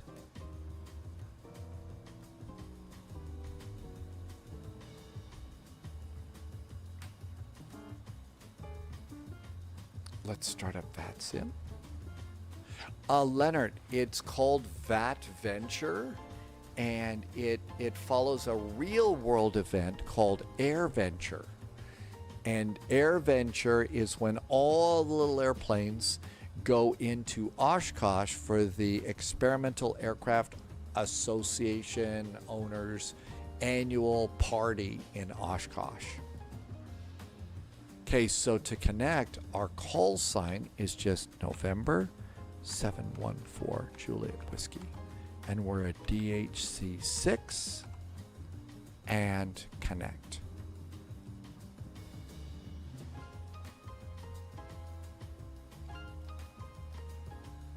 We're going to go turn on Elevate X, start tracking, and continue. There we go. And Elevate X is going. And another thing that I suggest that you do is you use your Navigraph to track your airplane. You're gonna need to be able to do that. Okay. So loading the airplane time. First, we got to take off the covers and stuff. So covers, engine covers. You can open doors and everything. Shift C. It's a week long, yeah, it's like a week-long music festival, except it's like NASCAR said, it's airplanes. Okay, we don't need the clipboard, and I usually hide the yoke. It just gets in the way. Now, to load the Twin Otter, you've got to use the iPad, the internal iPad on this airplane. And we'll go to Airplane, Flight Performance, and Mass and Balance. So, I get a little confused here, but we're going to do all this in pounds. So in the current flight plan, if we look at our zero fuel weight, it's 10,898. There, so we're...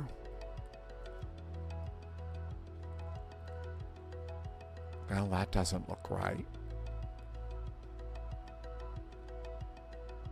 How many passengers?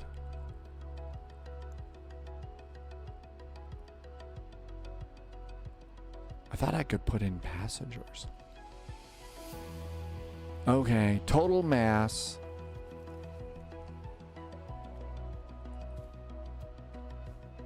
$1089. That's about as close as I'm going to get down there. 10,880. I think that's as good as I get there. Okay. Let's go to cargo. Cargo. Not really going to have a bunch there. Fuel. Fuel is 1,602 pounds.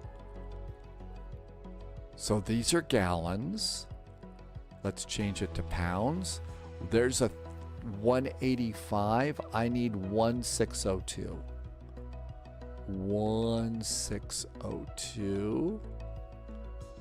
That's about as close as we're going to get there. Okay. So this all looks really, really good and groovy. I'm going to go and do load the airplane. And let's just go and load it immediately. We're loaded. And now we're done. Pick a 5-string says you can tune in Fisk Approach on live ATC and watch and listen to the conga line. In the real world, yeah, and that's really fascinating to watch. Okay, I think we're ready to turn the airplane on. So to do that, we need to do battery and then the master switch. Airplane starts making noise. Let's see, make sure that I can reverse. I can reverse. Throttles are good. Props are feathered. Fuel is cut off. We need to do position lights and no smoking. So all of that's good. Let's see. I bet we could get weather here, maybe. I don't know how. I don't really use this iPad.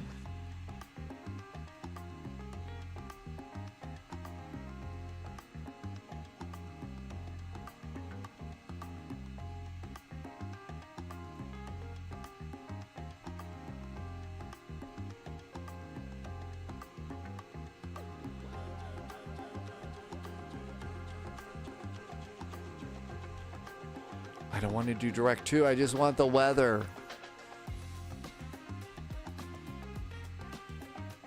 Oh, you know what? I know where I can get weather. Come on over here.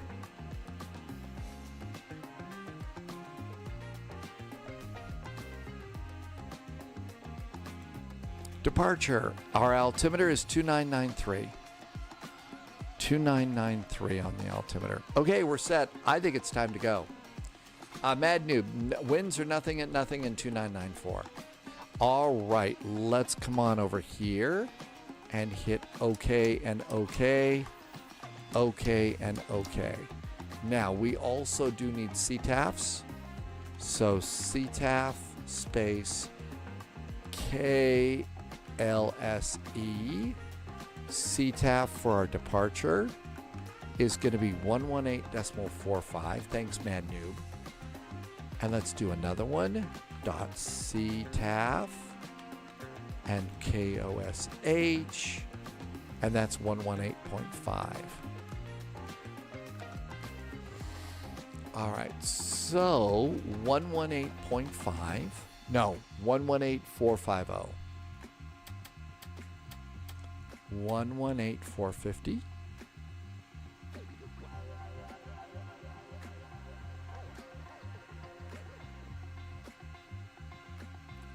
Make that active. Runway 13. 122.8. And that's standing by. Cool. Now, we've also got to get some VORs in here. So, the first VOR is 117.0. 117.0. Let's make that active. Our next VOR and the approach VOR is 116.75. 116.75. And we're going to leave that on standby, but down here in the second VOR, 116.75, and I'm going to make that active in VOR 2, so it's going to show up over here when we get closer. Okay, so that looks really good. Next, for departure, we are going to depart on runway 18, so that's a heading of 181. That being said, when we depart from the airport, we're going to need to be on a heading of 108. I think I'd rather dial that in instead. I'm going to dial in 108. So that way I've got a bug to look at for my turn on departure. So there is 100. There's 105, 6, 7, 8. And we're going to be riding a VOR on that. So I'm going to dial this over here too. And get the VOR plugged in and have that waiting for us too. And that's about as close as we're going to get. And then back over here on the radio, we need to go from GPS to the VORs. Okay, we're ready to go there. Our initial climb is going to be 5,500 feet. Traffic 8 November Whiskey, now left downwind. 5,500 feet. We need to squawk 1200, that's VFR, and that's good too. And I think it's time to start up the airplane and go flying.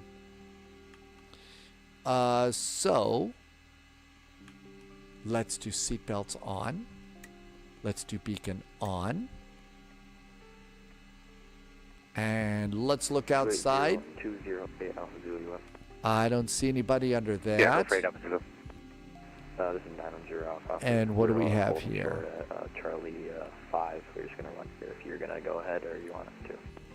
All right. It sounds like there's people around. flying. I'll go ahead and let you go. We're doing a group flight here. I'm just waiting for everybody else. Same, I'm just going to do some, just like a one for practice touch and go and then hop off the spot. Okay, it looks like everybody is using 1.8, so we're good around, to go not a there. problem. I can try and move over a little bit. My housemate just came home from her girls' night out, and she is rather... Oh, gotcha. I thought you were the guy that was right behind me. I apologize. No, go for it. Irvi, that is the best thing to do. Yes. Don't make it too cold or hot. So lukewarm water. If that doesn't work, if you happen to have ginger ale, but water is best. And yeah, maybe a bucket. That's really, you're a good housemate. All right, let's go. Papa Delta Romeo behind 8 Alpha Zulu. Do you mind? I think it's time. So let's go ahead and start an engine. Take runway 18. Yeah, what I could Starting do is engine once number it's clear, I'll 1. go ahead and taxi down to Charlie 5 and just go around the horn. 10%. 11, thank you. 12, 13, 14, 15, Sure, and no problem. fuel. Ooh, here we go. Cross traffic, November Whiskey turning with base runway 18. Across. I'll get off the runner for it. Props out of feather.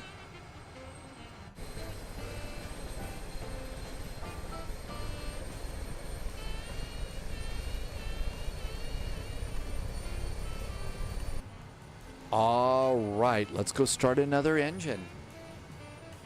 There might be video evidence of the climbing of the stairs. Oh, really?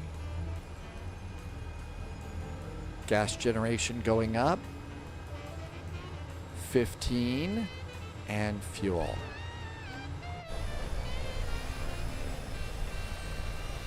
I may or may not have evidence of the climbing of the stairs in case she annoys you. You know, I hate to say it, but you're absolutely right. You never know when you might need a little compromise. See what happens when you hang out with spies like this all the time. All right, 2 engines are running really good. And let's get the props full forward. Props are full forward. Generators, reset and on, bleed air, on and on. That keeps the cabin nice and cool. Let's do pitot tube heaters and taxi lighter on, and out we go. All right, you ready? New plan, Skyhawk 8 Alpha Zulu is just going to depart after landing traffic from Charlie 6, across. Parking brakes are off, tow brakes are on. Now we've got that sled over there that's in the way. So I'm going to let us get going, and we're going to kind of just move this to get the engine away from the sled. But there's a building over there.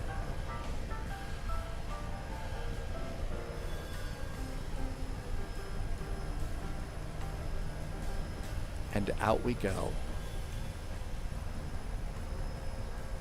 Brake check. Brakes are good. Across traffic, 8 Alpha Zulu is rolling on runway 18. Subscriber confirmed. Top clearance granted. Erlfia? Did I even come close to saying that name right? Thank you for coming by tonight. Thank you for a really nice subscription. I really appreciate the support. Thanks for helping me to keep my lights on. I think it's a Twitch Prime. I know you only get one. Thanks for using it here. Okay, so we're going to go down and we will announce crossing runway 18, which is the active runway. Across traffic, November 08, Alpha Zulu is clear of runway 18, lacrosse.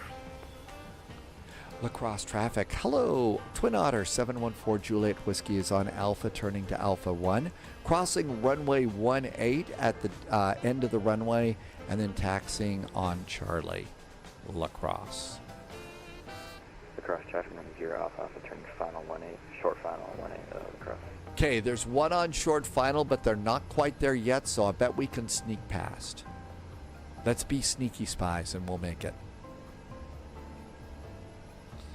In the end, we'll look out there. Do we see anybody coming down? Nope, we're good.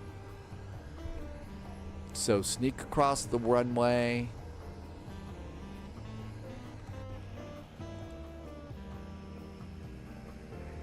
Cross traffic, Bonanza, Charlie Golf, Papa Delta Romeo, taking runway 18. Across.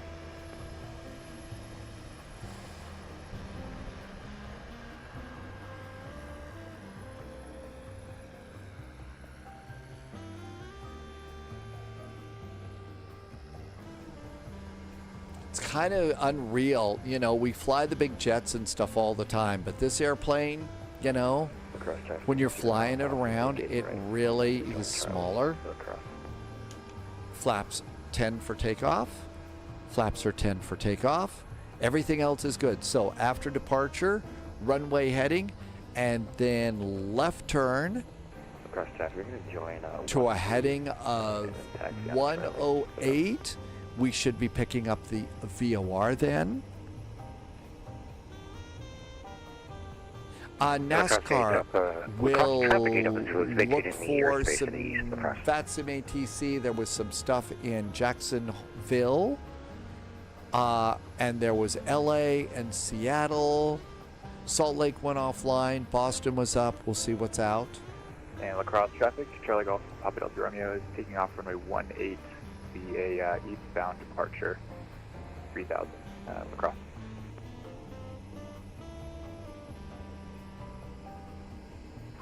Cross traffic number 0 Alpha Alpha clear at runway 13 and 18 taxiing Charlie to Charlie 6. Cross. Okay, everybody is departing off of Charlie 6, so we should do that too. Want to go with the flow here.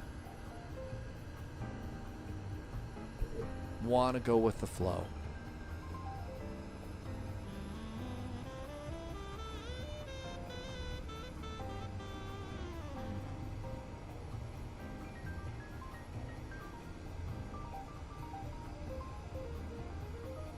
Just like the big jets, we do get on our flight plan minimum takeoff fuel. Minimum takeoff fuel is going to be 1,400 pounds. So if we look over here, I've got 8 and 8 are 16.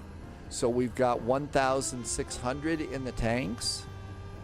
Yep, you got to do math. We don't have a fuel totalizer on this airplane. It's not like flying the other airplanes. And if this is your first one, I definitely suggest having VATS Navigraph tracking your flight. There's Bravo. Make sure nobody's coming over there. Nobody's coming over there. Good. And we're coming up on a runway. Across traffic, Otter 714 Juliet Whiskey is crossing runway 13 at Charlie. La Crosse. Across traffic 0 Alpha Alpha is going to hold just for a second at Charlie 6, but take care of a couple things, then we'll be ready to take off 18. Somebody's got to hold and take care of a couple of things. Emergency bathroom run. This is not an event that you're going to want to call ATC and request 5 minutes out of the cockpit. They will laugh at you. They may not even laugh at you, but do not expect to be told that, yeah, coming into Oshkosh, you can have 5 minutes out of the cockpit, no problem. Yeah, they're not going to do that. And La Crosse traffic, Bonanza, Charlie Golf, Papa Delta Romeo is vacating airspace south, turning eastbound here momentarily. Last call, La Crosse.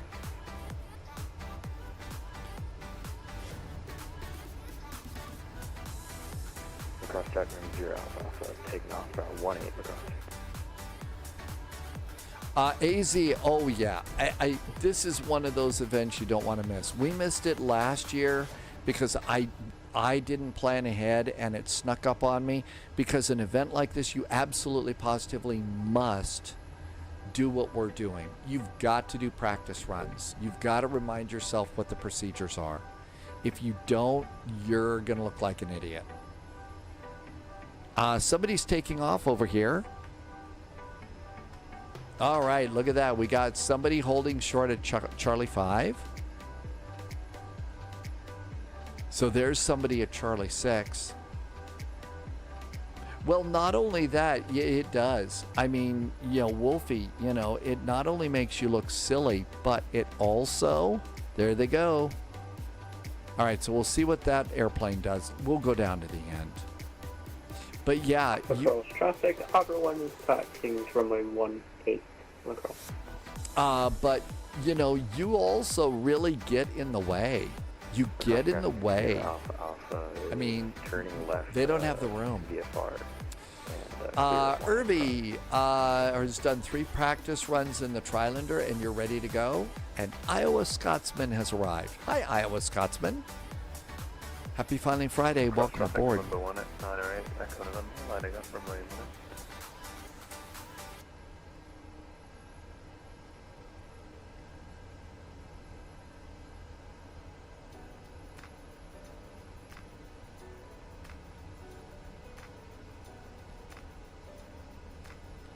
All right, fuel's still good. We're already here. Cross traffic, Tower 1 holding short, runway 18.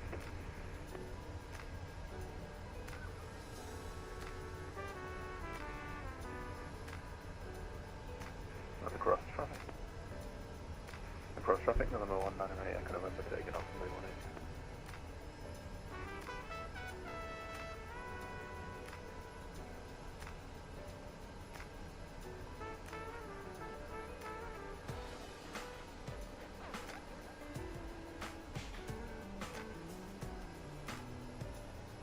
Cross traffic, that's departing traffic. Hour 1 is going to cross runway 18. Across.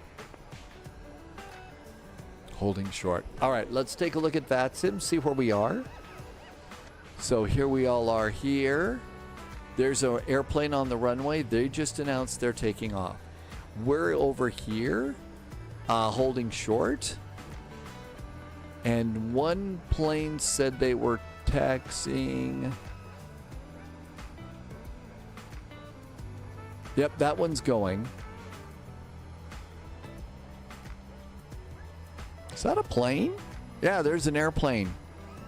Holy moly, there's an Avro here. Really? Wow. Are they going? La Crosse traffic. Otter Juliet Whiskey is going to line up and wait on runway 18. Blue took the Avro. That's you? All right, anti-collision on. Cross traffic, Hour 1 is crossing runway 18. Across. Okay, so that Avro is on the roll. That's Blue in the Avro Vulcan. Blue, did you look back in the passenger compartment? Are there any Romulans or Klingons aboard, or is it just Vulcans today? Look over there. I don't see anybody out there. And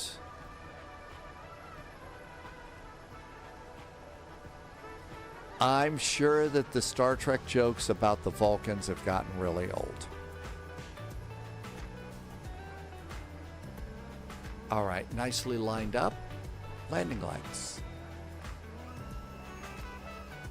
Landing lights are on. Cross traffic, Hour 1 is crossing runway 13. Across. I think we can go. Cross traffic. Otter 714 Juliet Whiskey's taking off runway 18, departing to the east. La Crosse. Throttle up about halfway. Hi, Autumn. Engines are stable.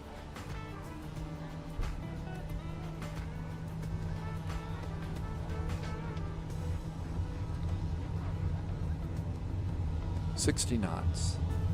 65. Rotate.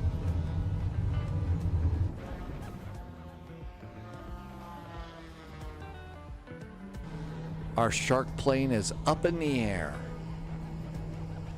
Autumn, those are good looking pizzas today. Thanks for coming in.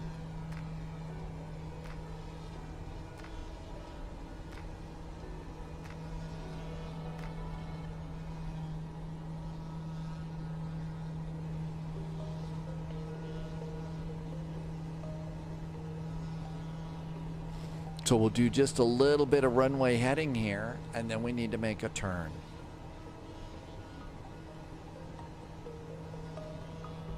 Gently does it with this airplane. La Crosse traffic. Twin Otter 714 Juliet Whiskey clear of the runway, departing to the east. Happy landings, La Crosse.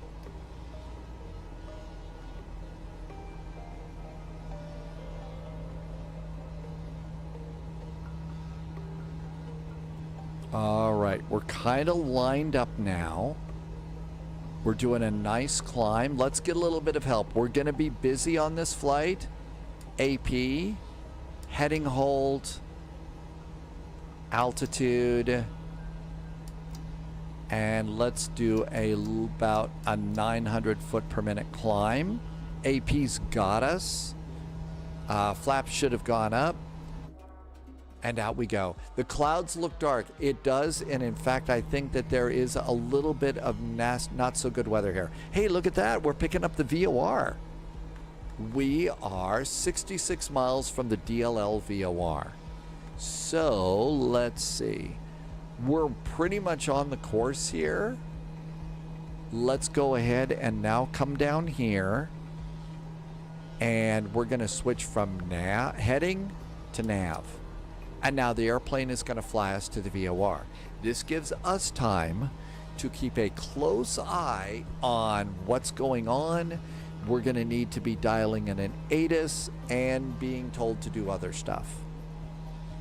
This is the chill part of the flight.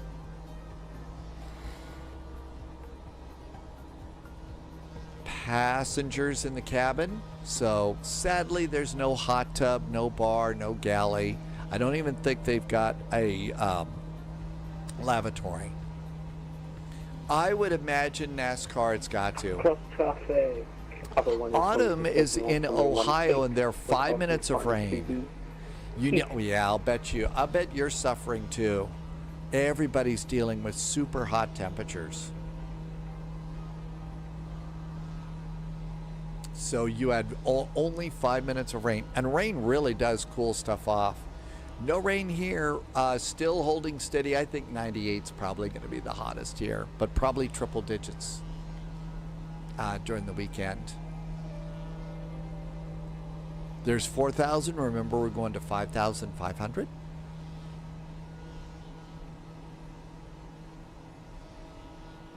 Taxi light off.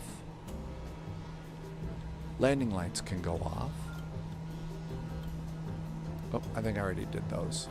Yep. Nope. Landing lights are still on. Yep. Okay. Landing lights are off. Rambo Monkey. Yeah, we've been hearing just how hot it is. Okay. 1,000 feet to go.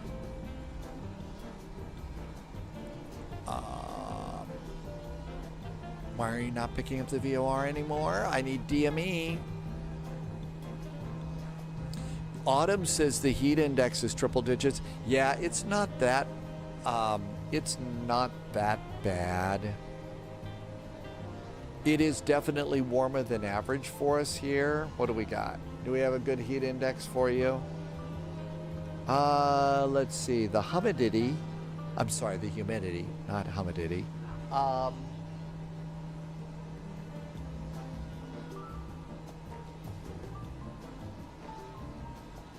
It's only 13%. Heat index is 90. It's 97. Yeah, we don't have a big heat index. Not at 13% humidity. So, all right. So out we go. Uh-oh, the Avro Vulcan is taking off. So there goes the Vulcan. And out we go to Oshkosh. Good day to you. Thanks for coming in, Rambo Monkey. Autumn had 105 on the heat index the other day, and JBS is back in chat. People bring everything and anything to Oshkosh for sure. Okay, we're going to 5,500.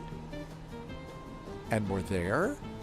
So we're going to go and roll the props back a little bit. And we want to hold about 150 knots. JBS, are you going to take the blimp in? Really? All right.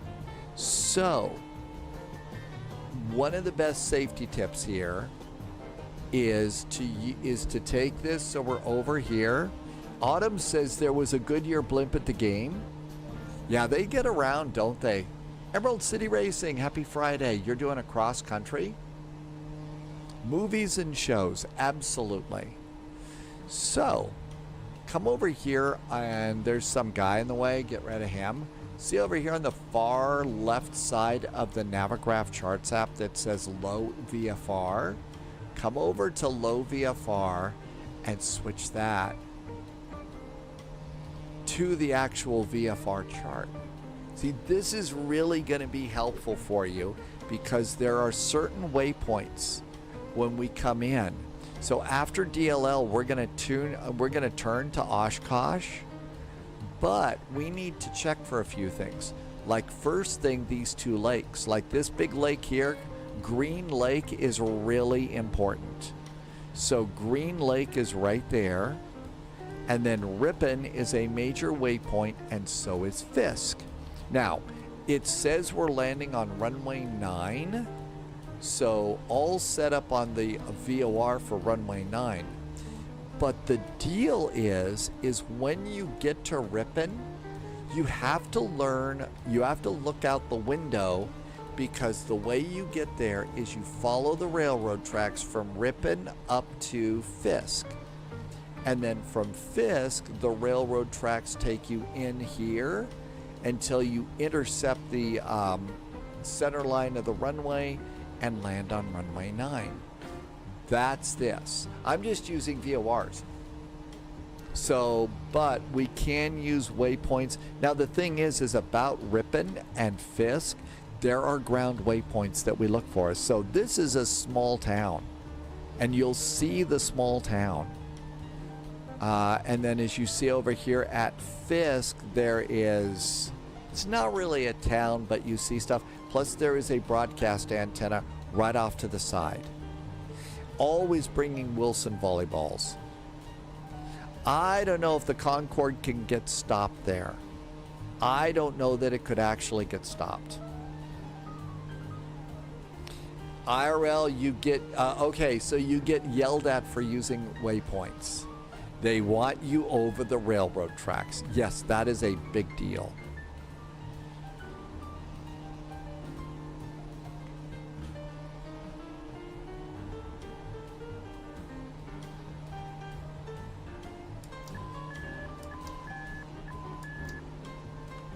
It disconnected me from, all right, it kind of disconnected me while I was doing stuff. It took us out of heading hold mode. Captain Minnesota is going to take the paper airplane. Remember when we had the cardboard Spitfire in Microsoft Flight Simulator? I mean, that one was really cool. I never understood why they had to discontinue it, but I thought the cardboard Spit was just fun.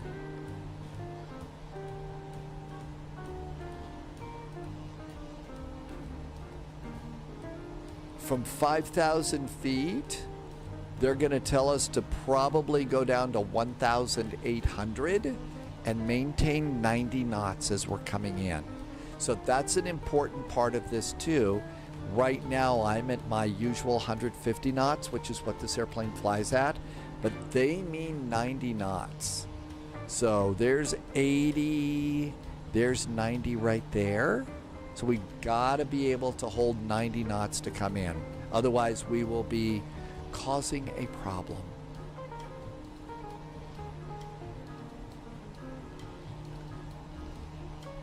We are 45 miles away from the VOR.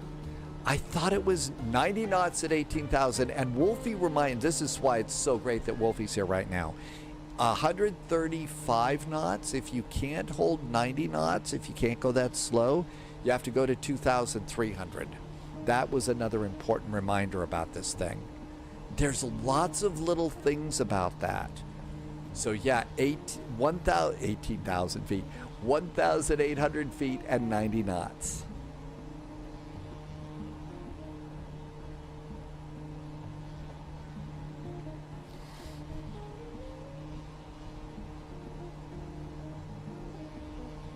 By the time you're at the lakes, So Wolfie says when we reach the lakes, that's when you need to be at 90 knots and 1,800 feet.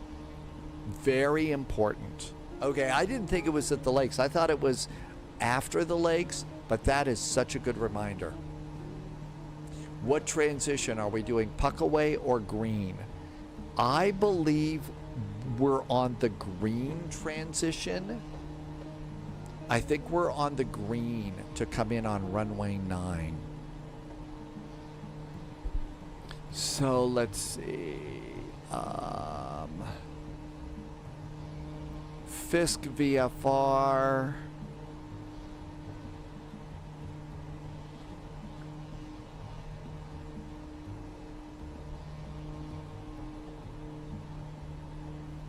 Transitions.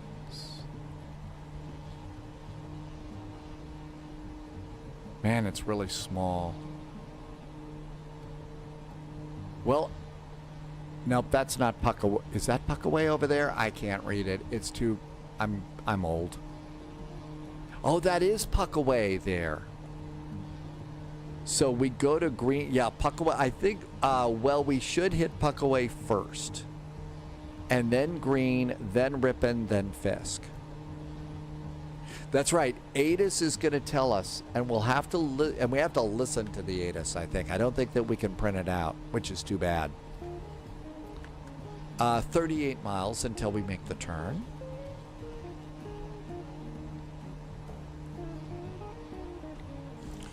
Wolfie says whichever the transition is, that's when the speed restriction starts.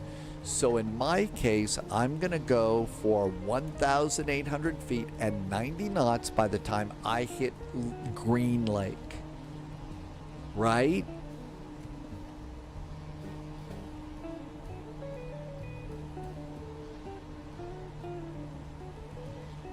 Am I too close, H-Pilot? I'm sorry, did I should be maintaining VFR. Looks like I am. You're at 124 knots. I'm going to be passing you. I will try not to watch out for my wake turbulence.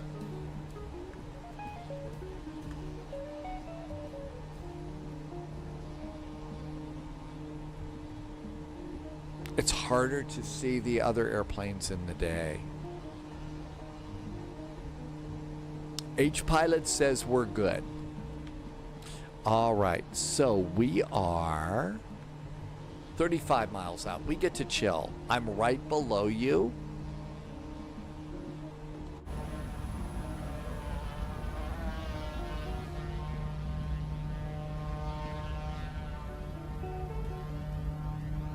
There we go, right over there. I see you.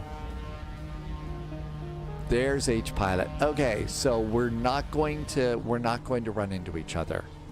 No bumper planes today.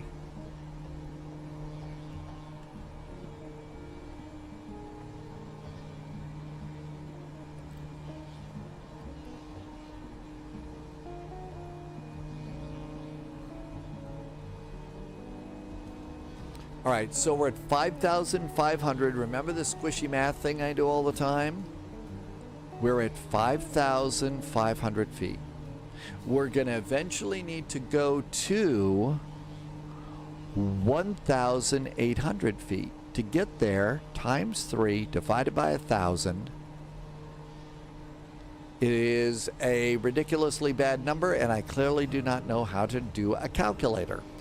5,500 feet minus 1,800 feet times 3 divided by 1,000. I need 11 miles to do that descent. Okay, so 11 miles, let's call it 15 to 20 miles from the lake, and we should be fine. We should be fine. Oh, I had it off so I could show you something. Sorry. So let's call it 15 miles from the lake. How do we know 15 miles? Well, let's see. It is 59 miles to the VOR. So I'd say The lakes are in the middle. 59 divided by 2 is 29. So that's 29 miles there. So 29 miles plus 15. 29 plus 15. 29. Oh, come on. Yeah. It's not taking the first number. 2915. I don't know why I couldn't make it work. So 44 miles from the Oshkosh VOR is when we should start our descent. I'm not going to remember 44, but I better have a better chance of remembering 45 miles. So 45 miles from the Oshkosh VOR is when we start our descent, so that we can be at 1,800 feet by the time we get to the lakes.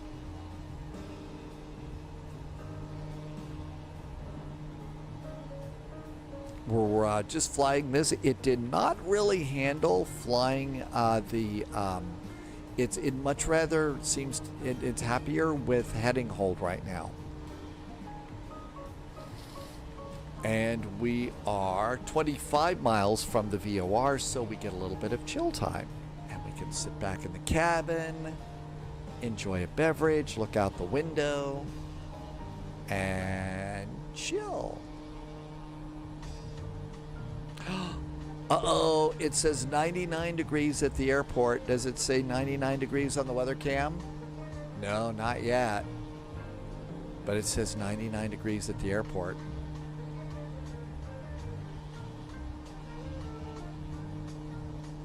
Kennedy Steve has a YouTube channel. Well, now Kennedy Steve is retired. What does Kennedy Steve talk about on the channel, Tim Dog? Telling stories about stupid pilot tricks over the years.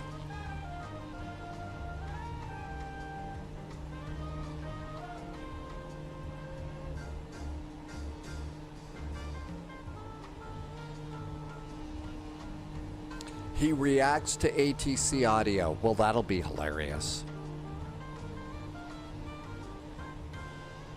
Okay, so we are flying VFR, right?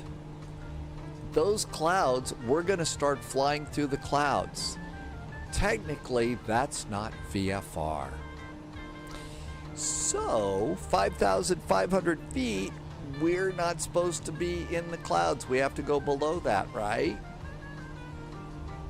Otherwise, we get in trouble. I know you're not. You're supposed to remain clear of clouds. That's part of what VFR. It's Kennedy Steve _ATC on YouTube. Tim Dog, thanks for pointing that out.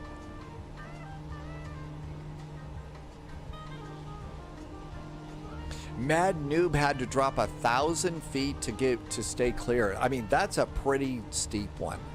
So let's go ahead and do that and be good pilots. 4,500. H pilot's going to go 3. I'll go to 3.5. Altitude down, down, down, down, down, down. 700 feet per minute. And reduce the speed a bit here.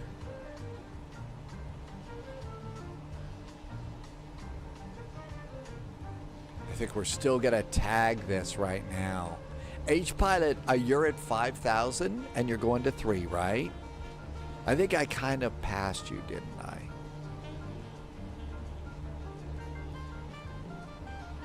I? Uh-oh.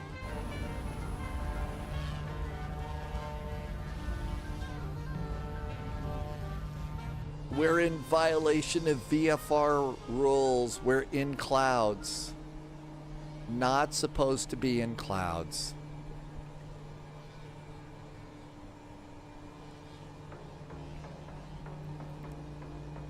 We will need a special phone number to call.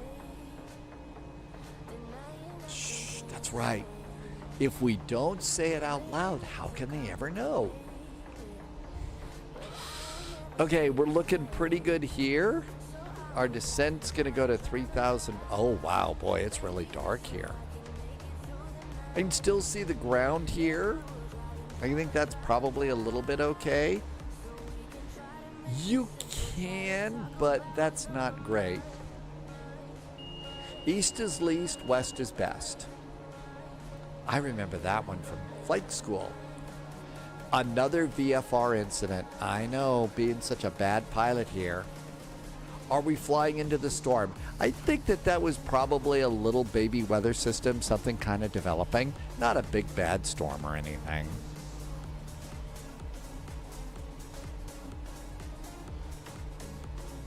Okay, coming up on 10 miles from the VOR. Our course heading to the next VOR is 066 degrees.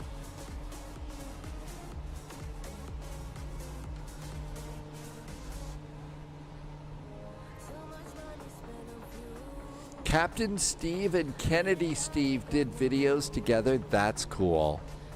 13 miles. I usually wait to 10 miles before I start doing stuff. Distance is right there. That's funny.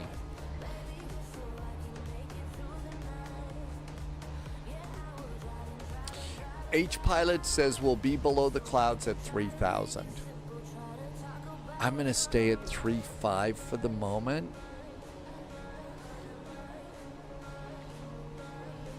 Okay, throttle back up here. Keep our speed up now that we're done with the descent.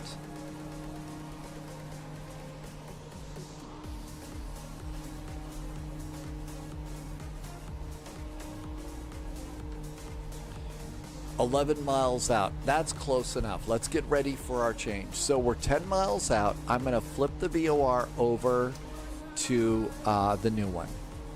And now let's come down here, and to get up there, it's 066. So now we'll dial this around. There is 065 and 6. When this thing centers up, we'll make our turn.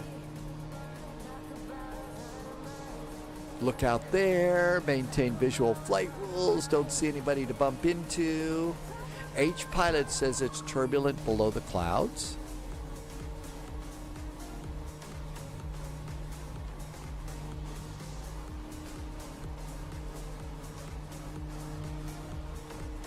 And we're 65 miles out. I don't think that we have to do too much more descending here till we get to the... But the biggest thing we've got to worry about is speed. And one of the things we learned yesterday is this airplane at a higher altitude does not like 90 knots. So we need to get down to our altitude and 90 knots. Yeah, a lot of us keep turbulence in the flight simulator down to like nothing.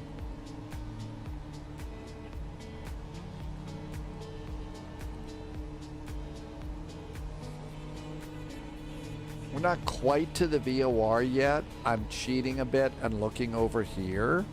So I'm not quite to the DLL VOR yet.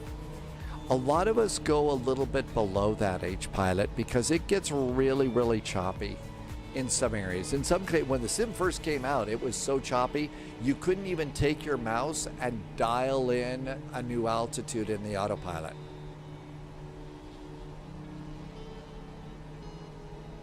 O Dreams is you can't go any faster than 100 knots. Well, 90 knots is going to be the speed you've got to maintain when you get to the lake, so you're in pretty good shape. We're going past Puckaway and starting at green. So fly past Puckaway and then do green.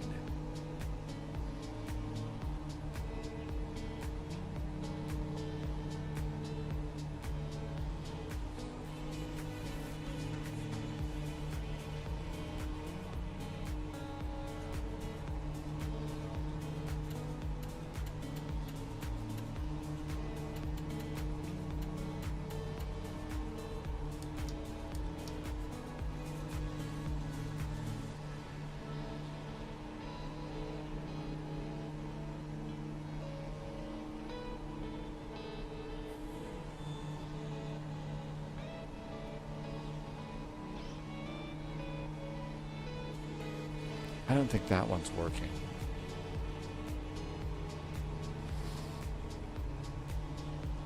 Okay, that's about as close as we're gonna get. I'm gonna start my turn.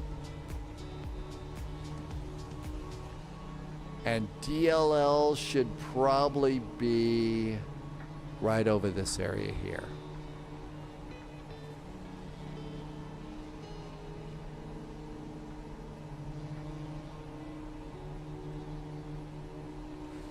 Let's see. Let's let the passengers get up for a while so seatbelts can go off. All of our lights are off, so yeah, we should have let them, you know, be able to go back and get a barf bag or something.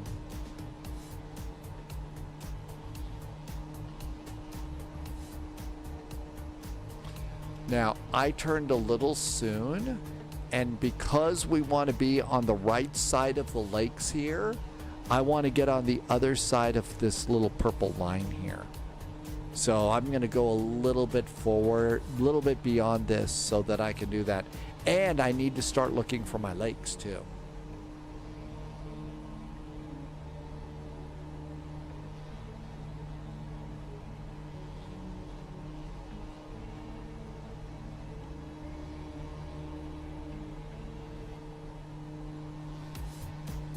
Really great scenery looking out here.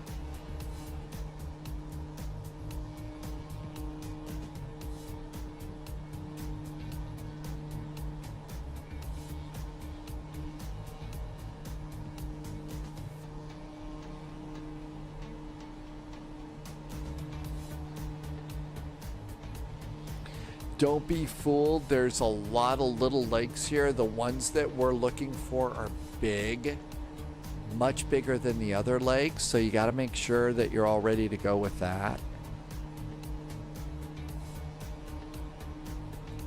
Like Green Lake is really big. Oh, and by the way, you're supposed to be able to do a hold at Green Lake too, and a hold in this for a VFR is basically just fly around the lake. You just fly around the lake. That's it. Maintain your altitude and fly around the lake.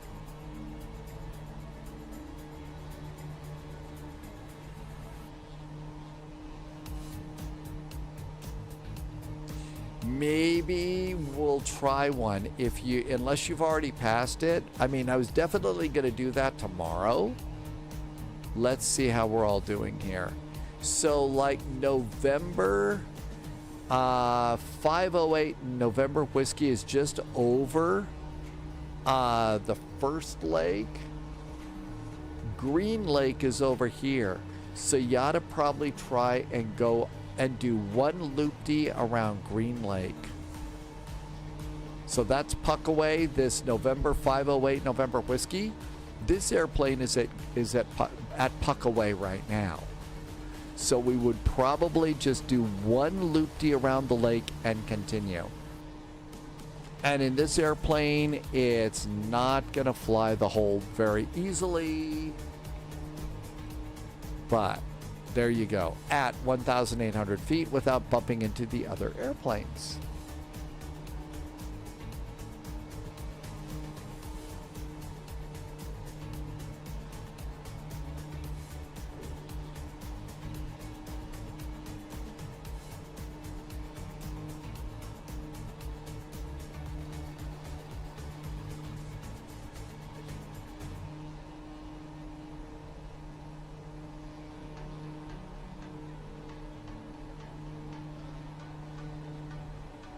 All right, now we're gonna go 066 degrees. And that should put us on the south side of our course and we go and look for the lakes. Blue is going to the Warbird arrival. Oh, okay. Good luck on your hold. It's gonna be packed. That's why, being able to recognize these waypoints and fly the airspeed that they're talking about is important, so that, because it's going to be monster busy. All right, 1,800.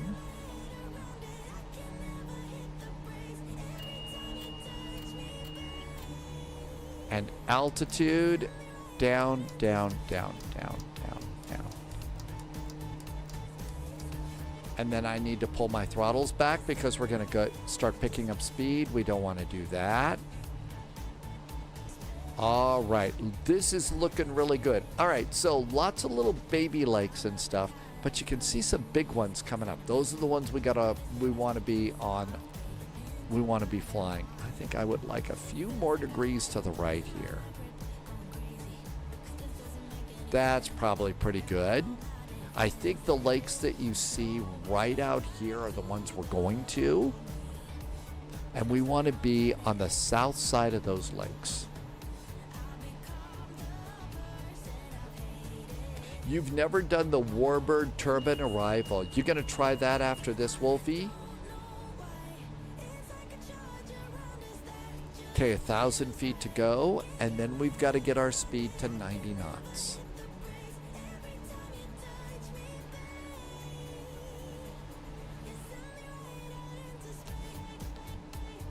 If you look at your charts, you can see we're going over a big highway here. So you could even count big highways.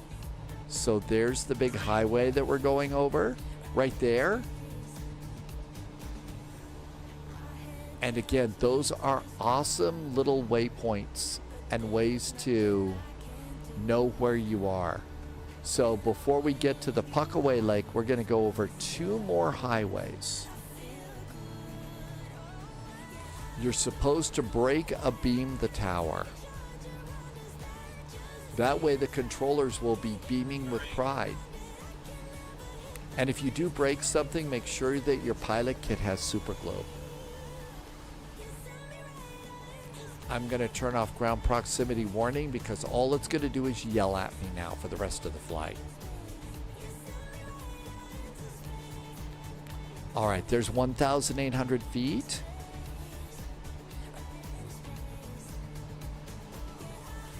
And now my speed's coming down, but I'd like it to go a little bit slower.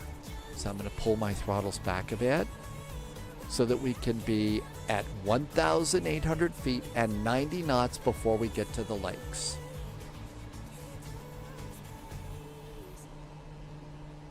There's 125 knots. 120. It looks like it's going to stop there. Okay, there was the other road. So one more road and we get to Puckaway, even though we're not doing that. All right, now we're going to roll the throttles back even more.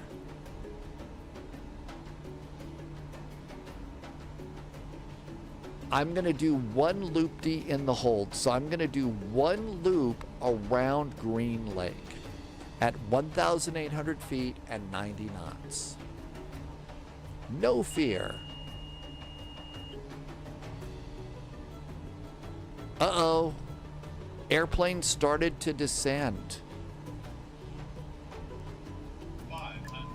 Airplane started to descend.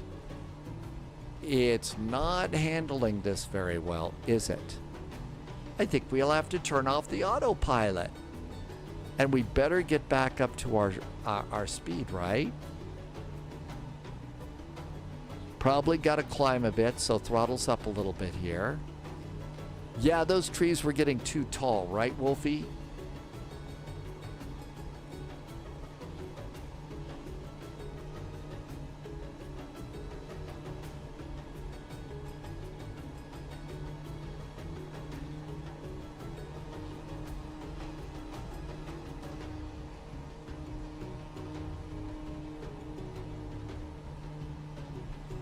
All right, and that first big lake that you see there, we're coming up on the Puckaway point. There's 1,800.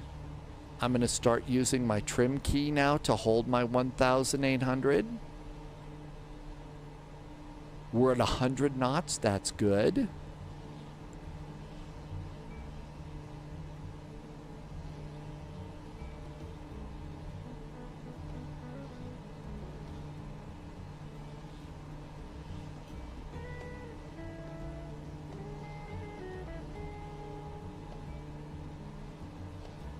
Okay, there's that next road.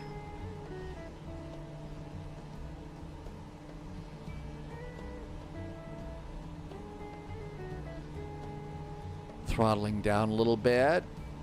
There's 100 knots. That's pretty good. Hi, Maestro. Thank you for coming in. 1,800 feet. Dialing my trim up here.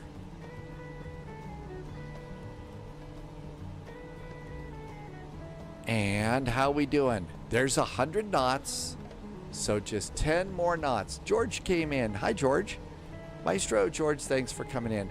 Right now, according to SimBrief, it's runway 9. Runway 9. Okay.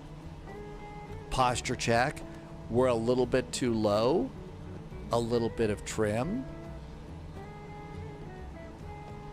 There's 98 knots.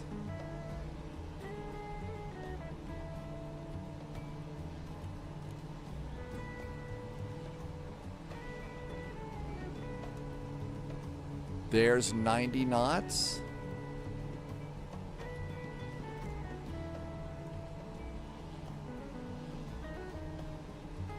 Now there's the little lake before the Puckaway Lake.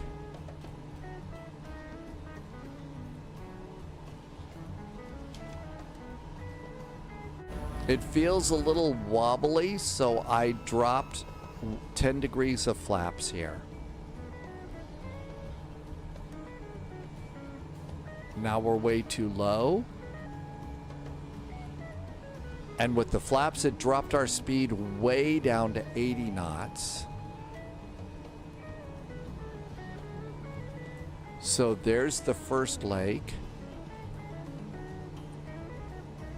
There's 1,600 feet at 90 knots. We need 1,800 feet.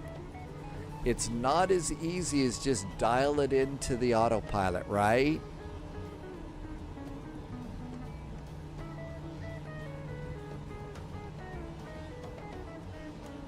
All right, there's 1,800 feet. Throttle back a bit. I'm almost overhead Puckaway. Captain Chris has got to call it a night. Good night, Captain Chris. Hey, thanks for staying up so late. I know you had the early morning departure. Thank you for coming in. We'll see you next time. And now we're too high. Of course. And there's the first lake there. The baby lake before we get to the Puckaway Lake. Now I'm really too high.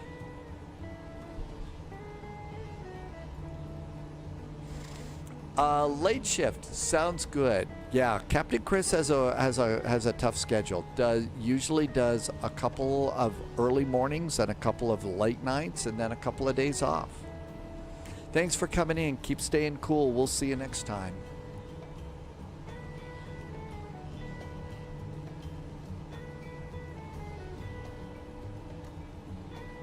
That's right, especially after the early one. Have a great evening. See you soon. Hope it's you're able to stay cool in Frankfurt during the heat wave.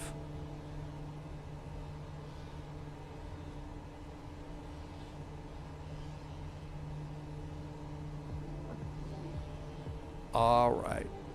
There's 1,800 feet. Again. The next big lake that you see on the horizon is Green Lake.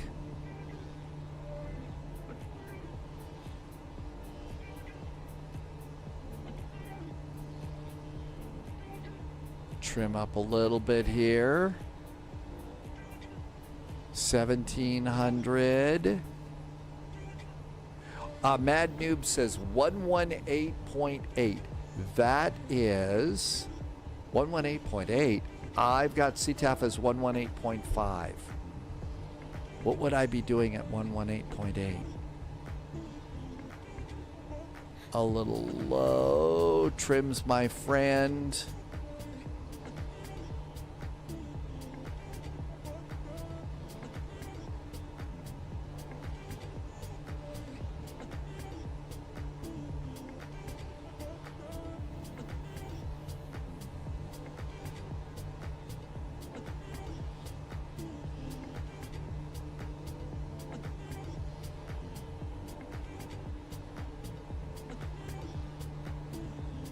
Oh, typing is hard. It is. Okay, there's 1,800 feet. There's the first lake. There's the little island in the middle of that first lake. And you can really see it in the VFR chart. Remember, we're all about VFR on this, right? So there we are. And we need to be over Green Lake and then start doing one loop-de. Oh no, I just almost ran into a big jet. Sorry.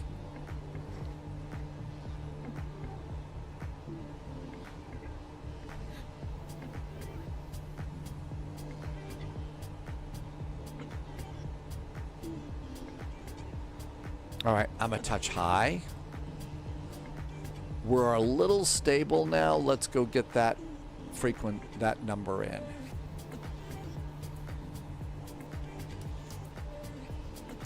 .5.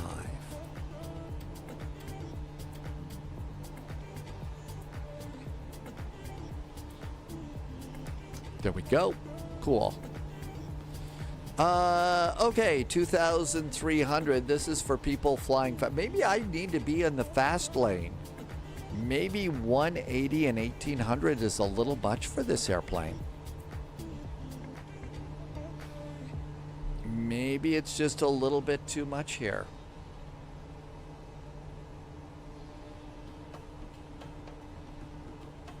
Okay, so this lake here is the one we do. This is the one that we do the loop around.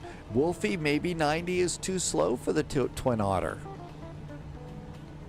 There's 95, but I'm climbing a bit.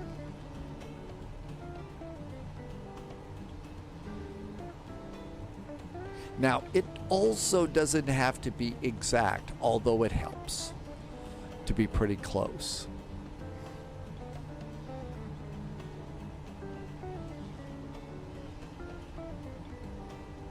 And there's Green Lake.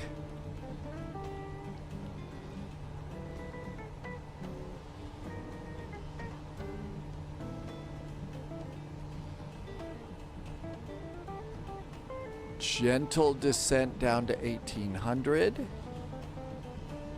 I think it's also a lot easier to over-control this airplane. AZ, we really haven't figured that out. After we land, we probably got time for a short jet flight someplace. Don't know where.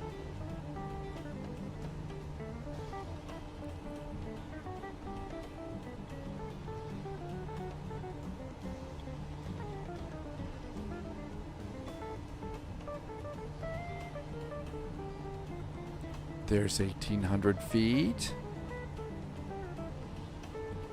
Now let's pull the throttle back just a touch for our 90 knots.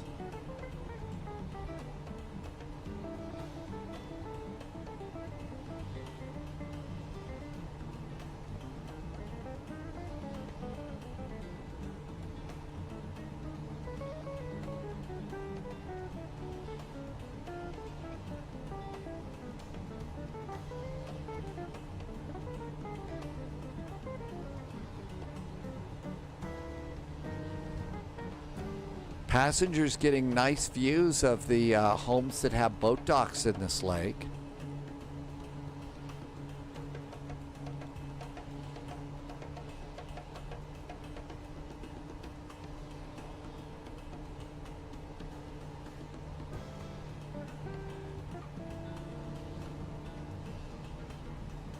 There's 90 knots and 1,700 feet. I'm barely moving my throttles here to try and get the airplane balanced out for this. Hey, DT, welcome aboard. Thanks for coming by. That venture is coming out. You know that annual big event in Oshkosh, Wisconsin, for the experimental airplane? That's coming up on Sunday. So we're doing a little practice to make sure we know what we're doing. Let's see if I can sneak the AP back in here.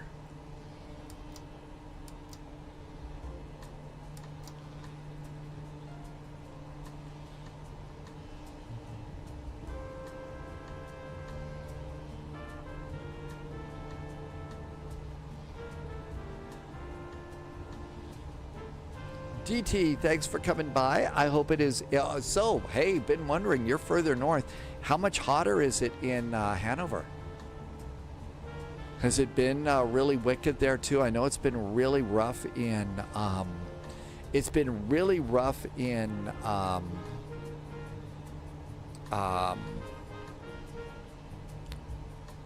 Hamburg. Oh, Dreams, you had to bail a little bit. It's 33 degrees in your room. Yeah, you don't want to fry your computer, and you need to stay healthy too. You need to stay healthy too, right?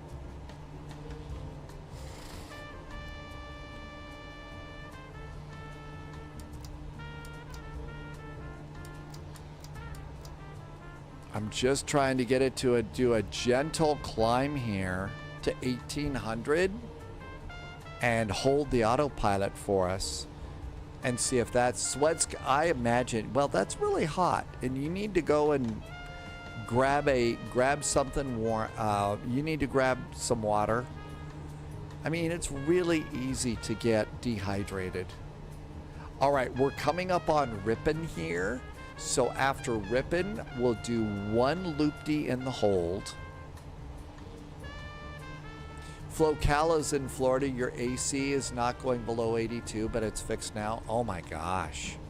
Mad Noob is going in. I just want to do one loop in this airplane.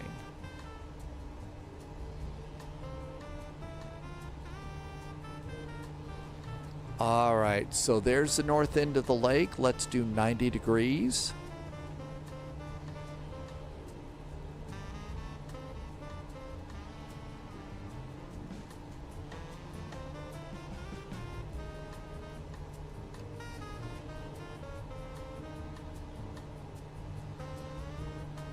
All right, we're at 1600. We're still a little bit low.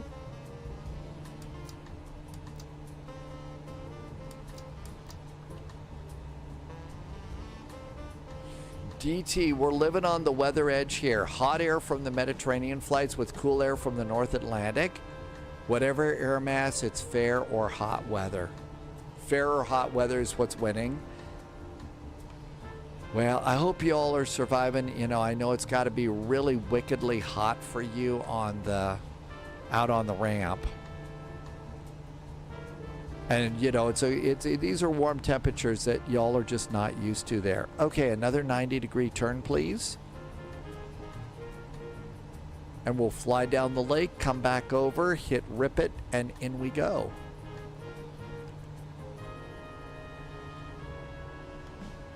Okay, still descending a bit.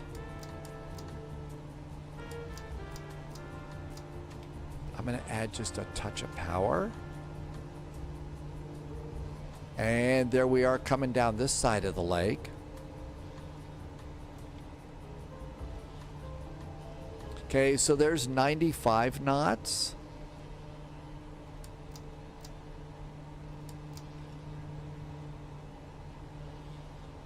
I think I need to be prepared to do the higher altitude for a higher speed. I think I need to be like 135 knots and 2,300, I think it is. Because the Otter, even with one click of flaps out, I'm barely able to hold the altitude here. I mean, we're going up just a little bit, but hardly any. Yeah, I think 135 and 2,300. I'm going to go there and try that. 2,300. Let's climb there.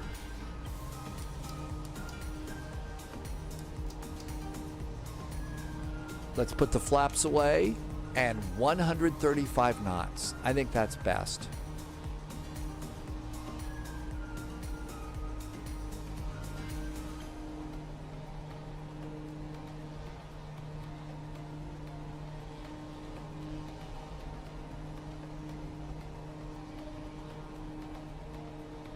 DT says in the next 3 to 5 days, it's 85 to 90 Fahrenheit. Usually it's going to be 70s in the summertime. Yep.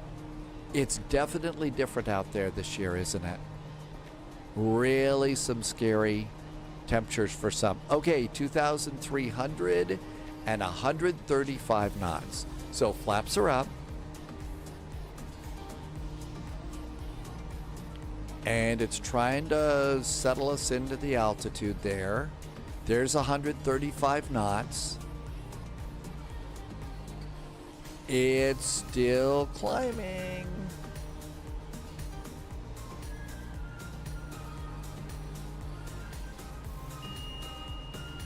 There's 130. Oshkosh traffic 8 Alpha Zulu departing Ripon on the Fisk arrival established over the tracks for runway 9 Oshkosh. All right, so over Ripon and established on the tracks, and the tracks are a little bit hard to see. There's 135 knots. I think it's trying to go down because I'm now a little bit high on this. There's 140. And let's do another 90 degrees. So with the autopilot, it really is helping out here. There's our 90-degree turn, and I don't think I know how to tune a radio. 116.75. I don't think I know how to tune my radio here. 116.75. That should be the VOR. How did it get back over into GPS mode? I didn't do that. Okay, now we got it. Now we at least got the VOR going. Do not mistake the highway for the tracks. Yeah, it's hard to see. And there's the edge of that. Let's go ahead and another 90 degrees. And now we're going to rip it. And we're going to look for those railroad tracks. It's right by a road, but they want us on the railroad tracks. So we're going to do that.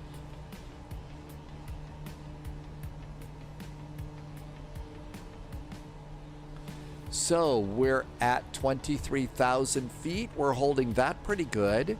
We're at 125 knots. We're supposed to be at 135. So I just inched my throttles forward a little bit here. Inch the throttles forward. Let's get to 135. There is 125 and going up 2,300 feet. Woohoo!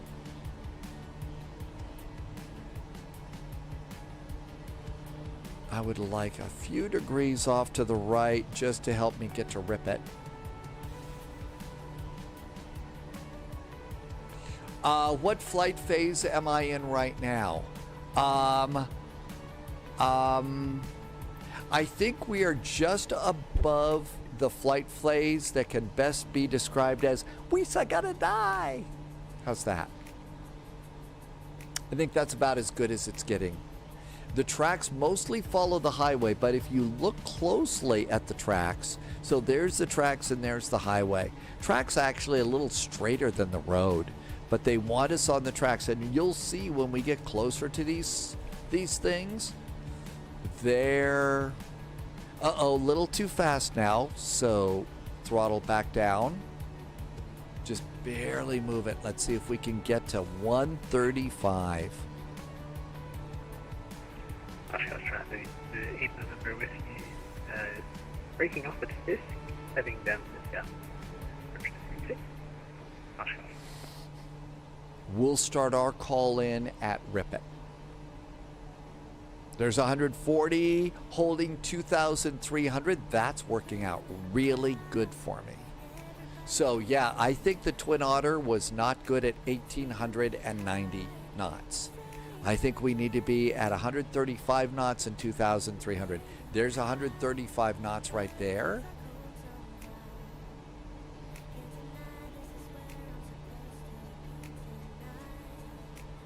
And 2,000, so we're spot on where they want us to be. And we're coming in over Ripon here. And Ripon is actually a little town. H-Pilot, you're going to try the Caravan? That's a good choice. There's probably a lot of caravans that are going to come into this event.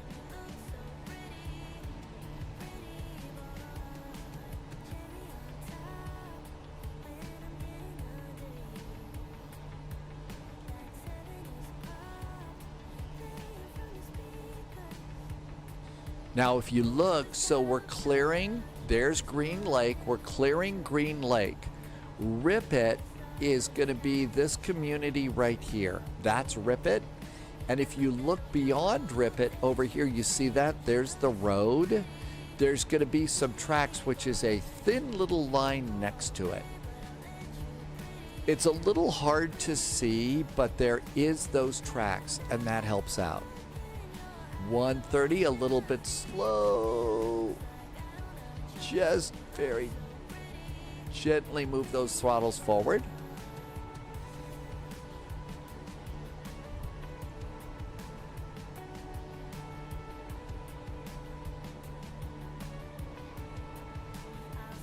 It's definitely keep an eye on your speed though.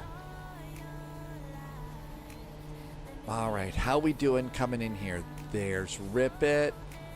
There's the highway. I don't see the tracks. Maybe those are the tracks. Maybe those are them over there.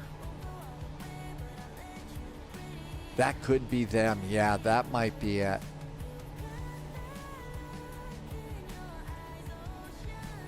It's a little bit fuzzy right now. Let's go and key off of that bigger road. How's our speed? A little fast, but that's okay. We were a little slow earlier. And the inbound course, okay, for the VOR runway 9 is 090. So I'm not really using the VOR anymore, so I'm going to dial in 090 here. Nope, not that. Nope, wrong one. Sorry, airplane. I'm a bad pilot. Oshkosh traffic 8 Alpha Zulu at Fisk, continuing up the tracks for runway 09 Oshkosh. Oshkosh track number 0 Alpha Alpha over top of Ripon. We're going to follow tracks over to Fisk on the runway 9 arrival for Oshkosh. Okay, so somebody else is here too. We need to watch out for other airplanes. All right, so there's the road, and the tracks are this thing over here. The tracks are this thing. So they're off to the side. We need to follow them. So let's get over on the tracks. Oshkosh traffic. Twin Otter 714 Juliet Fusky is overhead Rip It, establishing on the railroad tracks, and we'll call in at Fisk. Oshkosh. Oh gosh, we're on the way to Oshkosh. Okay, so there's the tracks right by the little windshield wiper. And we follow that in. How's our speed? A little fast, but that's okay, but it's holding 2,300. Very nice. Now, the railroad tracks actually do a little bit of a turn here. So we'll have to do a little turn and come on in here. And we keep following the tracks to Fisk. Oshkosh traffic 8 Alpha Zulu, short final runway 09 Oshkosh. We've got a successful arrival, short finals for 9. All right, let's come on down here. How's our speed? A little bit fast. Let's make a bit of a turn. Generally dial these around. Okay, why does this say stall? Oh, that's a light. It's a light. Okay, that's it. I thought it's a light. Why does that say stall all of a sudden? It's like, okay, I didn't do it. Okay, so we're coming in here. This looks really good. We've got a little bend to the left here. And we're coming over tips, and that's going to be a broadcast tower that's off to the right. And let's do a baby turn here.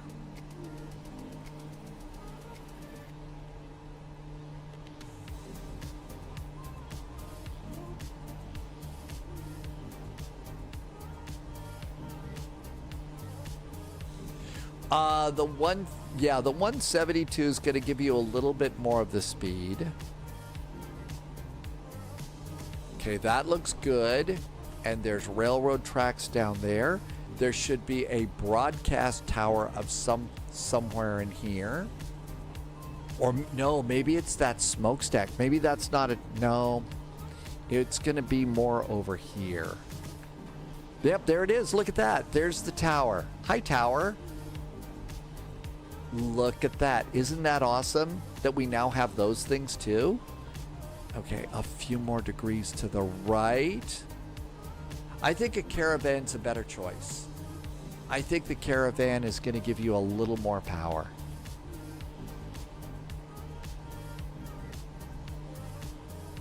And a few more degrees. There may be a little bit of a breeze blowing us that way. I still have to keep coming in there. How's our speed?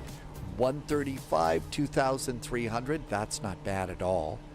Now then, there's the railroad tracks. And they kind of disappear here, but they kind of come around in traffic here. 8 Open Zulu, clear runway 09, There's taxiing the Fisk, FBO, Oshkosh. and then over here we come around and we do make that turn after Fisk. Did you get the Oshkosh from SkyVector? Walk the Beagle. Are you talking about the PDF file for the event? If you're talking about the PDF file, no, but I can send you a link to the VAT Venture. But I did go over to flightsim.to to get an actual airport for Flight Sim 2024, and I'm going to put that in chat for you as well. Hey, Walk the Beagle, thanks for coming in. All right, how we doing here? All right, Oshkosh traffic. Twin Otter 714 Juliet Whiskey, overhead Fisk, continuing on the railroad tracks for runway 9. Oshkosh. All right, so we got to make a little bit of a turn here. And let's go ahead and go like that. And the co-pilot sees the railroad tracks over there next to the road. There's the railroad tracks next to the road. We're a little bit beyond that. So there's the tracks over there. And there's the airport and there's the runway. I think we're good. So let's do landing lights.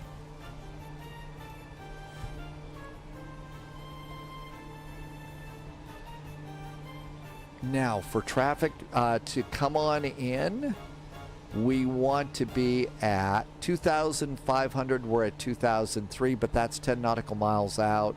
I'll bet we want to be a little bit lower.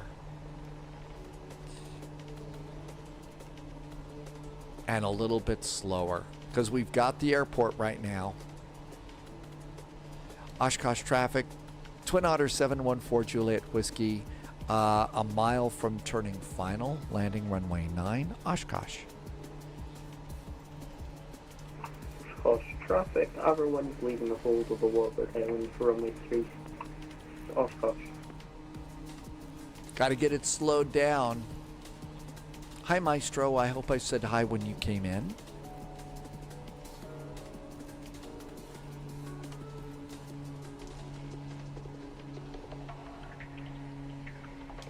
Flaps 1. As soon as your flaps come out, get your engines back up on this thing. They add a lot of drag to this airplane, and you'll end up falling out of the sky. Oshkosh 0 Alpha Alpha over the top of Fisk. We're going to fly along the railroad tracks to... More flaps. Maestro went fishing today. You got a steelhead and you're tired? Hey, Maestro. Congratulations on the steelhead. Now, is that a catch and release or is that dinner tonight?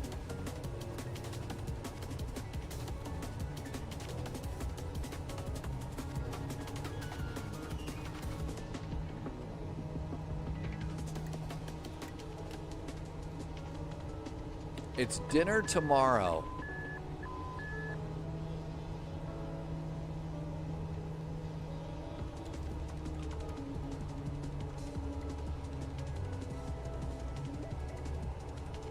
Oshkosh traffic. Otter 714 Juliet Whiskey. Short finals, landing runway 9, exiting to the right and going to the field. Oshkosh.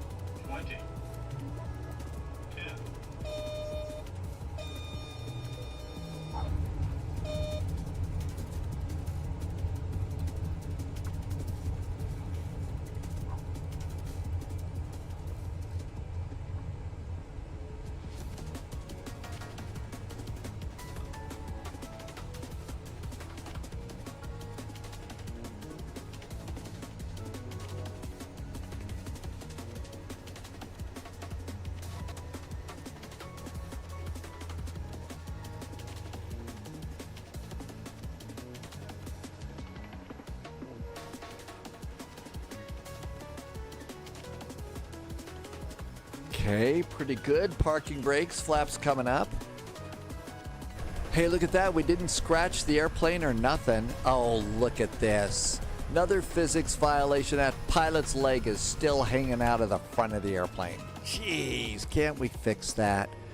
All right. Props down. And that looks good. We do need to do anti-collision lights, and taxi lights are going off. Let's see, landing lights need to go off. Blue says there, no, Walk the Beagle says there's going to be cheese curd tacos here. You realize that could lead you to some cheesy jokes that could curdle your whatever. All right, we got some more landings to check out. Good evening, Jimmy boy. Welcome, welcome. And that looks really good. All right, so up here, bleeds off. Generators off. Everything's good over here. And fuel.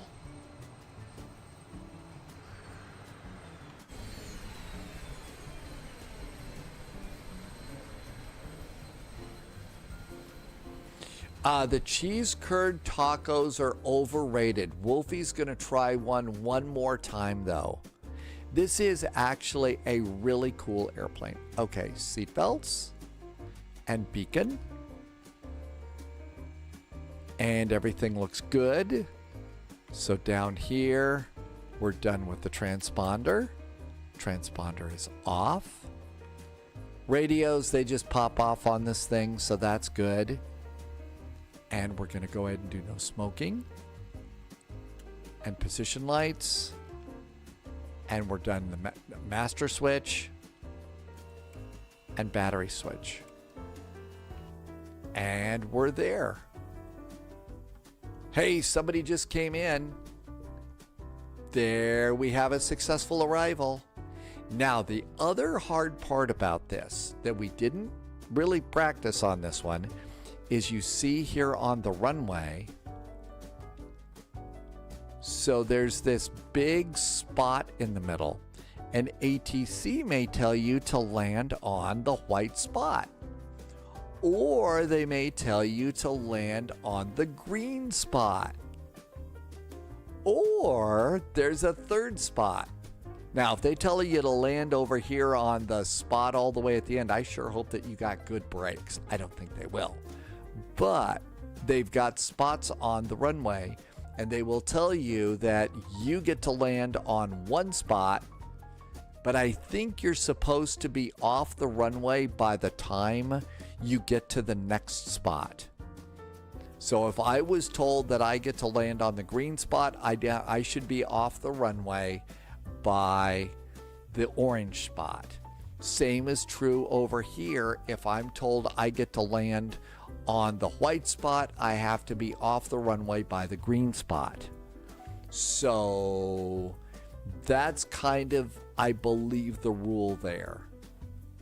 And then when it's all said and done and everybody comes in, that whole field there is going to be full of airplanes and tents, and people will be camping out. They're all camping out in the field by their airplanes. It's just full of planes and full of people there. Wolfie likes to sit and watch the arrivals and judge the landing. They sell a little paddle that gives you a thumbs up or thumbs down, so you can do that. Really? So that's part of the cool part. And Thursday, Wolfie will be out on runway 9 and 27 for all departures. I think it's great. So they've got everybody rating the landings and stuff. No kidding. During a low approach over 9 before a quick circuit. Okay, so Blue's getting ready to come in right now. So we got to keep an eye out for Blue. But yeah, the Otter is fun. Obviously, it's 2,300. NJS, make a funny joke. I don't know. We did a lot of jokes earlier today. I may be out of them. We had fun doing hamster jokes earlier, because, you know, hamsters and stuff.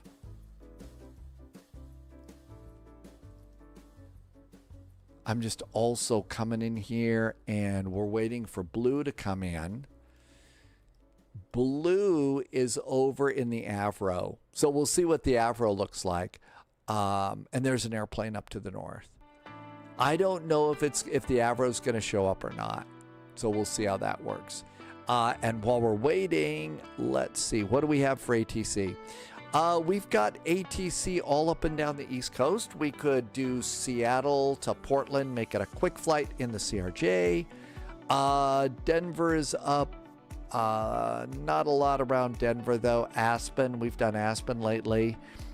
It looks like Memphis, Houston, Atlanta. We could take off from Nashville. We like Nashville or Atlanta, and go down to Orlando and fly through. We could fly through Jacksonville and see if they're doing American CPDLC. There goes the Avro. Doesn't look like an Avro, but there you go. Save Atlanta for tomorrow. How about Nashville to Orlando? How about Nashville to Orlando so we can fly through Jacksonville airspace and check out CPDLC with Jacksonville and see if that works. Yeah, Blue did a really nice flyby. That was a good one. All right, I'm going to recycle the sim. Let's see. I'm set up for a Boeing.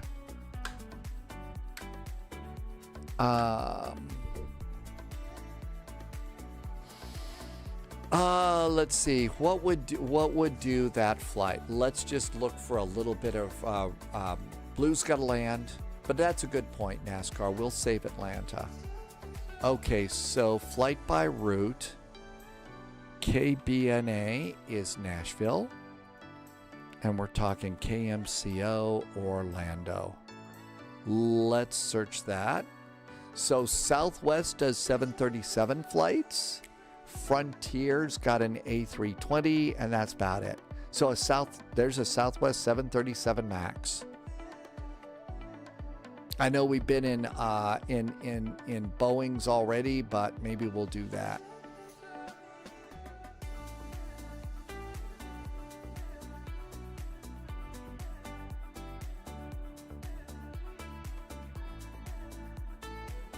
KBNA, Nashville, departures. We'll get a gate number. Southwest to Orlando. I know where they park. We don't need to get a gate number for that. So let's see what's going on in Orlando. Orlando says, oh God, it's always a book at Orlando. You know that? It's always a freaking book. Okay, simultaneous runways 18 right, 17 right. So 18 right and 17 right for landing. We'll probably get 17 right because Southwest, I believe, is over on the east side of the airport. Okay, and we're gonna try and do this because in the Blue area here, they've been starting to experiment with CPDLC. So let's go and see if they're doing that today. Okay. BNA, what's going on at, let's see, there's Atlanta, Memphis, HSV. BNA, what are we doing here today? So there's a Southwest is up there. Let's do, okay, departures. 20 right, 20 center. 20 right, 20 center. I'll bet they're going to blast off on the center runway. That's what we usually do. Okay, so that looks good. I need to turn the autopilot back on. And we need to turn on MobiFlight. And Southwest parks up here in the Delta Concourse. I know Delta should be at the Delta Concourse, but it rarely happens that way. All right. Moby Flight is good. Let's get the sim. Microsoft Flight Simulator. Okay. Controls are all good. And we're ready for that. Let's do a flight plan. Sim brief. New flight. It's going to be SWA. Flight 441. KBNA. We're going to KMCO. Uh-oh, did I screw up here? I might have. I may need to load in the BNA stuff. Let's see. It's going to be a 737 MAX 8.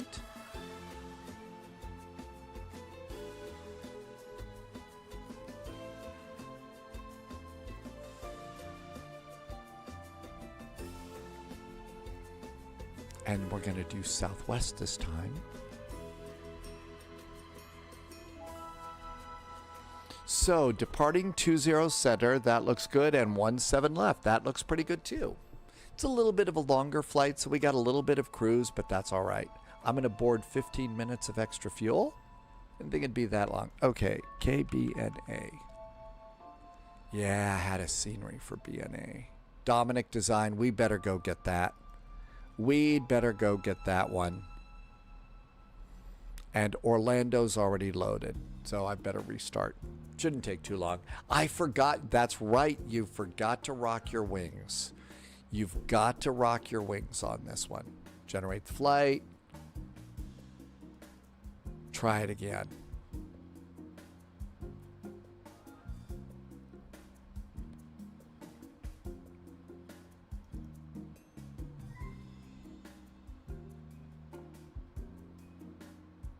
Microsoft Flight Simulator really doesn't like it when you stop it.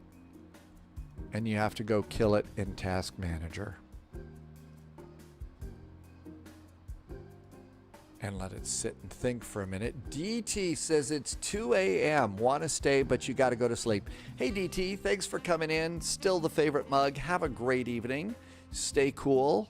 I know you've got the nice office, but I bet you have to get out there in the heat too, so stay safe in the heat, okay?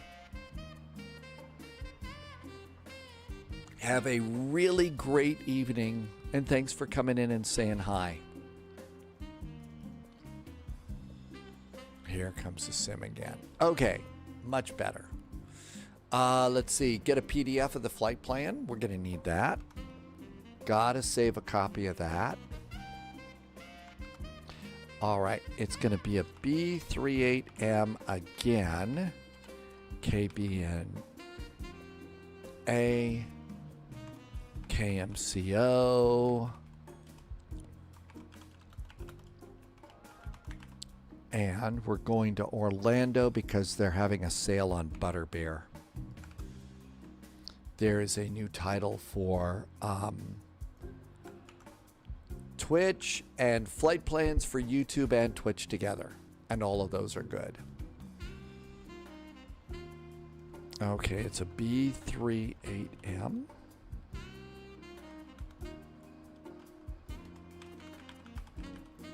Nashville.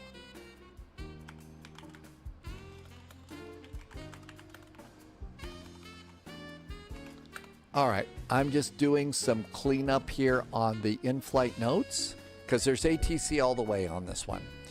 Let's see, did we file a flight plan? I think we better file a flight plan. ATC gets a little bit cranky when you don't. Pre-file, VATSIM. SimBrief says 33,000 feet and file. Good. So 33,000 feet on the flight, and our flight plan is, whoops, I gotta redo that, so I need to resave this. It didn't save the first time, or maybe I never did it. Nope, never did it. Yep, there we go. Okay, so our flight route for today is the Tippin 5 departure to the Grinch 5 arrival. Tippin to Grinch. So that sounds really good. And there's our route. We don't need these anymore, or that one. So we got all that in there. I don't usually bother with the other data on that one after the first flight. So we need to be able to board 15,800 pounds of fuel. Will be 144,000 pounds on the flight. And we have got 189 brave souls flying with us today. We should be able to handle that. Good evening, Navigraph. Are you like Navigraph from the flight data, or is that another name? Blue is tired. It's 1 a.m. and your bed is shouting. Blue, you need to call it a night. You know, with these hot temperatures in the northern hemisphere and stuff, I really think that it's a good idea to stay rested. Plus, there's a lot of drama in the world. We need our rest these days. Let's see. I think the King Air isn't too big, H-Pilot. You could probably do that one. Again, biggest thing, can you handle the airplane well enough? I think the Vulcan is a little too much. Yeah, it is. Yeah, like Navigraph, but you didn't want to get any issues. I think Navigraph's a cool name. I think it's a really cool name. All right, what else do we need? How are we doing for beverages? I might need to sneak over and update beverages here.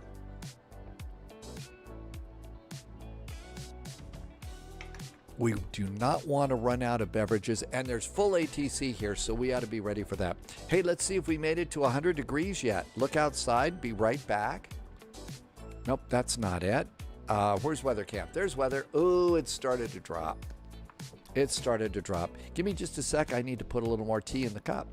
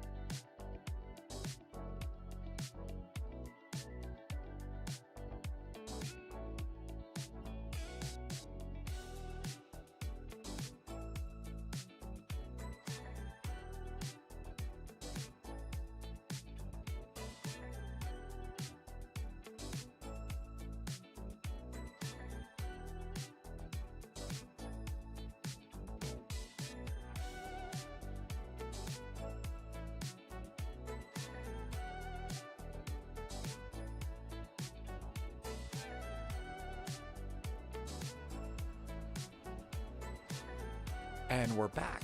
And Keeman's going for coffee. It's a little late for coffee here. I mean, if it were cold outside, I'd want something warm to drink and all. But you know, it's too late for coffee. 36 degrees. Is it hot in Germany? You know, Navigraph, it's been hot in parts of Germany. I mean, I'm sure you've seen, 36 in some areas and maybe even a little bit warmer than that. So I would definitely say you're seeing the hot temperatures too. We got a couple of people that come in to chat who work at airports in Germany, and they say it's been pretty hot out on the tarmac. And we've got a firefighter from Frankfurt, and she comes into chat, says it's been pretty warm there too. So you're seeing the hot temperatures just like we are. All right, looking good. Let's go get a max.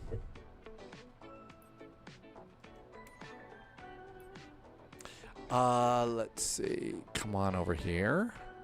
Yeah, I think if they were to have a Vulcan at Oshkosh, it would be something else. You wouldn't be doing the Fisk thing. All right, we need a Southwest jetliner on this one. Let's see, I've done the Air Independence a few flights. I think I'm going to get the other one this time. Let's get a regular Southwest.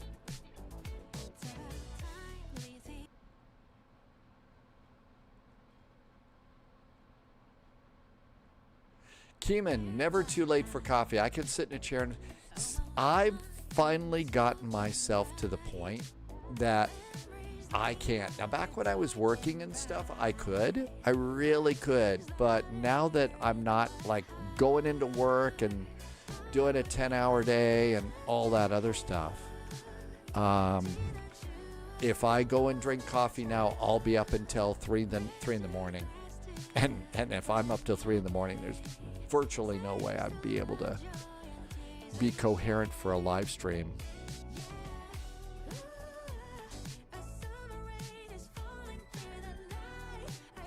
All right, I think we go over to the Charlie gates for Southwest.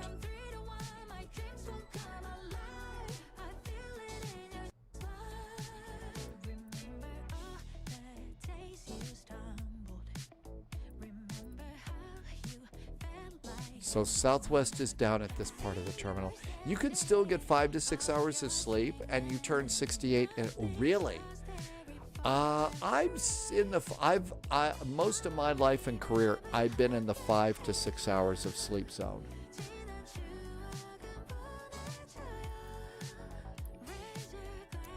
Okay, nobody's at this gate. That's good.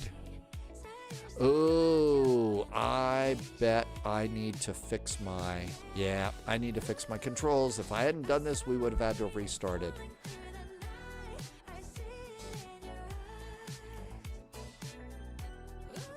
Yep.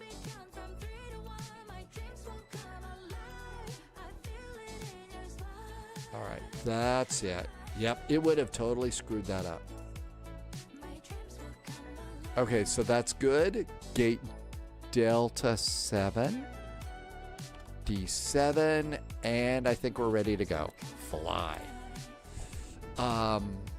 No, for most of my career, because most of my career, it was either work late at night or get up ridiculously early in the morning, and I was the guy pretty much stuck with ridiculously early in the morning.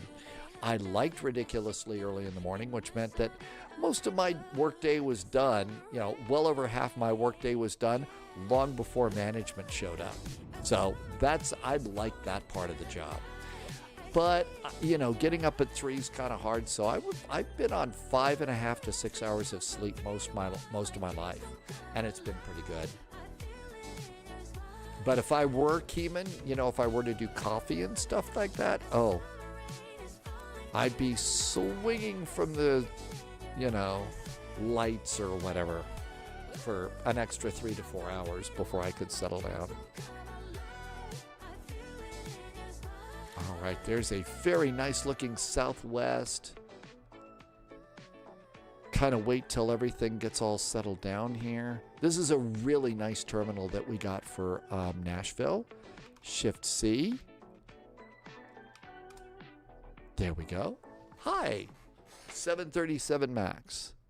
And I'm going to make sure my throttles move forward, my yoke moves forward, and that's usually pretty good. Let us get on VATSIM. Keeman can drink a pot of coffee and go to bed, no issues.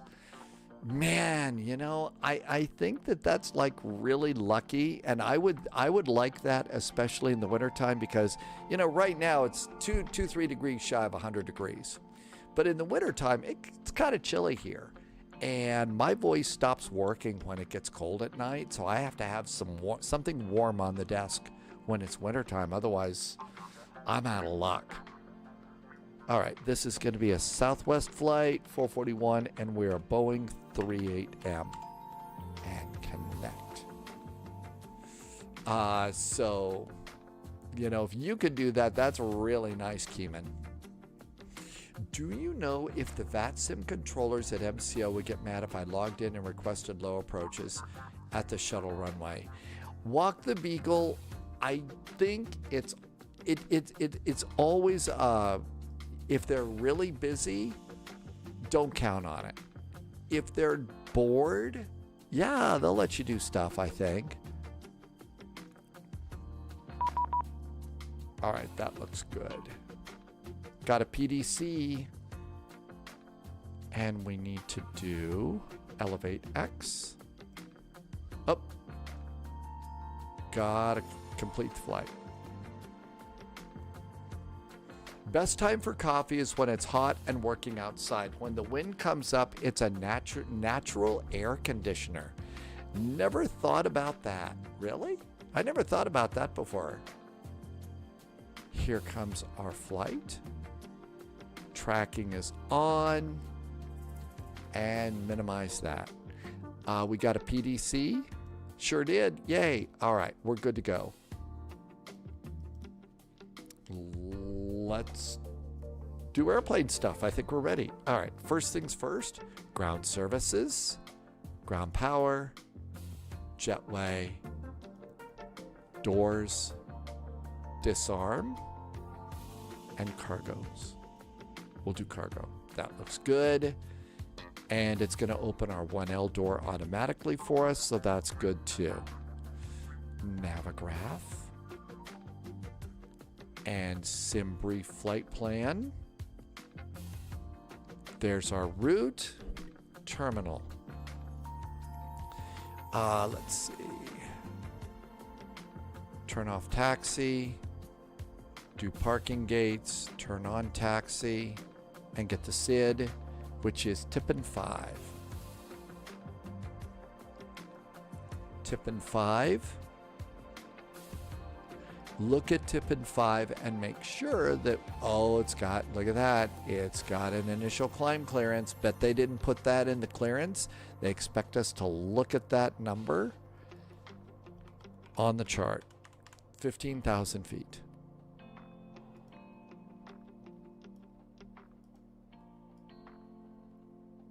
Cool. So we're done there. There's our pin charts. KMCO. Taxi. Turn off the airport. Star. We're coming in on the Grinch 5 arrival. Grinch approaches. 17 left is what we think we're going to get. Let's also get, in case they kick us to the other side, 18 right. That's the other runway they're using. And taxi. And I believe Southwest is at airside 2, so we'll grab that. And there's all of our charts there. It's airplane time. Just have to drink the same amount of water or you get dehydrated. Yeah, a lot of people don't realize that coffee can dehydrate you, right?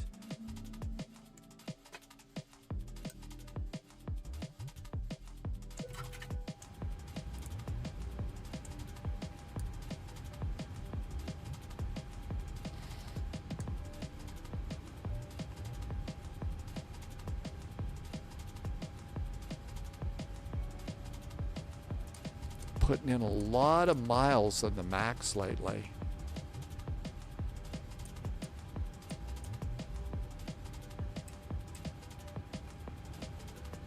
Flight management.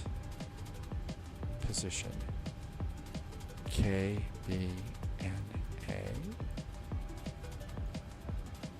Delta 7. Not in database. GPS, fill the boxes. Page 2. Route, sorry, not page 2. Origin, BNA, we're going to KMCO. We are a Southwest. And our route. Kind of short. Dentist maybe, D-E-N-S-T, D-E-N-S-T, Denst. After Denst, it's DEDA, D-E-E-D-A, D-E-E-D-A, DEDA, and that's our flight plan. Pretty short. Bringing her another bottle of water. Oh, Irvy, the bucket was needed. You're a good housemate. You are a great housemate for being so nice. 15,000 feet is our initial climb clearance. Very, very nice. And another bottle of water. That, again, you're being such a good housemate there. Okay, let's see. What did we get for a clearance? We are cleared to Orlando. Tippin 5, Dennis D to Grinch, KMCO. Altitude 330, squawk is cleared. Tippin, transition climb via the SID 330, departure frequency is 119.35. Cool. Good to go. 5634.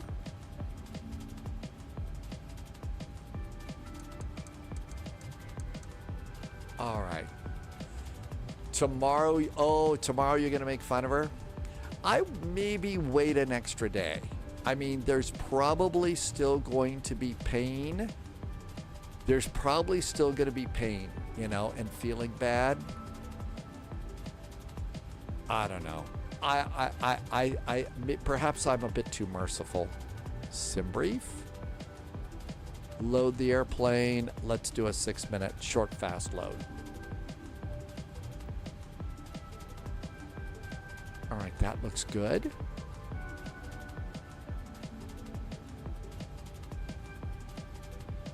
Departure is 119.35.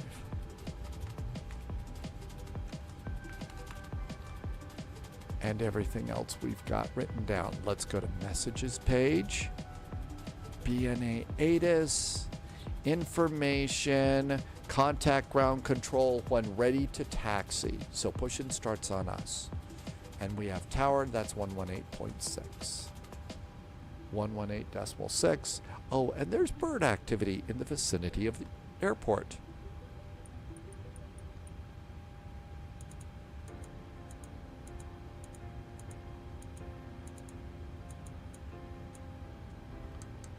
And departure is 11935.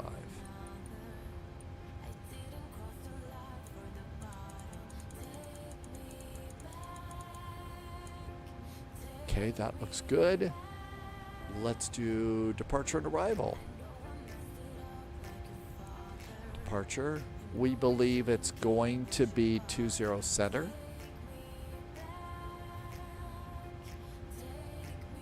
And Tippin departure via dentist. Execute. Coming into Orlando. We're expecting 17 left. It's the Grinch arrival via DITA. And I don't know about the rest of the transition, but that's why we have our charts and we can look it up. So Grinch arrival. Come in via DITA and on the north. Tower, Delta 101. Ready? That was a little loud. So we come over here at Yago. And after Yago, Tower, Delta 101.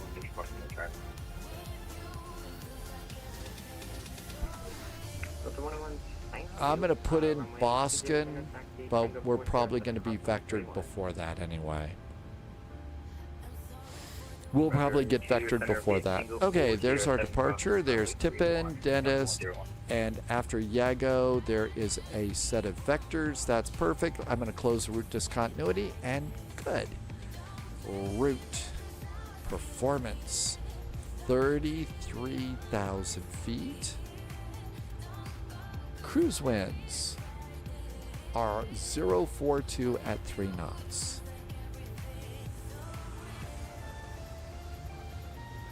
Temperature deviation. Wow, plus 13. Cost index is 30. Ooh, not in single digits. Reserves are 6.759. How about 6.8? Captain Minnesota, welcome aboard. We are just getting ready for one last flight down to Orlando. I didn't board with GSX this time. I figured we didn't need to wait. What? What do you mean 7 minutes? I said 6 minutes to board. You've got to be kidding me. I said 6 minutes. Ugh. Airplanes. 144.3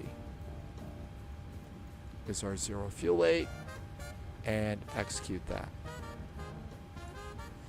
H-Pilot, are you going to call it a night? Thanks for coming in. Have a wonderful evening. Thanks for doing the training flight with us. We will see you tomorrow, and we will behave. Her name is Alexis, but she looks like a Yugo. Is that the kind of car?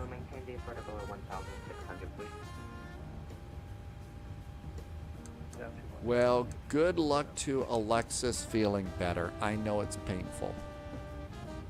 One of the things that I'm grateful about, I've long since outgrown the need to go out and be that crazy. Or is that the car? Oh, a Yugo. Yugo, that was that car from Yugoslavia, right? Way back in the day. Yeah, as I recall, those were... I think if you look up in the dictionary, the term POS, there's a picture of a Yugo next to it. I don't know that anybody I knew ever liked their Yugo. Progress. We're 600 miles to go. Delta 101, are you going to be ready to go when you get to the end? All right, let's go look at our chart for our departure. We think it's going to be 20 center, maybe. Runway 20 center, clear for takeoff. Would you say that RNAV again? RNAV to Fiddle. 201 is our heading. 201. November 32 Kilo, are you full stop or are you touch and go? All right. 8 says the altimeter is 2999. I will spare you my usual joke about it being a triple negative in German. Dad Game Time says everybody who had a Fiero loved it. I don't remember that one. Okay, that looks really good. Let's do, I don't think we can do performance until we're loaded. Oh, we're loaded. Let's get ready to rumble. I guess the clock was weird. Let's close our doors. Closed, closed, closed. Let's go to ground. And I'm going to remove the jetway. I'm going to leave the nose wheel chocks in. Is the APU up and running? It is. APU generator is on. No. No, the APU is not on. Oh boy, we came so close to turning out all the lights. It was a Pontiac Fiero. Wow, I don't remember that at all. Maestro is here. What plane? This is a Boeing 737 MAX 8. It is flying as a Southwest. Let's see. The timer in the EFB is broken. Oh, really? Okay. Boy, am I glad we did that. Let's do... Over departure 197, we'll see Delta 10. Thanks for kicking out. Let's get ready to go. Maestro, you've been here for a while? Oh, okay. But no, this is the 737 MAX.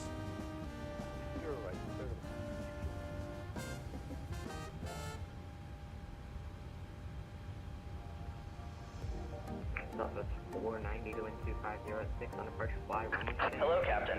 We are ready for pushback. We sure are. Pushing starts on us. We get ready to go. Maestro, it's the 737 MAX from iFly, and it's a add-on airplane, and it's a really, really good one. Doors are closed. Seatbelts going on. Departure checks completed. Electric hydraulic pumps going on. I'm going to disconnect ground power. I'm going to pull the nose wheel chocks after I verify my parking brakes are on. Otherwise, we'll start rolling around. That's embarrassing. Performance. Data. Weather. Flaps 5. AC on. Anti-ice off. Takeoff rating. And calculate. 43 degrees. And it's southwest. And Tim Dog says that southwest does not do a D-rate on takeoff. CG is 22.4. And November 2 Lima Foxtrot, just to get the pattern altitude is going to be 1,000. And it's going to be flaps 5. Speeds to take off are. We're going to go nose right, tail left. Release parking brakes, please. 142, 144, 154. 142, 144, 154. 154 up here. And speed, heading altitude, and altimeter set. Flight directors can go on. Flight directors are on. Everything's good to go up here. Push and starts us. So I'm going to do bacon. Beacon is on. Cabin call. Everybody sit down. Let's also do a fast landing dispatch like the real pilots are supposed to do. Well, they do it all the time, but we should do it all the time too. AC is going to be on. Anti-ice off.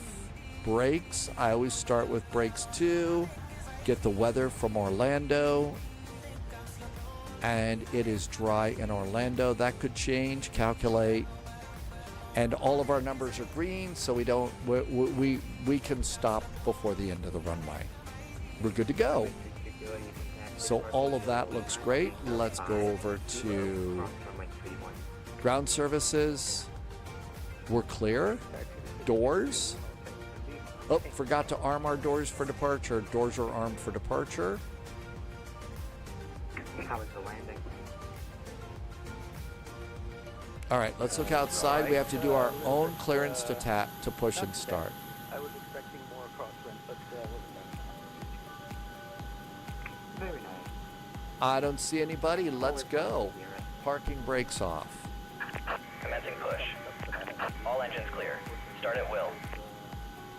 I don't know. For some reason, it likes to hit the nose on the right side. I have no idea why. I think it's just some sensitivity stuff that I have to change. I don't think there's anything out there. Okay, we're clear of everything. Packs off. Oh, I never turned them on. It's really hot in the airplane. The passengers are really going to be annoyed. Sorry, we'll cool it off and everybody gets a free beer.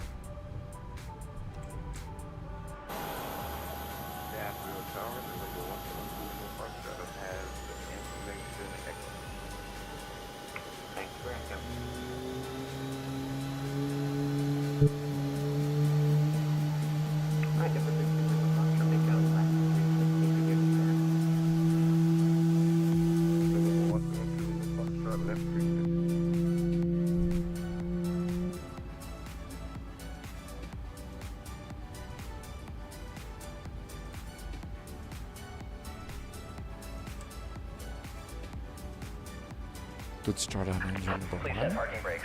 Parking brakes are set. Squawking mode Charlie. Ground start engine number 1. Starter on. Fuel on. I've never been on Southwest, so I don't know. I don't know what they're like. Tim Dog loves flying Southwest. That's right, squawking mode chuckles here. All right, so we'll call ready for taxi at spot 6.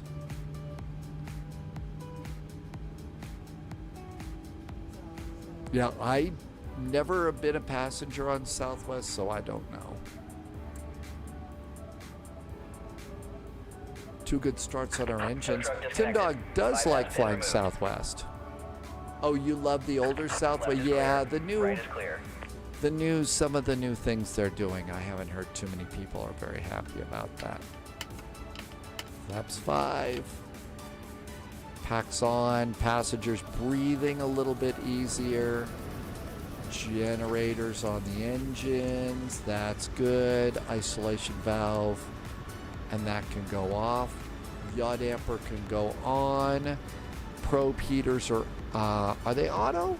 Yep, they're auto, so we don't have to worry about that. APU can go off. Continuous restart until after takeoff. There goes the truck. And it looks good. Taxi light on.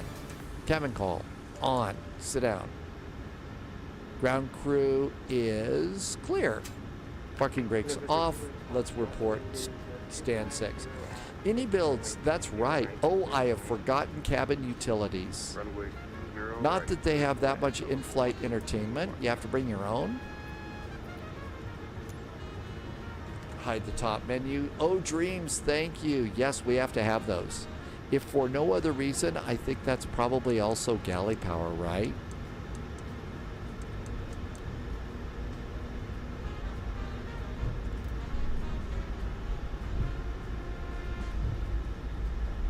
We're going to call ready at spot 6.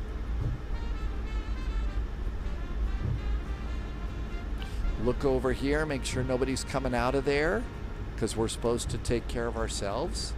Dad Game Time says we need a spy hat. And it needs to be Boeing, right? Needs to be a Boeing hat. Cheesy Poof, welcome back in. And saying hello from BNA. Good to see you. Thanks for coming and saying hi. We're about ready to give you a call.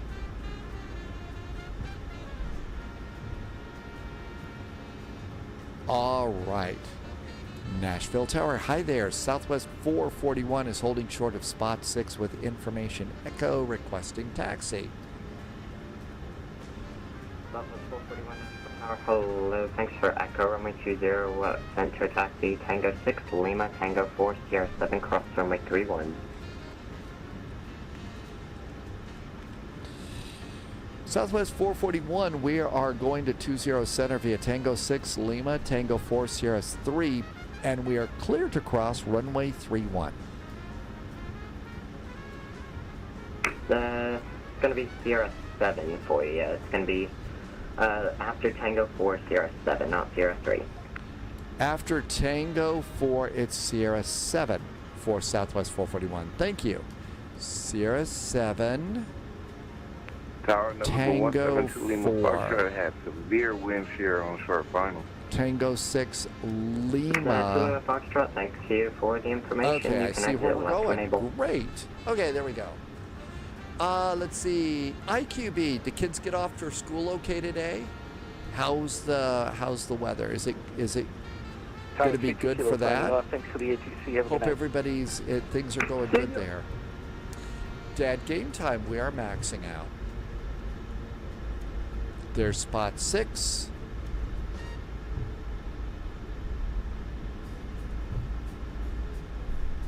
Yeah, that's been a really nice thing for Tim Dog. Tim Dog, not the biggest fan of the CRJs, which I completely understand. I'm not kidding. Southwest 2338 Nashville Tower, the wind 250 at 6, runway 20 left, cleared to land. Previous landing traffic was a Cessna 210, reported a significant wind shear on short final.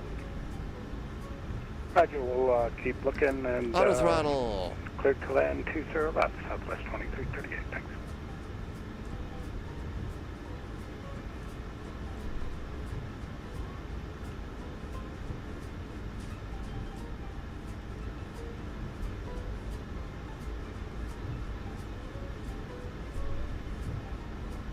Just adding a few lights on.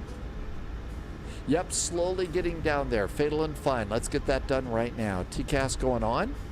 TCAS is on. We are crossing at Tango 4. So second available left. Dad Game Time says Delta's using 717s on RJ routes. I'll bet those are nice. Nicer than the CRJs, that's for sure. Thanks for the reminder, Fatal and Fine. Tim Dog said United's was doing on RJ for, yeah, they were using RJs, a CRJ on Denver to Tucson. Oh my God, that was terrible. November 172 Lima Foxtrot, I'd like to taxi a general aviation parking at FBO. Number 2 Lima Foxtrot, taxi to the ramp via Bravo Kilo and we're clear to cross. IQB, the weather's been nice, but it's hot. 41 degrees Taxi the ramp. with Bravo, high humidity Kilo, in Sweat City. Uniform 4, November 172 Lima Foxtrot. Can I get progressive taxiing? Lima Fox, Approaching. so make a left on Bravo. Left on Bravo, November 172 Lima Foxtrot. We're clear to cross. Let's just go and make sure nobody's over there. Nobody's over there. That's good. After crossing, Tango 4, Sierra 7 to 20 center.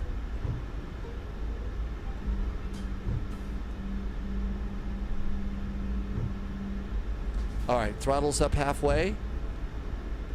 And that was our takeoff config check, and the config check is good.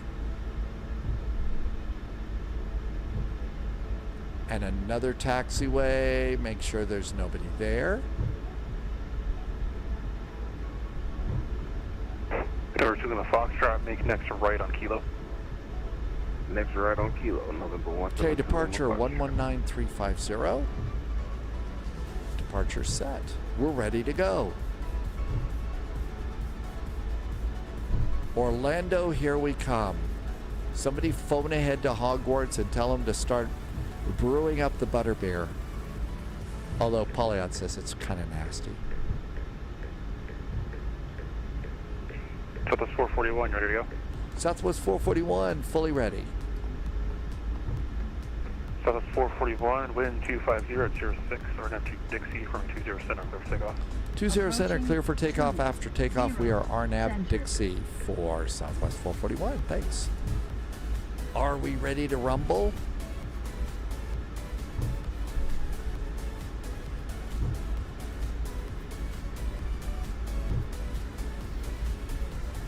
Rolling takeoff. How about that? On runway 20 center. Kids are having to go indoors for playing because it's so hot. You know, you've got it. It's important to do it that way. Takeoff thrust is set.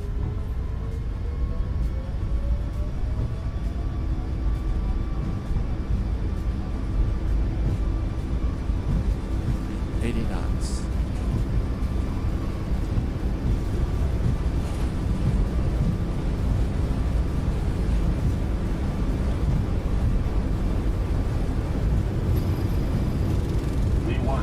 And rotate.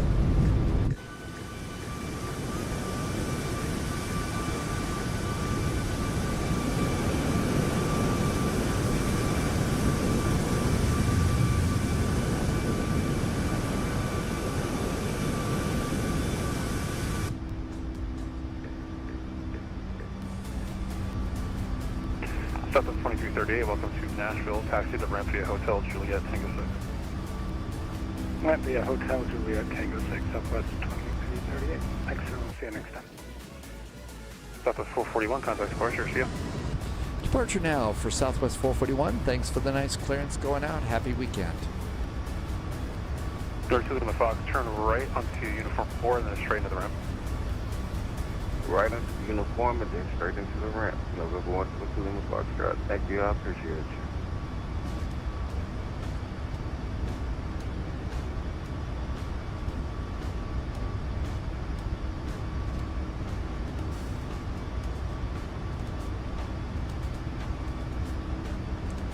AP, flaps 1. Nashville departure, very good evening. Southwest 441 is about 5 miles from Dixie, passing 3,500. Southwest 441, Nashville departure, radar contact, climb maintain 15,000. 15,000 now for Southwest 441. Uh-oh. I thought I fixed my cameras.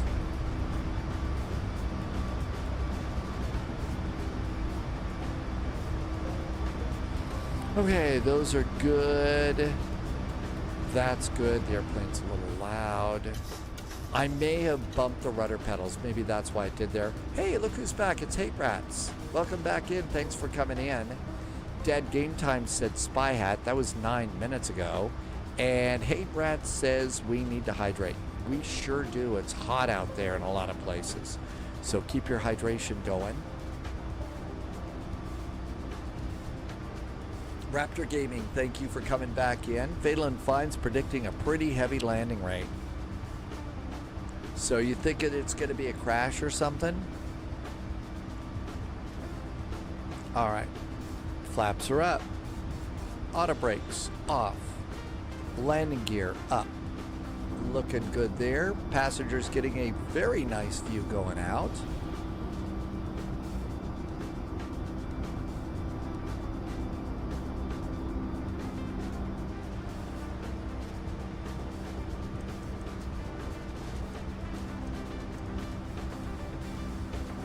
Dad Game Time says minus 320. Oh my gosh, does that mean we should have taken the Airbus? How do you get the camera to show up wherever you like? Or Ontario Bear, I do use Chase Plane, and what I do, I've only got 10 buttons. Southwest 441, contact Memphis Center 132.55, yep. 132.55 now for Southwest 441. Nice to have great ATC going out of Nashville. Have a great weekend. You as well. See you next time.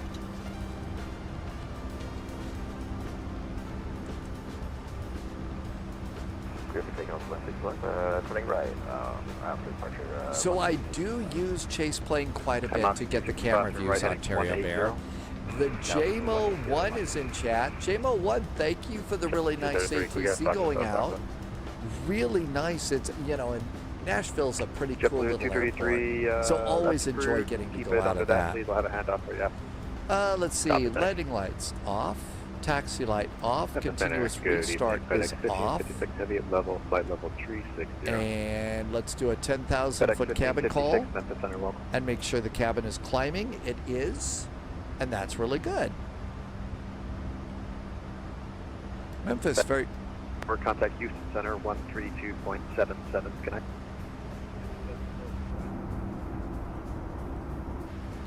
FedEx 711, contact Houston Center 132.77, good night.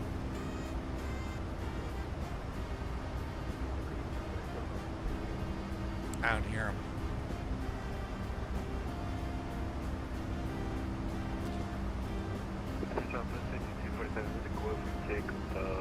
I think you might need to put a minus in front of that. Or did you already do another prediction? 5247, same Mach number. Mach number. 0.732. And we're out on the tip-in departure and a really nice one. Do not exceed Mach 0.73. We've got a couple of bounces here. It's a little choppy going out tonight. Southwest 5247, let me know when you're back.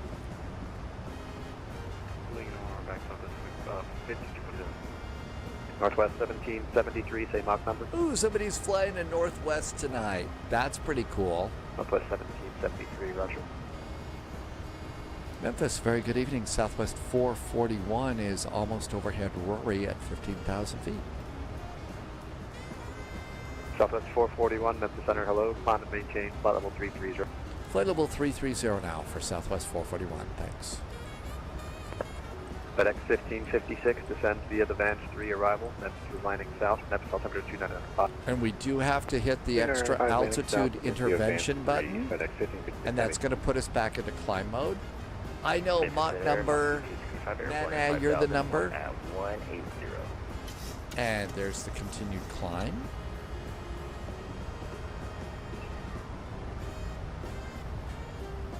All right, how we doing? 566 miles to Orlando. We'll be landing at 2:12 Zulu time.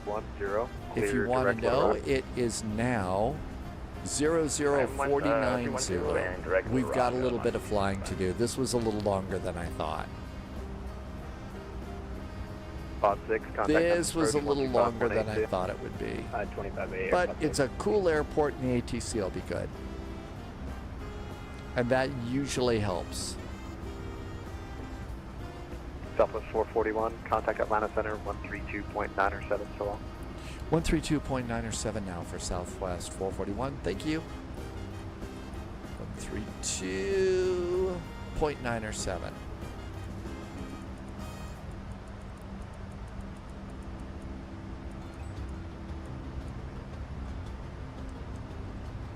All right, looking good. Coming up on transition.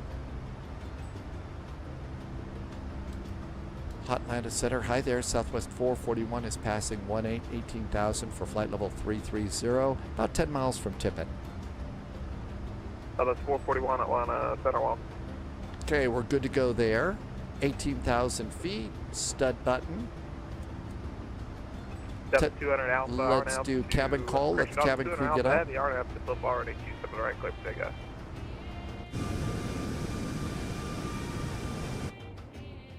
Got a 5 and 3 catch wing turbines, heavy Airbus for parallel.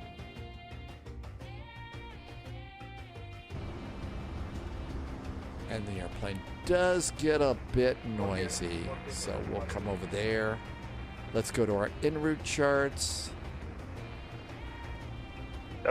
Kind of zoom them in a little bit here. Gives us an idea of the airports around us, and that's kind of fun. Dad Game Time did a Northwest A320 to Anchorage years ago, sitting on the tarmac, and a mechanic comes to the cockpit, smacks the center console with a monkey wrench.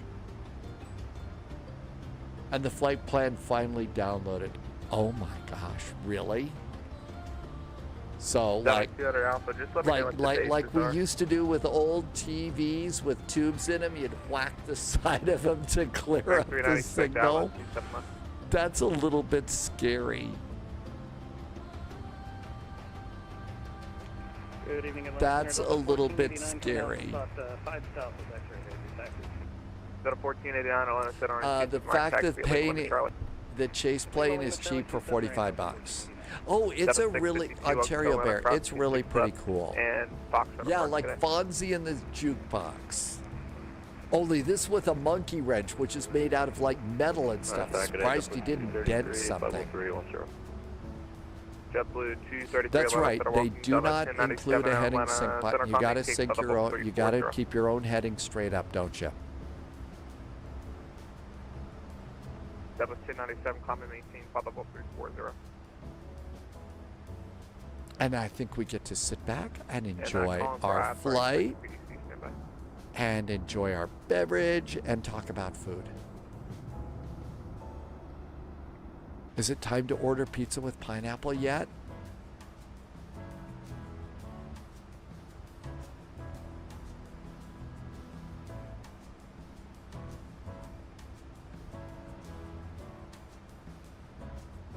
American 390, expect the ILS 271.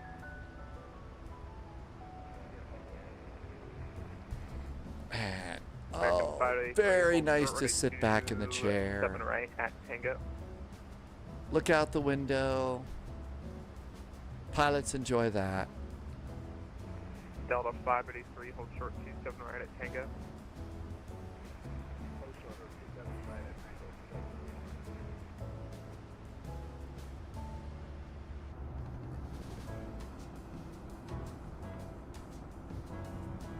Flocala got a stuffed crust pizza today.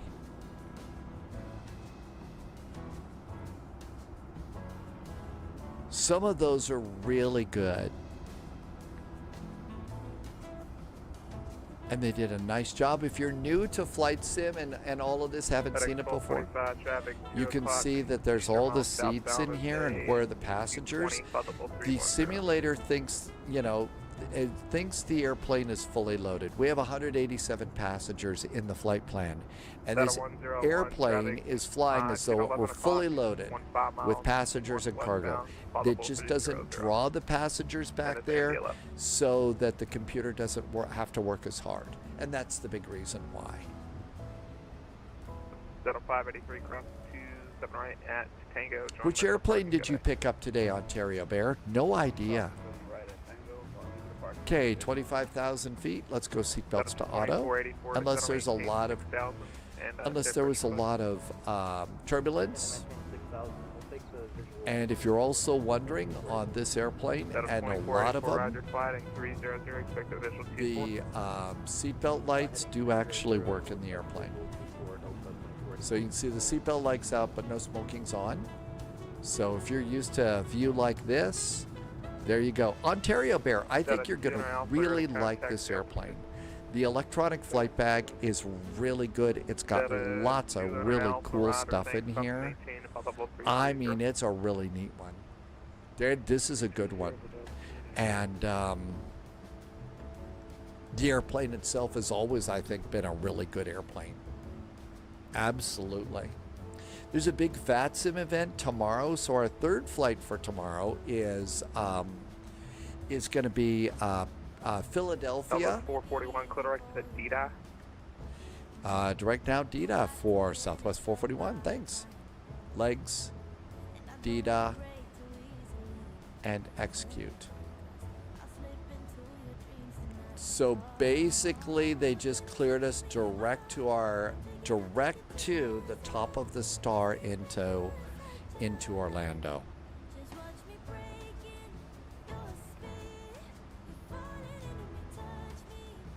Delta 2484 to center maintain. Box So out. it's a pretty much a straight shot for us now. So BNA is at the top. And so there we're coming in there. So there's Atlanta down there. And so here we are kind of in the middle. We're just going to go straight on into Jacksonville like this. There's lots of good ATC all up and down. Now it's Southeast is fully lit up. Southeast is lit up to Houston and Fort Worth. Looks like all of Mexico is lit up. It looks like, oh wow, Kingston, Jamaica, and Cuba are lit up tonight too. So lots of ATC down far. We've got Denver is up. Seattle went to bed. Canada went to bed. So there's all sorts of good stuff here. We've got 929 people flying tonight. Most of Europe's probably already in bed. There was some nice ATC there earlier today, but yep. Europe's gone to bed. Finland, Sweden, Norway are asleep. Iceland's asleep. So this is where the ATC is now. So we'll put Orlando at the bottom down here.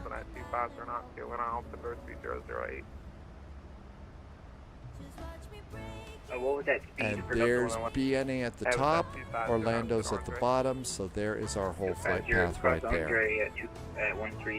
At level 130 at 250 knots. Now it'd be a good time. We've been flying for a while today. This is hour 7. So it's going to be a little bit later tonight. Hope I'm not keeping you up too late. Little stretch. Now's a good time to start closing tabs in your browser.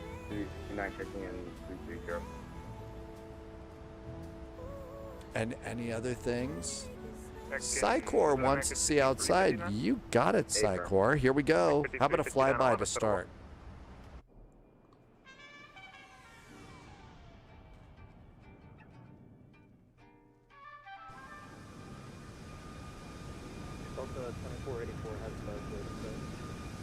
So it's a nice Southwest 737 MAX. Stand by, American 390 to maintain 3000. Give me a good write down.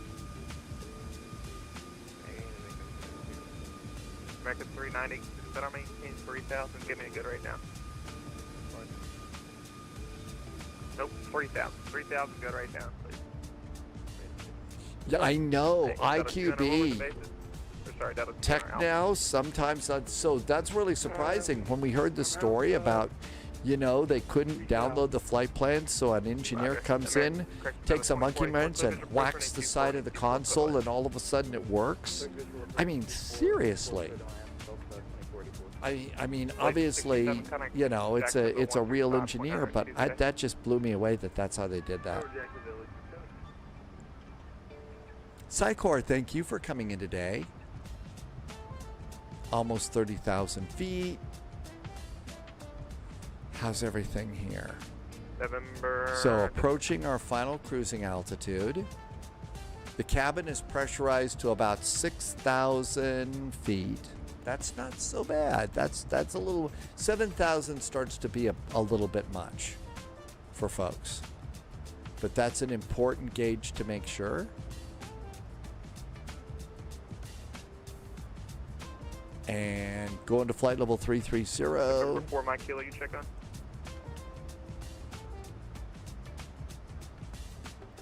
So you can see there was our flight path over there at Denst, and this is as we're coming in. So we saved a few minutes, but not many on this one.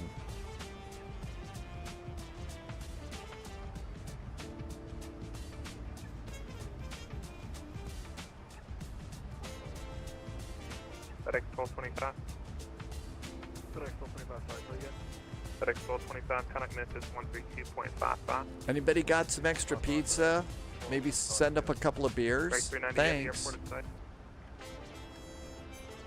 Passengers love it when pilots do things like that, especially the nervous passengers. The nervous ones just love that kind of sense of humor. American 390, Roger. You're 5 miles from Grumpy. 5 miles from Grumpy. That's great. Frontier flight 280 on Amsterdam Pass, running 26 with clear takeoff. Wow, Atlanta's like doing all their own stuff tonight. Looks like they're doing their whole center. 3 cheers to that. Maybe they've got a big event there tomorrow. And there's our final cruising altitude, 33,000 feet. Our ground speed's 481. Looks like we got a little bit of a tailwind. Little tailwind, that's nice. Maintain flight level 350, Delta 1489. And now we're in cruise mode. November 700, Papa Bravo. 350 miles to top of descent, so we get to sit back and chill. Our top of descent should happen at 146 Zulu.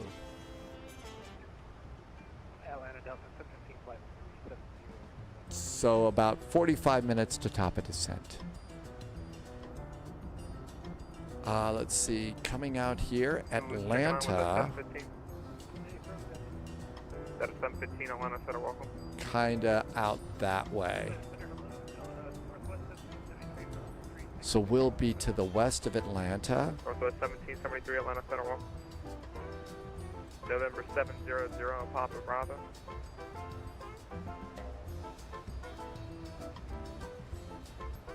One check to do.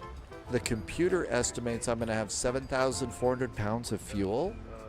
So come over to the operational flight plan page, look at the bottom, and final reserve and alternate is 6.7. This thing says I'm going to have 7.4. Got a little less than 1,000 pounds of extra on top of our official fuel budget. Final reserve and alternate. It did put 45 minutes up. Okay. So I need 3,000 pounds for an extra 45 minutes of fuel. You don't really have a bunch of extra fuel for, turning right and turning left tonight.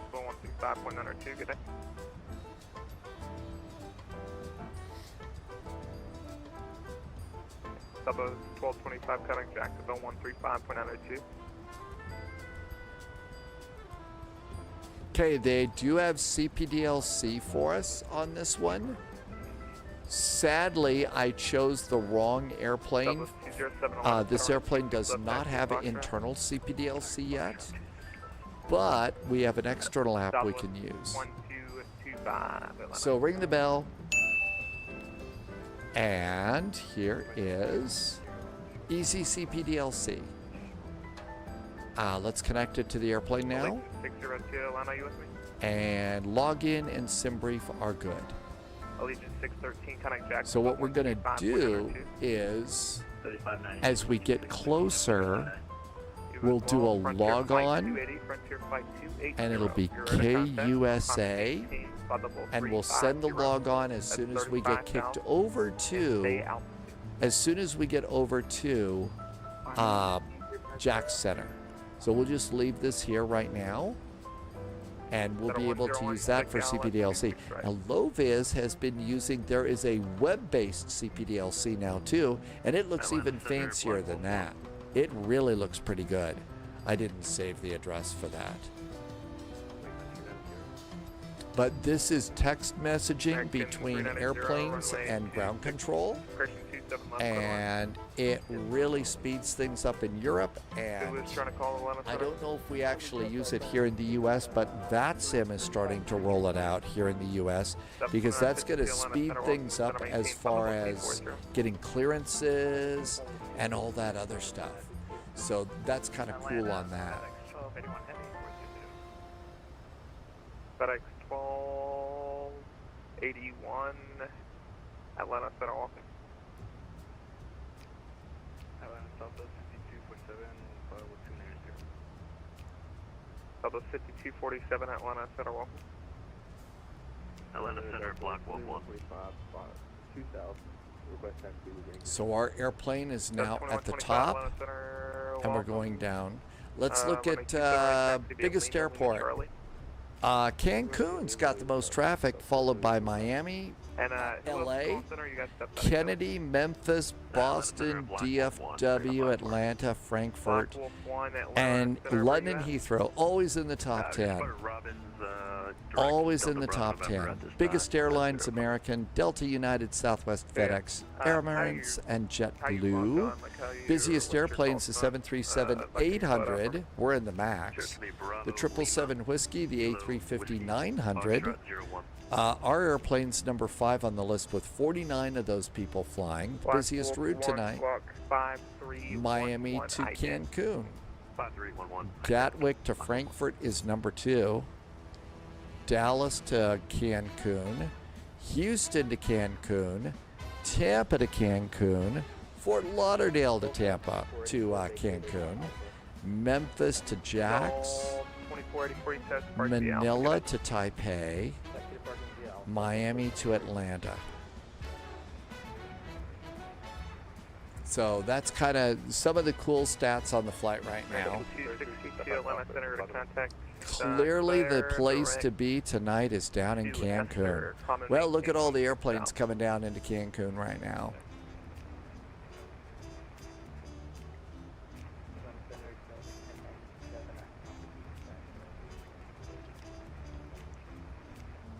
Del 1097.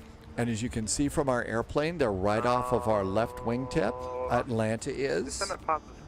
So Atlanta is somewhere out there. Vinyl Rabbit, is it too hot in Cancun right now to be there? Or is it just too hot where you are? JetBlue 233. Right now, the temperature in Cancun is... It's 26 degrees. Outside of SPY HQ right now, it's 36 and 97 degrees Fahrenheit. So that'll give you an idea of what it's like in Cancun. Vinyl Rabbit says it's hot everywhere. It really is. It's Black Wolf 1, you're ready to contact. And some parts of the world are getting dangerously hot. It really is. 10 miles, 20 miles northwest of Delta Bravo November. Climb and maintain public 4. Actually, let's do this. You're clear to the Whiskey Romeo Bravo Airport via present position direct Delta Bravo November as filed. Somebody just got a reroute. Man, with some airplanes, when you get a reroute, that is just a moment of dread. A moment of dread. This airplane's not so bad. Black Wolf 1, your reback's correct. And just for future reference, I'm not too mad at it. But if you don't have an IFR, just make sure you stay below 180 before you climb up into Class Alpha. That's my apologies. I was trying to get a word in, but you were pretty busy earlier. My fault. No, you're all good. Atlanta Center, hello. American 74 Heavy, climb to 4700, break out. Yeah, multiple at 1 stair, Southwest 207 on M. Not here on a 26 left, quick pickup. Arnett is not the clear for takeoff. Hate rats. It's London is almost as hot as it is in Rome. Common maintain audible 230. Go direct to kill. Common maintain audible 230, direct to kill. 74 heavy. American 784, and you can resume normal speed. Resume normal speed. 74 heavy. American 262, common maintain flight level 380 normal speed. So let's see. London and Rome. Let's go and look at. Let's look at mean sea level pressure. We're going to turn off radar and just look at mean sea level pressure. Well, got a 101. There is a lot of high pressure out here. So over Turkey, the altimeter 1029, 1029. Okay, so part of what's going on here is barometric pressure here between the two highs. It's hardly changed at all. So that's one part of it. There's no wind out there. There's very little circulation. Also, cloud cover if it's getting hot. And yeah, IQB, I mean, climate change makes some people go out of their minds and stuff, but it is real. And all the screaming and yelling and threatening other people is not going to make it go away. Let's see where you're at here. But yeah, hate rats. Strong high pressure, big dome of warm air too is like moving across the northern hemisphere at the moment. I need to talk to him. Really pretty bad. That's 1262, connect Indy Center 128.22. Put it on a request with him. Thanks.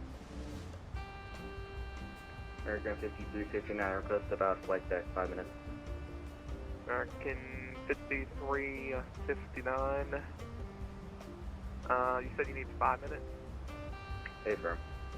Okay, that's fine. Just call me back when you're We're finally starting to catch up with our original flight path. So our direct to was a nice direct to, but didn't shave that much time.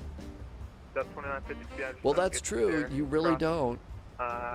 Chipper Hatton maintain 13. You really don't. 3007. 266 miles to top of descent. 13,000, Delta 2952.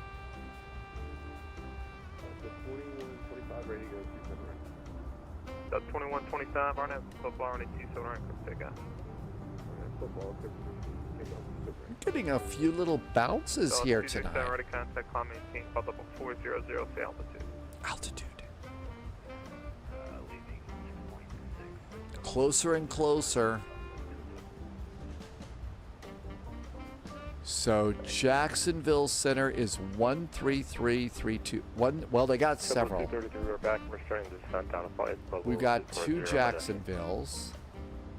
Everybody is using CPDLC. Welcome back.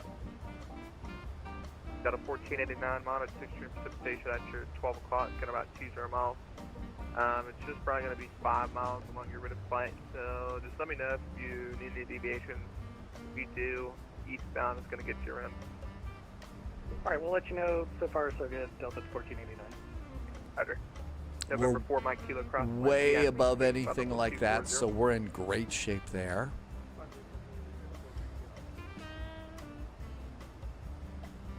We could go and get the map out again. So we can snag the map out again. Let's go ahead and track the airplane. And this time we're going to activate weather. And on layers, I'm going to go ahead and let's lay in radar and turn off mean sea level pressure. So what do we got here? It's mostly pretty scattered stuff through Atlanta right now. Northwest 1773, roger. Maintain Mach 80 or greater. Sorry, that's what I meant to say. There's a little bit of nastiness to the north of us up by St. Louis. I figured, but, looks like it's pretty soggy around Tampa, should be good enough. but I don't think that's going to be a big deal. Southwest 5247, same Mach number. And let's see, any place else? Big, strong dome of high pressure all over the western part of the U.S. There's a couple of showers here south of Denver, Colorado Springs, and Pueblo. This is a real problem. Colorado has got a lot of wildfires right now. It's really dry.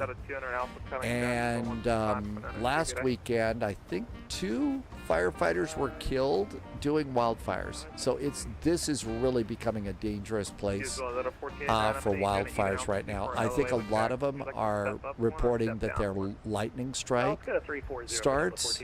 So absolutely kind of wonderful that it's not stupid people letting their campfires get out of control, because they do that. We'll put tracking back in, and there's the line when we get to start playing with CPDLC. It is, and those people that are doing those kind, wild firefighters, who are out doing the rangeland fires, that is such a hard job. I got to shadow a few of them for a while as a news story at one point, but it was half a day for me. And actually, the 101 just sliding 180 back to you back around. Get you down lower. Well, it's not just in the U.S. There's fires in Spain. I think I heard that there's fires in France, and they're starting up in Greece now, too. I think it's north and central Greece. Remember last year there was that really bad fire on the island of Rhodes, where it was so bad they basically had to round up all the tourists and put them on a plane to get them off the island. They had to get everybody off the island. And I haven't heard about what's happened in Rhodes after all that. American 784, Washington, offline frequency change approved, good day. 231 miles to top of descent. Atlanta Delta 2125, climbing 7.7. That was 1097 Crosse, Aussie at maintain 12000 at 2509, Atlanta altimeter 3007. Okay, Orlando, what do we got here? Well, let's see. There's a Southwest flight 1225 coming in from Vegas. They're going to be landing at 147 Zulu. We're landing at 156, and after that, there's one at 230. So not that busy in Orlando tonight. There's only 7 arrivals coming in. So not that much happening in Orlando. They don't have an ATIS up right now. But one of the things that we can do is we could do... Let's do digital ATIS for Orlando. KMCO, let's see if there's any change there. MCO, arrivals. Southwest 441, Southwest 441, connect Jacksonville 135.902. 135.902 for Southwest 441. Thank you. We'll see you later. Have a great weekend. You as well. Thanks for flying. 135.902. The controllers around Atlanta are really great. 135.902. I'm not kidding. These people on a VATSIM event like this time tomorrow, they're going to be just hopping like you wouldn't believe. It's going to be amazing. Okay, 135.902. Jack Setter.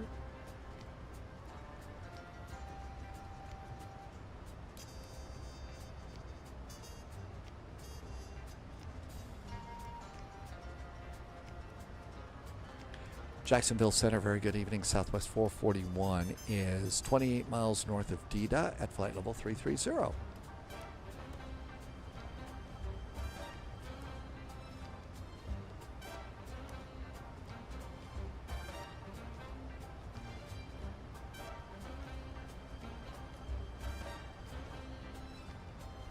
$135.902. They must be busy doing conference or something. Let's go ahead and sign on.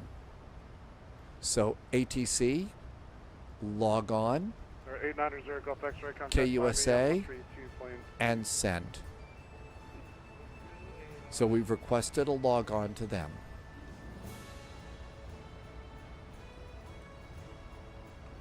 Southwest 1225, cross Elite now at flight level 260. Elite at 260 Southwest. And if it's ready, it'll ring the bell. Hey, look at that. They did that. So CPDLC. Current. They got us. We still, I think, need to check in.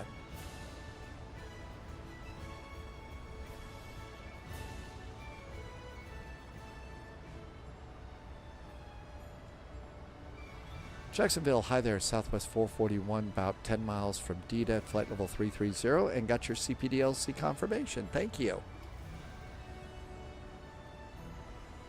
Southwest 441, Jackson Center, Roger, welcome aboard. Okay, we're good. And now what we'll do is we'll just listen here, and they could give us instructions via CPDLC now for crews. And that really, really, really is neat. From if I remember it all correctly, CPDLC text messaging and stuff, they initially rolled it out for the first time in the test airplanes were the Airbus Belugas. That's where they started to roll out CPDLC text messaging back and forth. I thought that was neat that they used the Belugas for that. Okay, there's DITA, and here we are coming on in there. Alright, 890 Gulf X-ray contact, Miami 132.2. Let's see, we could go ahead and let's go to terminal charts and Orlando, and let's start putting in some numbers here. Southwest, sir, 2415, contact 110.95. That's what we think is going to be our.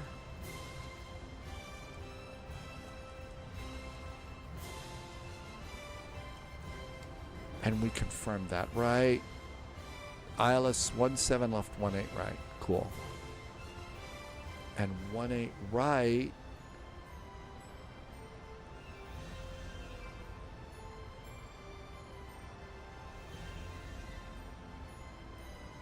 So we're waiting for that. And what I'll do is make that my second frequency.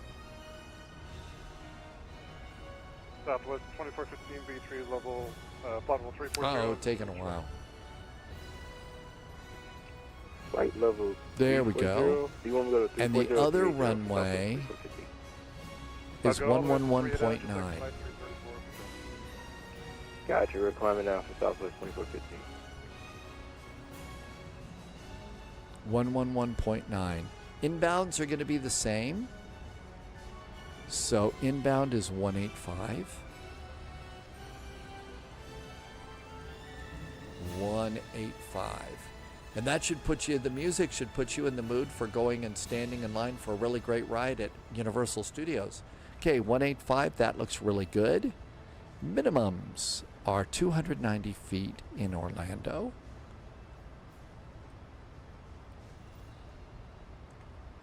There's 250.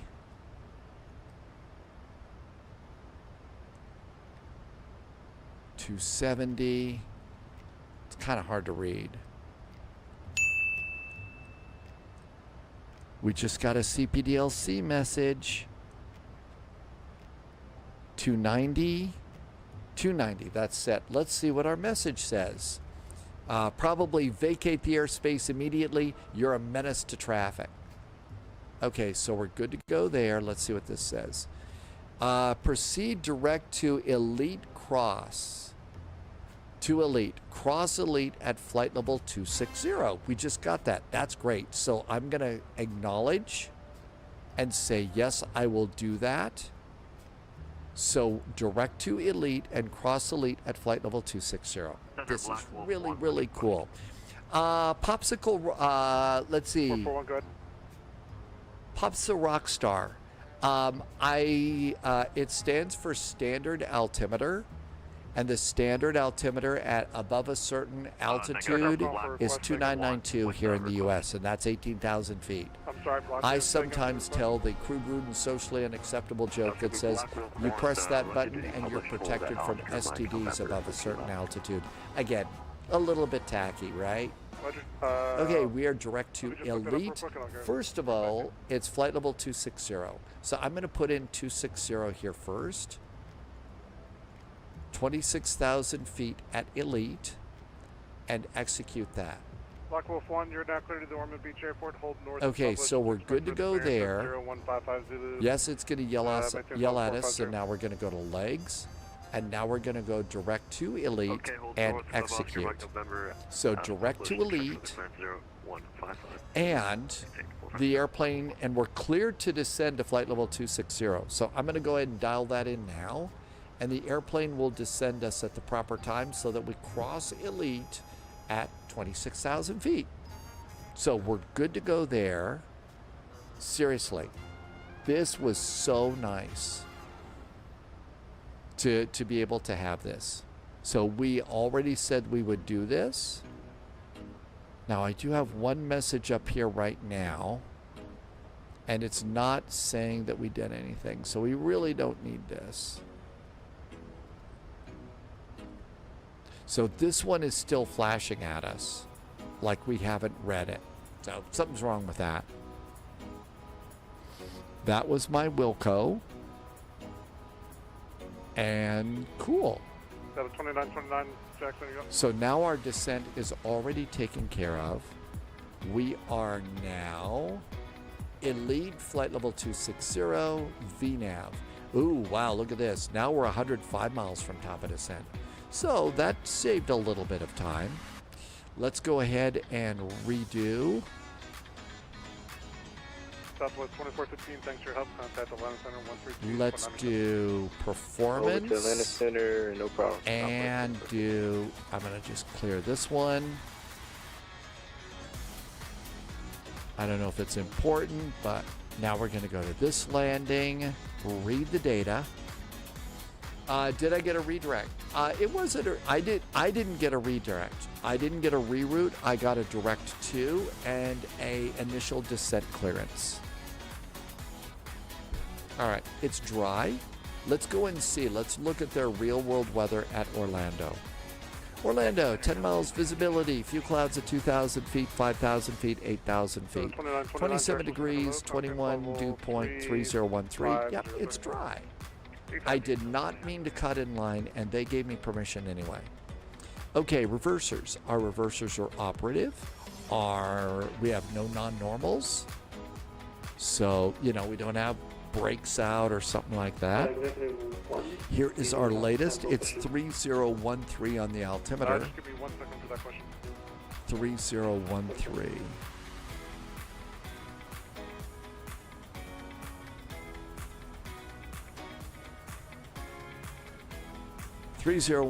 One more clip. 2395, strike on.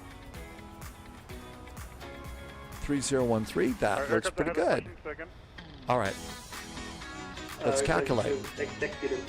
All right, we got plenty of landing distance. I need 7,800 feet of a 9,000 foot runway. We're good to go there. Flaps 30 landing plus 5 knots is 153 knots. Let's plug that in too. Let's plug that in. Init ref. 153. That's going to be our expected landing speed, and we're good to go there. You definitely do not have to give any reference position. If we can't find you, we'll ask you for that. So personally, I do not do that. All right, there's our arrival. I didn't cut in line. They told me to. It's not my fault.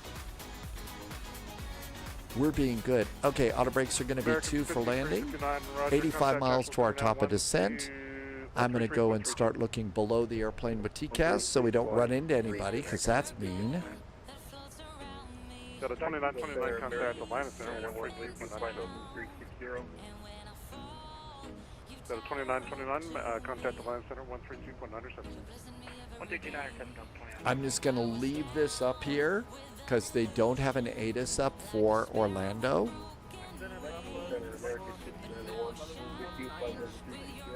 And here we are in the middle of all this. Alright, Geo Carta 1, American 2395, one of them. Lots of activity here. I think that this is going to increase traffic. This is going to increase traffic in the Jacksonville area now that they've got the CPDLC stuff in here. About 5 miles north of Idle. 3 cheers for getting to use text messaging started up in the U.S. I know that at one point they tried to do that in Atlanta, but they never got that done. And talk about a nice looking cockpit.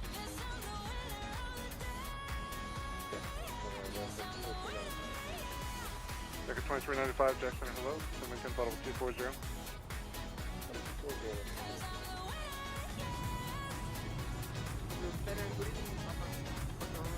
Man, the lights are a little bright back here tonight. Papa Sierra Delta Romeo Kilo, Jackson Center, hello. Need sunglasses just to be in the cabin there.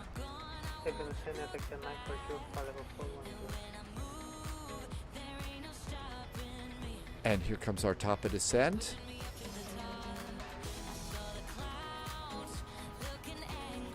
Let's see here.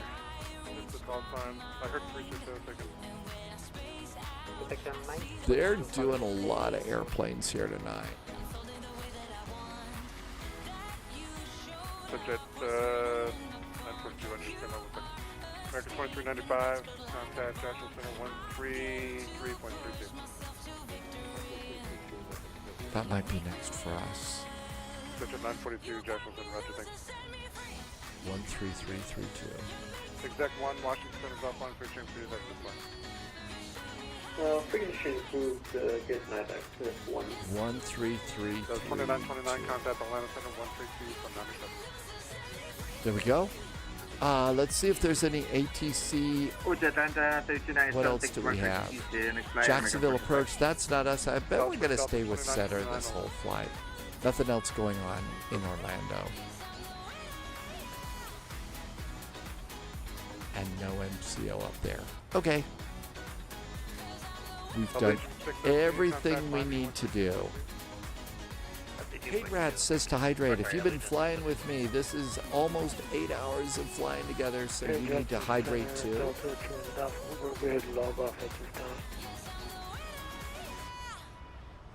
200 Alpha, roger. Have a good flight across the Atlantic there. Have a good night. Have a good weekend. Somebody's going across the Atlantic and just logged off.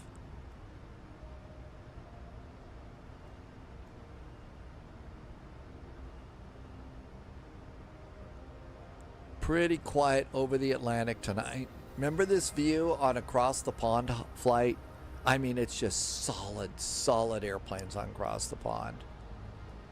Jacksonville Center, Delta 9215. We had to figure out a good southwest gate. Let's come on over and look at the real gates. Hate Rats, it is absolutely mission critical.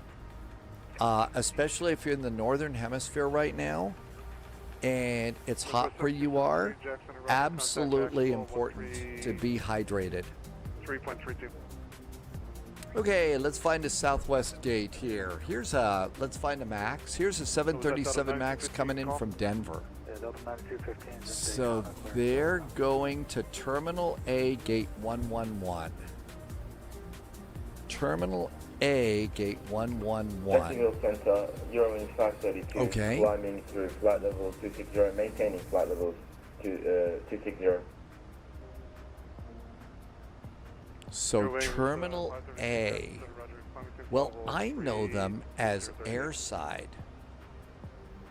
I think it's next year. Tim Dog says Terminal A, it's Airside too. Thanks, Tim Dog. I thought it was, but I wanted to make sure. And they're going to gate 111. So it's 111 is right over there. Thanks, Tim Dog. Southwest is Airside too. Josh, I forgot we have the low guy on, so give him a call, 3332 protect. Hey, pick a 5-string. Yeah, this was a little bit longer, but I really wanted to take a flight into Jacksonville ATC airspace tonight because I wanted to chat, get on their CPDLC system, and it worked. It's been working great. It really has been working great. Tim Dog thinks that they're all southwest gates. Oh, we got another message. Southwest call Jack Center 133325. Wilco. Okay, we just did that. 133325. There we go, 133325. Maintain 5,000 departure this frequency. It does use a little bit of hoppy, but I think you have to have both hoppy. I think that's a part of it still, yes. And the easy CPDLC, this is Crosse made this. The readback is correct. Runway 7 left for departure. Altimeter is 3011.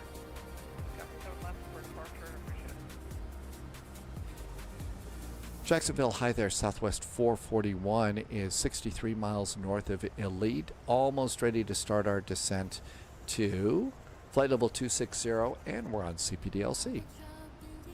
441, Jack's Raj. Cool, we're all ready to go there. So again, this did you see how easy it was? So that controller didn't even have to tell me to change frequencies. Now I do think that when we do change frequencies, when they say contact Jack Center, you do have to make at least one voice contact with them. American 2395, connect Jack's approach. But after that, I mean, they could do the rest of our flight, almost the complete rest of our flight on CPDLC with messaging. We're set to go to flight level 260. Nothing else to worry about. And we are expecting runway 17 right. Jacksonville Center Southwest. No, they're going to put us on the left side. We're on the left side here. They probably blast you off on the right side.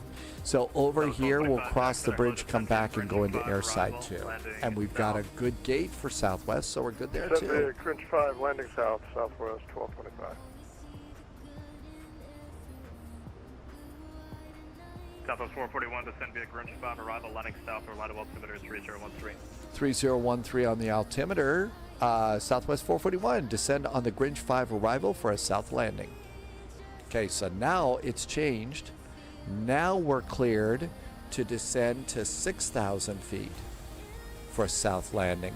So I'm going to go ahead and dial in 6,000 and let the airplane do the work.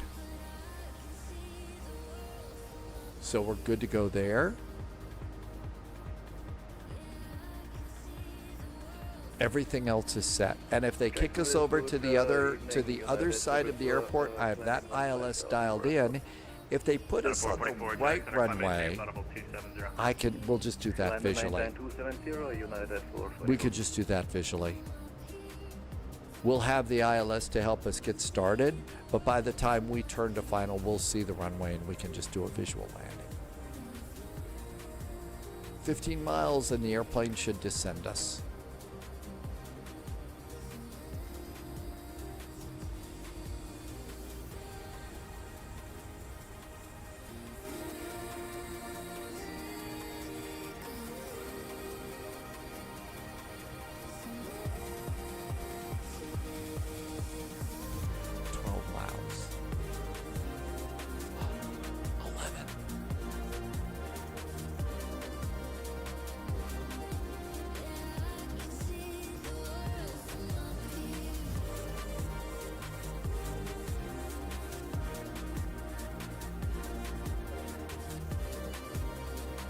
Kind of, you know, it could never happen, but it'd be kind of cool if passengers could get some of this data at their seats and stuff and see some of just how much it goes into a flight. Ryanair Triple X, Jack Center, climb maintain flight level 2. Ryanair Triple X, we've got a Ryanair over here. Really? Somebody's got Ryanair coming into the U.S. tonight? Somebody tell Mr. O'Leary that they're doing international stuff to the U.S. now. 5 miles to go.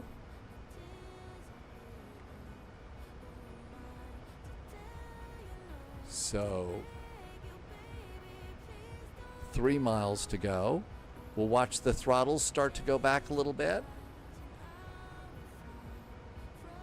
Kind of brilliant of Airbus to not, have the auto throttles, be something that you have to have all the motors and stuff to move the throttles back and forth.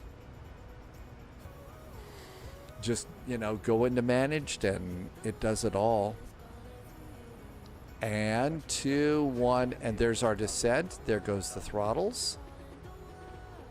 Allegiant 9298 Jack Center, climb maintain, flight level 260. And we have started our descent. Orlando, here we come. Flocala, you never prep early enough for landings and end up falling behind. Flocala, I think that's kind of something that happens in the normal everyday evolution of a VATSIM pilot. I was in the same boat. Long before I started the live stream and stuff like that, I was just flying on VATSIM for fun and I wouldn't plan ahead. I would Northwest 1773, I wouldn't right heading 250, set stuff up as early as I do now. And I was always behind, and it was, a catastrophe. It was, cats all over the place, that kind of catastrophe. So that's part of the reason why I prepare so early for landing now. Because it's going to get busy. I don't have time for stuff right now. Right heading 330, reduce speed to 280 knots.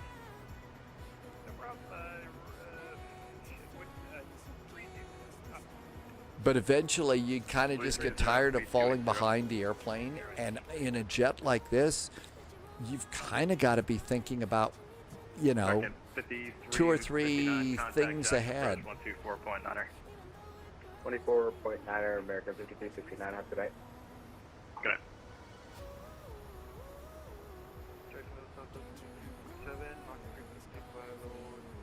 I don't think that we'll see it, but it's after 9 o'clock tonight on the East Coast. I wonder if we might see some Disney fireworks over Disney World. Roger. What specs are you direct to right now? I've actually put the fireworks just in the community folder. I don't move them in and out with add-on linker. So we ought to keep an eye as we're landing. We need to be looking off to the right to see if the fireworks over Disney World show up. Northwest 1773, continue right turn heading 150.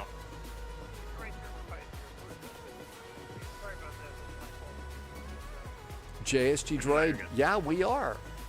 You're the first officer, the pilot in command, the captain. You're also the, head bartender. Well, there's also, I'm sure there's good places to go. I haven't been to Orlando in probably 20 years. I haven't been there a long time ago. My guess is there's got to be some really good pizza. There's probably some awesome steakhouses. There's some gourmet stuff that you can get over at Disney, and I would guess also at Universal Studios.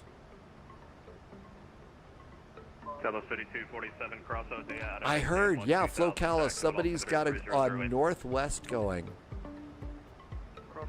Always really cool when people will pull out an old airline like that. It really is neat.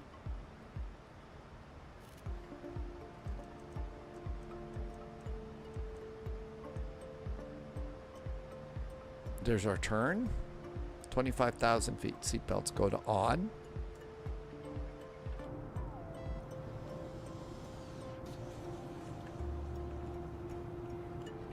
And there's the seatbelt sign. It's on. Good to check that.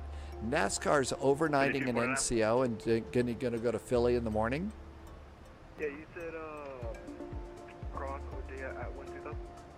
Hey, from 1-2,000, 12,000. And our descent's just fine. Our descent deviation's pretty good. We're doing all right there.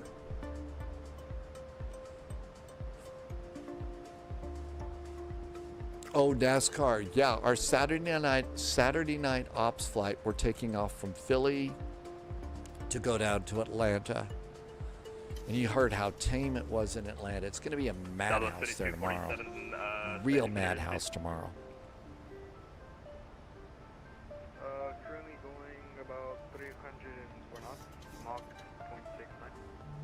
0.69. Dallas 5247, reduce speed to 290 knots.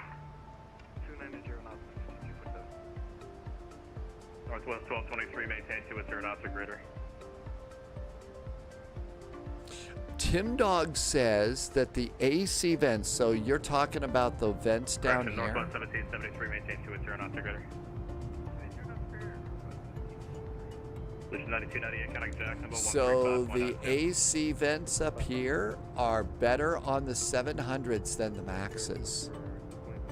So they don't blow enough air at you. Number 2711 Jack Center, climb maintain, flight level 340. 340.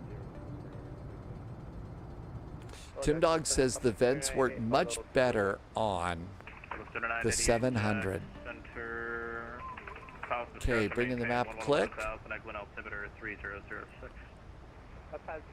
There's going to be a route discontinuity coming up here. We are 125 miles from Orlando. JetBlue 2324 Jacks on the ground at Orlando, stand 5656. Looking for clearance to the Ronald Reagan, Washington Airport as well. Somebody's going to National. They're hoping for a river visual.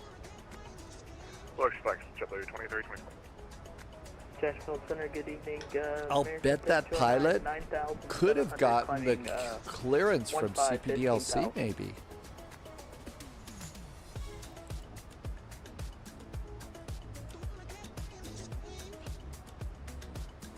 Clipper 2711 at altitude, maintain flight level 230. All right, we're at Coxie.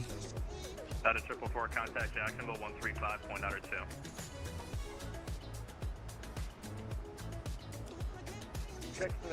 We have to be below flight level 260 at Coxie and above flight level 240 at Mayer. So my guess is it slowed it down a bit. Contact Jax 135.92. But we're in good shape. Clipper 2711, contact Jax 135.92.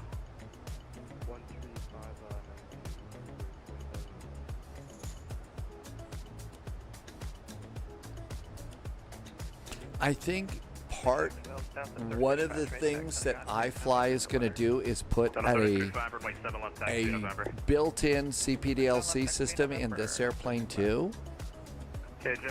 So that'll be kind of nice. Someone have to give you a voice clearance advisory to copy. Ready when you are. JetBlue 2324, clear to the Washington Reagan International Airport, be the faithful departure, VF transition that is filed, climb via SID, departure this frequency, squawk 0757. Clear to Washington, phase 4, VF transition, then is filed, climb via SID, squawk 0757 for JetBlue 2324. JetBlue 2324, read back, correct, runway 17 right for departure, actually you're on the west side, you can expect 18 left for departure, advisory to taxi. 18 left, full advise. We're like 3,000 feet off the descent profile.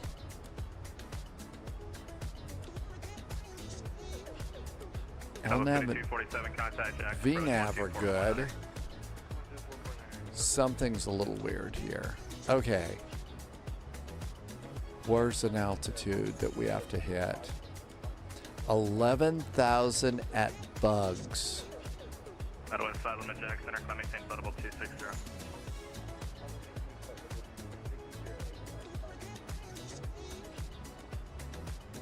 NASCAR, Elevate X is not as heavy on your system, so if you know, it doesn't take as many resources in your computer to work, so that's kind of nice. Also, that's an American call taken. You're not doing very good, airplane. Throw out speed brakes. Also, Elevate X is how we were able to get landing predictions back, and that was kind of nice. Southwest 3988, do you have a runway preference at Egwin? I can get one if you want something. Give me like a minute or two. Roger. Otherwise, follow limit contact. It's still really. I'm taking over. It's not where we need to be. So speed brakes are out. What do we need for speeds here? 290, 280 at Bugs. I go 5-1 Jack, altimeter 3008, contact approach 124.9. 7441, plan ILS 18 right at Yago. Plan a 18 right at Yago now for Southwest 441. Thanks. Okay, 18 right. So, 18 right. We've already got this programmed in. So what we've got to do is come on down here, and we need to flip this over here. There's that frequency in. We could also just hit departure and arrival, and we could flip 18 right on this, execute everything else. Let's see, we should also put in Yago, and that's good. All right, above 17,000 feet here, so we're finally catching up a little bit.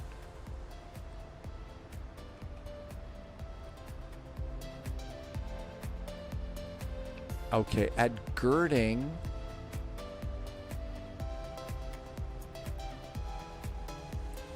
it's above 17,000 feet and 290 knots. Airplane's a little slow.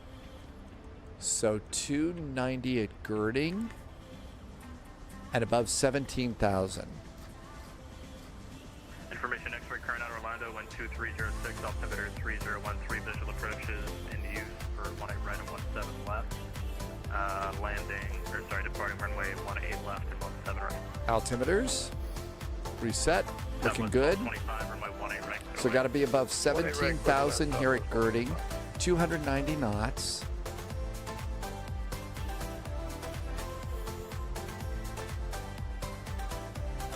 After Girding, it's 11,000 at and 280 at Bugs. I don't know why it came off, why it was off there.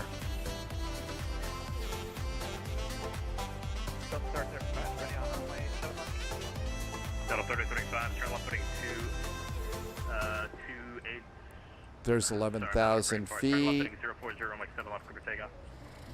Let's increase our rate of descent. Speed down to 280. Wonder why it got twisted up on this arrival.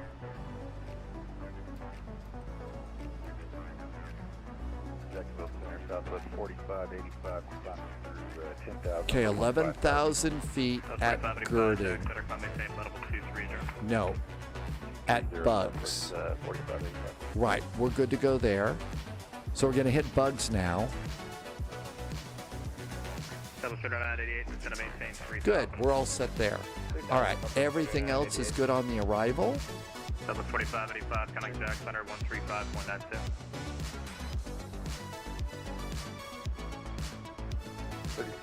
92, Southwest 4585.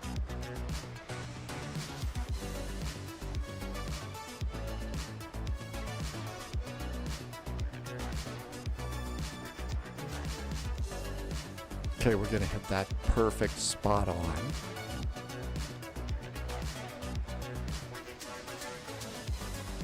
After Bugs, it's 7,000 feet at Bunny, 6,000 feet. Oh, we got a slowdown here coming up too.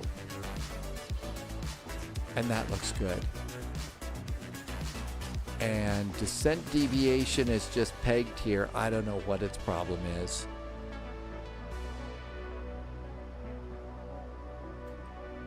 Let's go start reducing that.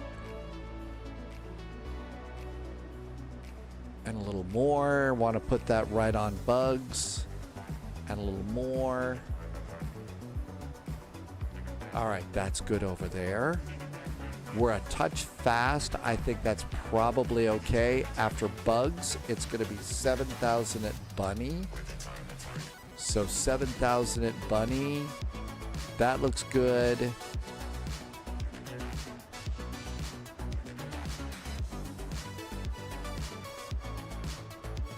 And we can reduce our speed just a little bit, and that's 280.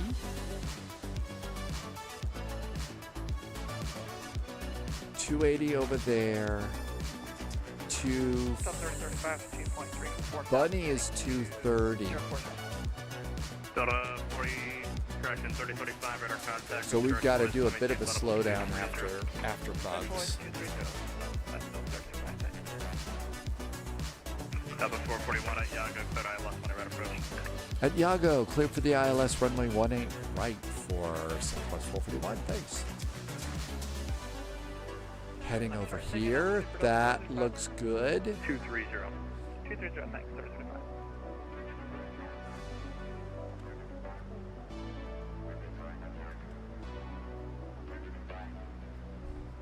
Okay, was there another minimum?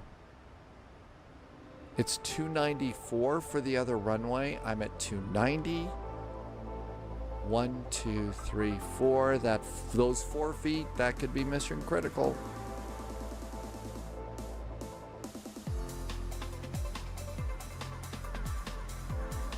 All right, let's go ahead and it's 230 at bugs.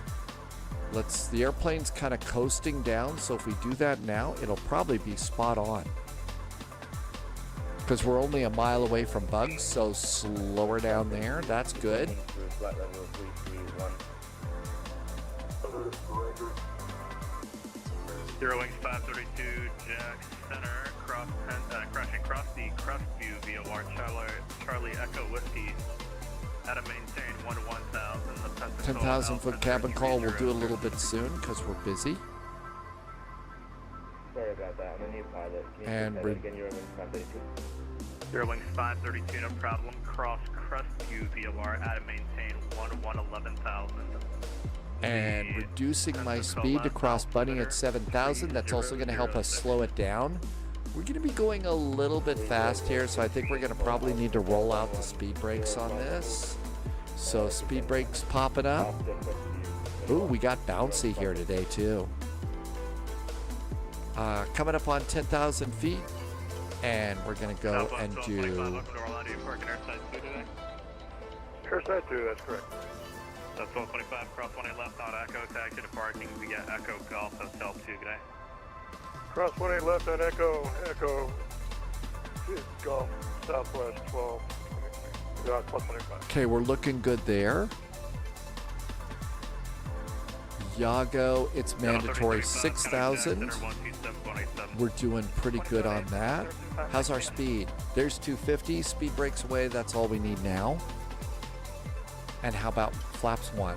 That'll help with the descent. Auto brakes are set, speed brakes are armed. Lights are on.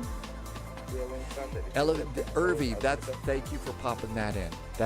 You said it better than I did. Okay, we're going to be at 6,000 at Yago. Do we have a speed to worry about? Nope, just 6,000 feet. After Yago, Hollop, it's 5,000, 3,000. That's pretty good.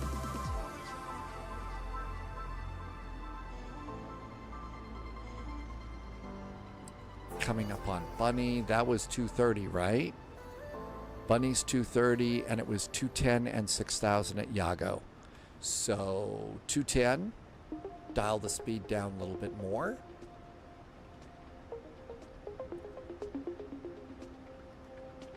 And there's the ILS. All right, let's take a look at once we get on the ground. So we're coming in on 18 right. We're going to want to go over here, Echo. They'll probably give us clearance to cross 18 left. Echo, cross the bridge, and then it's going to be Golf up to airside 2. So exiting to the left, and we want to hit... We want to hit Echo, the high speed. Clear visual approach runway 30, runway 30, put in. All right, let's see. Kind of looking out over here, don't see an awful lot. I think Disney is somewhere there. We're probably too far away. Let's bring in the map click.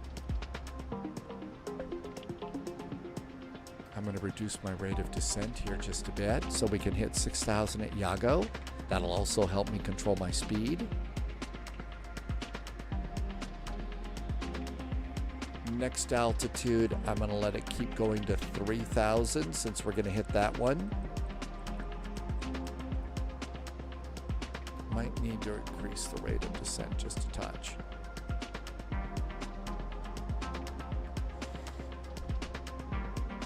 How about flaps 2?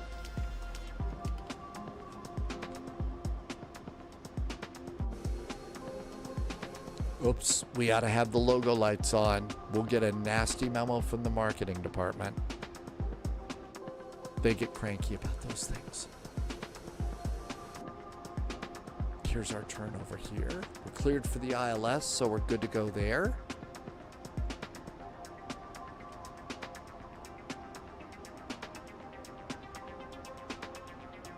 I think that's the executive airport that's north of the Orlando airport right over there.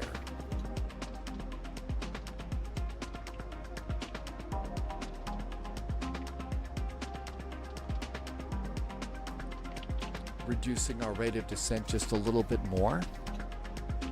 So I'm using both, mostly I'm using vertical speed and maintaining my own speed to stay within the descent. Something got really tangled up with VNAV. It just put us super duper high, and didn't stop.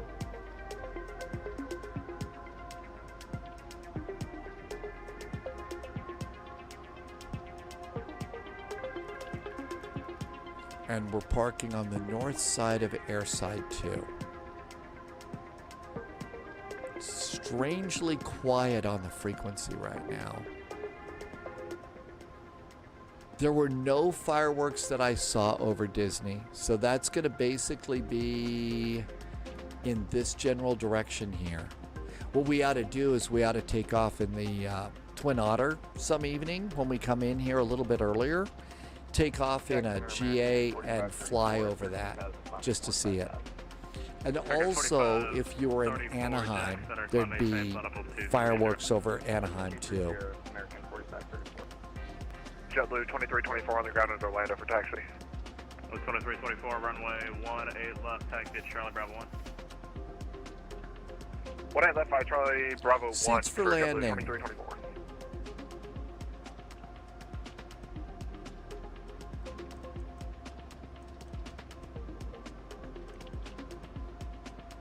Our descent's going relatively good. I've slowly been taking vertical speed and moving it from about 1,500 feet per minute now to about 700. And that's really good. Southwest 441, runway 18 right, clear to land, don't slam it. 18 right, clear to land. We will attempt to lay butter all over the runway, Southwest 441.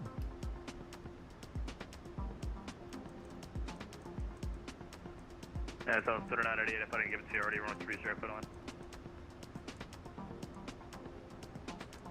I'm going to start the turn, and in we go. Clear to land, so I turned on my taxi lights. That way I know that I got my clear to land, so we're good to go on that. Here's our turn coming in.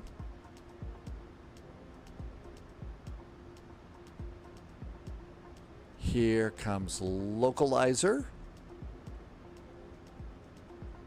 And I'll bet it's going to snag that for me.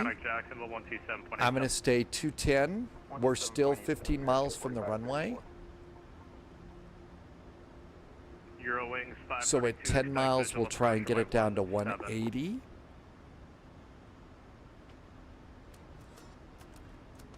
Heading bug straight up. I neglected to do range rings and stuff. It appears to be a bit foggy tonight over Orlando. Hey Mariners fan, welcome aboard. Well, I don't know that I would do anything. I don't think I have no musical talent whatsoever, so I think that could be kind of bad. I don't know, it's getting kind of warm though. Tank tops would be a little bit cooler. I think I passed the age where skinny jeans are an option. On the other hand, I mean, my weight really hasn't changed in 20 years.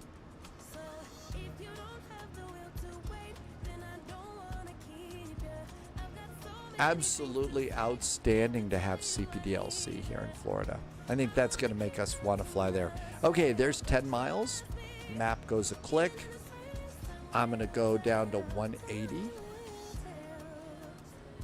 180. And how about another click of flaps to help us get there? There's flaps 5. How about wheels? Gear going down.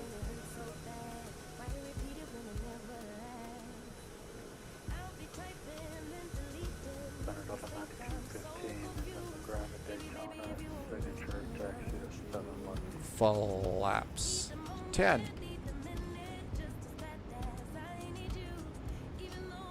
Dublin 9215, Jack Center, you're looking for an out-part clearance, correct? 2500. Sneeze time. Dublin 9215, Sorry. runway 7 left, taxi via November. I thought we were going to get through the whole flight without sneezes. There's 180. We decided for landing today, it's going to be 153.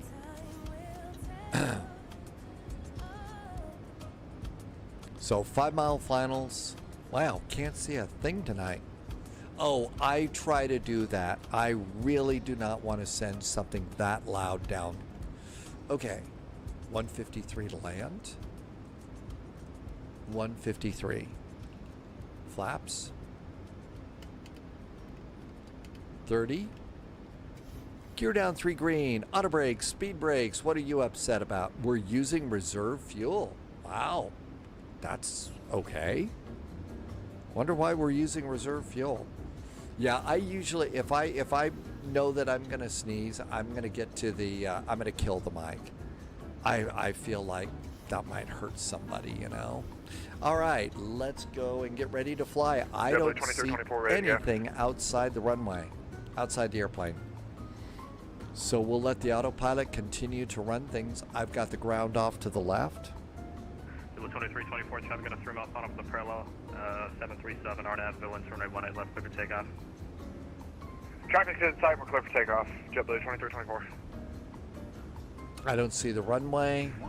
I got ground off to the left side of the airplane underneath the camera window. Southwest 3988, welcome to the Eggland Airport. Looking straight ahead, I don't see anything. No runway lights. I got some runway lights. I got the parallel runway. Autopilot's off. Captain's got the airplane.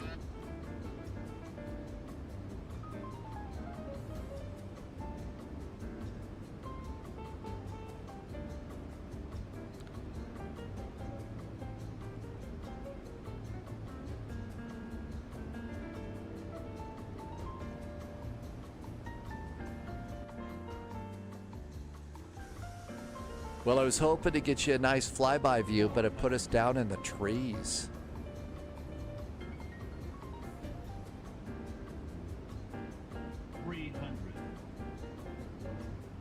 Approaching minimum. 200. Minimum. Landing. Over the fence. 100. Over the numbers. 50, 40, 30, 20, 10, 5. Reverse. JetBlue 2324, radar contact. Reversers are green. 700 Decel. Blue 2324, climb and maintain 7,000, turn right direct Buffy. Direct Buffy and climb and maintain 7,000, JetBlue 2324.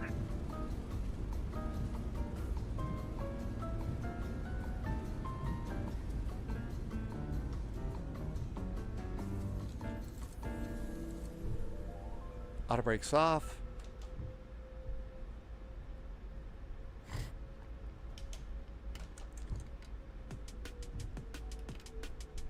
And did we get off on the high speed we wanted? Hey, we sure did. How about that? Oh my gosh, 138. They're going to send me a big bill for all of that butter on the runway. It's going to do nothing but attract alligators all over the place. Boy, that's going to be bad. That's 441, cross 18 left on Echo, you go to airside 2. Cross 18 left at Echo, we sure are. Airside 2 for Southwest 441. That's 441, taxi to airside 1 via Echo Golf Hotel 1, good night. Echo Golf Hotel 1 for Southwest 441. Apologies for all that butter we left on your runway. Oh, yeah. Okay, we're going on in. So, Echo. Here's Echo right over there. We got a bridge to go over. We got lights way too bright. There's Echo over there. Hi, Echo. Well, if we'd flown United, we would have gone to airside 3. Minus 138. Let the unsportsmanlike celebration begin. I'm not kidding. Flight director's off. Let's put the disengage bar back up. We don't need continuous restart. Those go off. We should turn strobes off the runway. It's just taxi time now. Now, at this airport, I know, get the croutons and the cheese, right? And the cheese sauce. So we may have to bump the throttles up a little bit because we're actually going to be going over... We'll be going over a bridge. And I think this airport still has a little incline to that, and that could slow you down and stop you.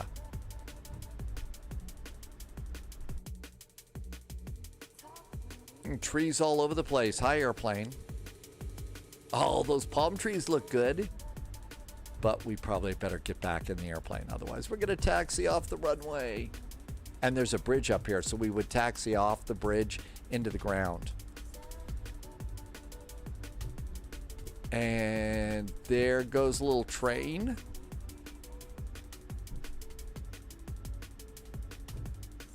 Here's our bridge.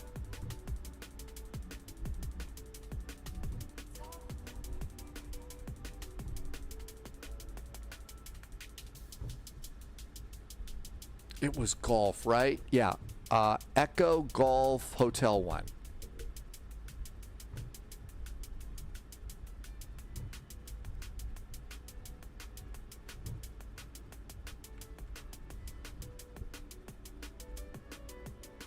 That's Echo 4. No, we're not going to that air side. We have to go up to the north side. All right, let's see. What else do we need to do? Auto brakes could go off. Auto brakes are off. Flaps are up. Speed brakes are down. Nothing to worry about here. We'll do the APU a little bit later. Okay, so we're coming here. There's Echo 5, there's Hotel, and we go to Hotel 1 to go into Airside 2. We're on the north side of Airside 2. JetBlue 2324, you still up? At gate A111. JetBlue 2324, Connect Center 127.87. 12787, 2324. All right, this has got to be Golf here, right? Hey, look at that, Echo Golf, right where we're supposed to be. I think we're going a little bit fast, though, for this turn. Expedite descent, please. Expedite the descent. 0 wings 532, expect RNAV 17 at Penn, advise when you have it. And we'll do our final taxi in for tonight with a little K-pop playing. RNAV 17 Penn transition, please.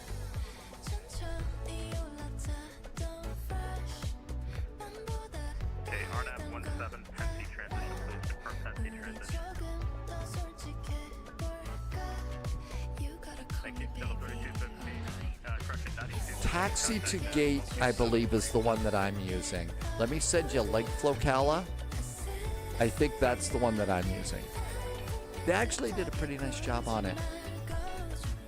0 wings 532, amend altitude, maintain 4,000.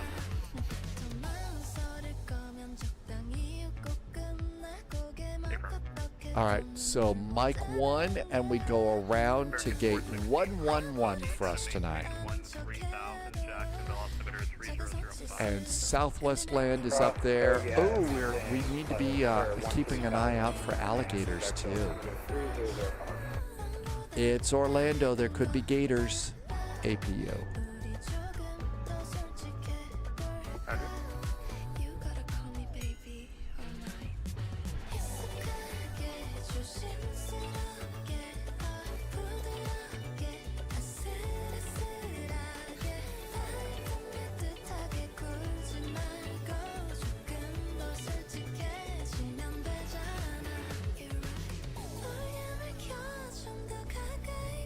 So they've got this interesting area by the concourse here. So there's a concourse and there's this area over here where I guess they were going to build another concourse. And there's just a bunch of nice trees. And it almost looked like it's a park or a camping area or something. And we enter Airside 1. Hey, Will. Yeah, we had a little bit of a longer flight today, but it was worth it because we got to go and do a flight through Jacksonville airspace. And the folks from Jacksonville are doing, they've got some really cool CPDLC going now. So wanted to check that out.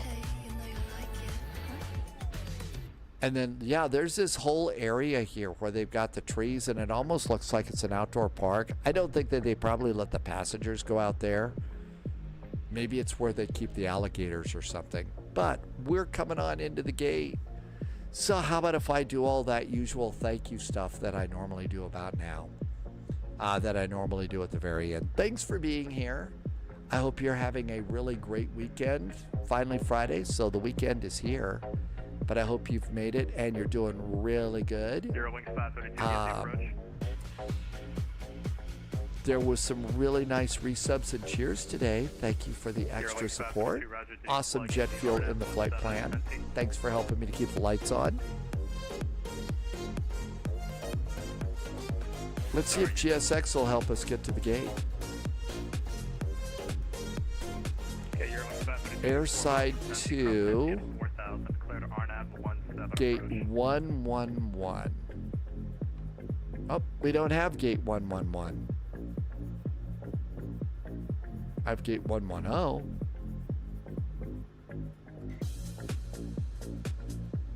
All right, let's see if that works. Let's see here. I think I'm off the line a bit here. Yeah, we should have gone over here.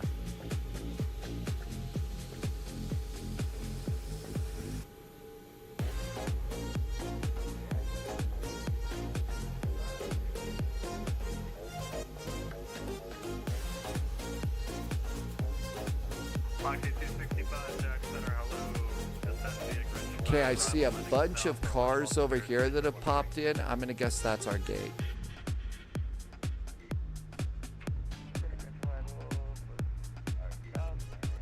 Yeah, 111 didn't show up on the list. 3013. Hey, look at that. There's people waiting for us. Taxi light off.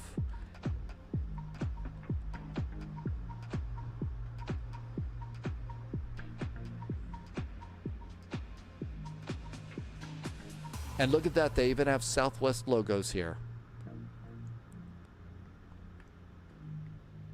Hey, now I can see their wand lights. And good. Parking brakes on. Parking brakes are on. Looking good. Flip the generators over. Generators are now on, so that looks really good.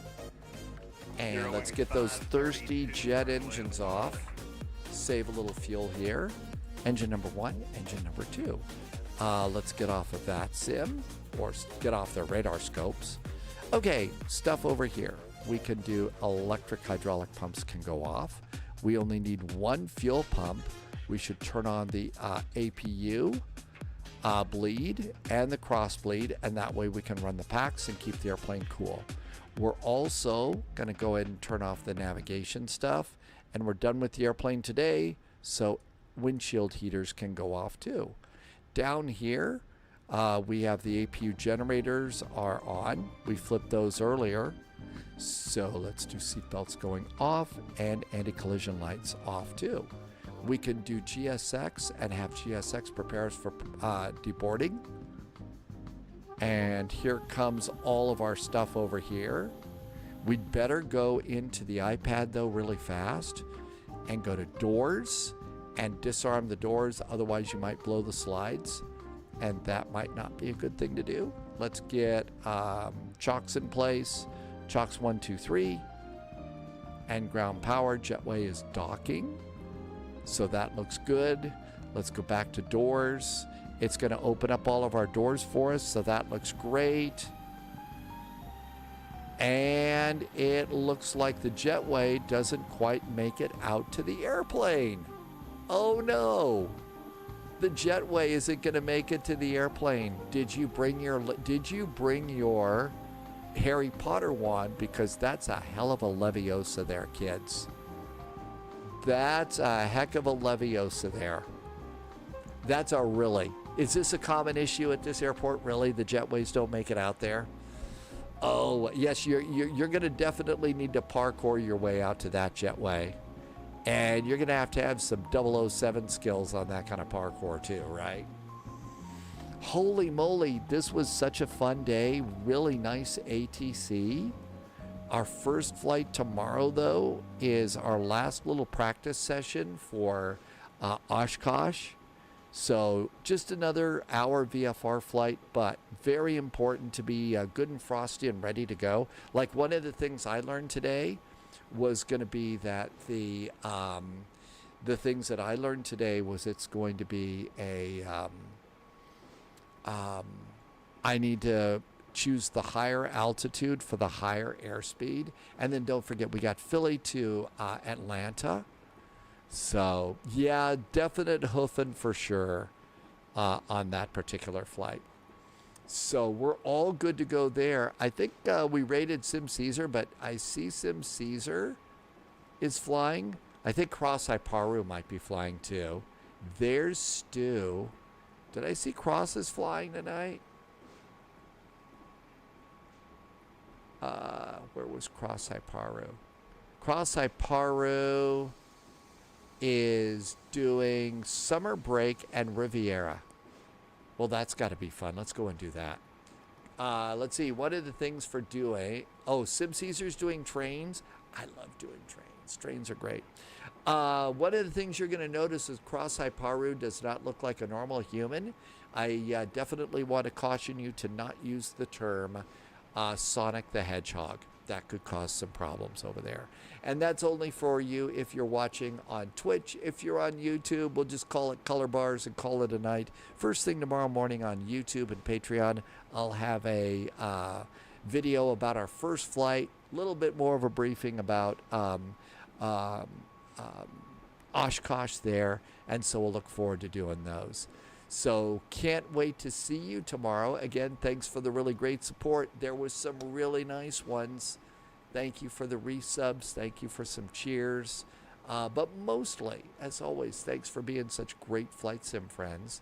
I am definitely looking forward to Saturday and Sunday. It's going to be a good time. So I hope you have a really nice evening. As always, please stay healthy and stay safe. We'll see you in the friendly sim skies at 1800 Zulu. Stay safe. That's an important thing these days. And stay hydrated. It's hot out there. Cheers. Good night.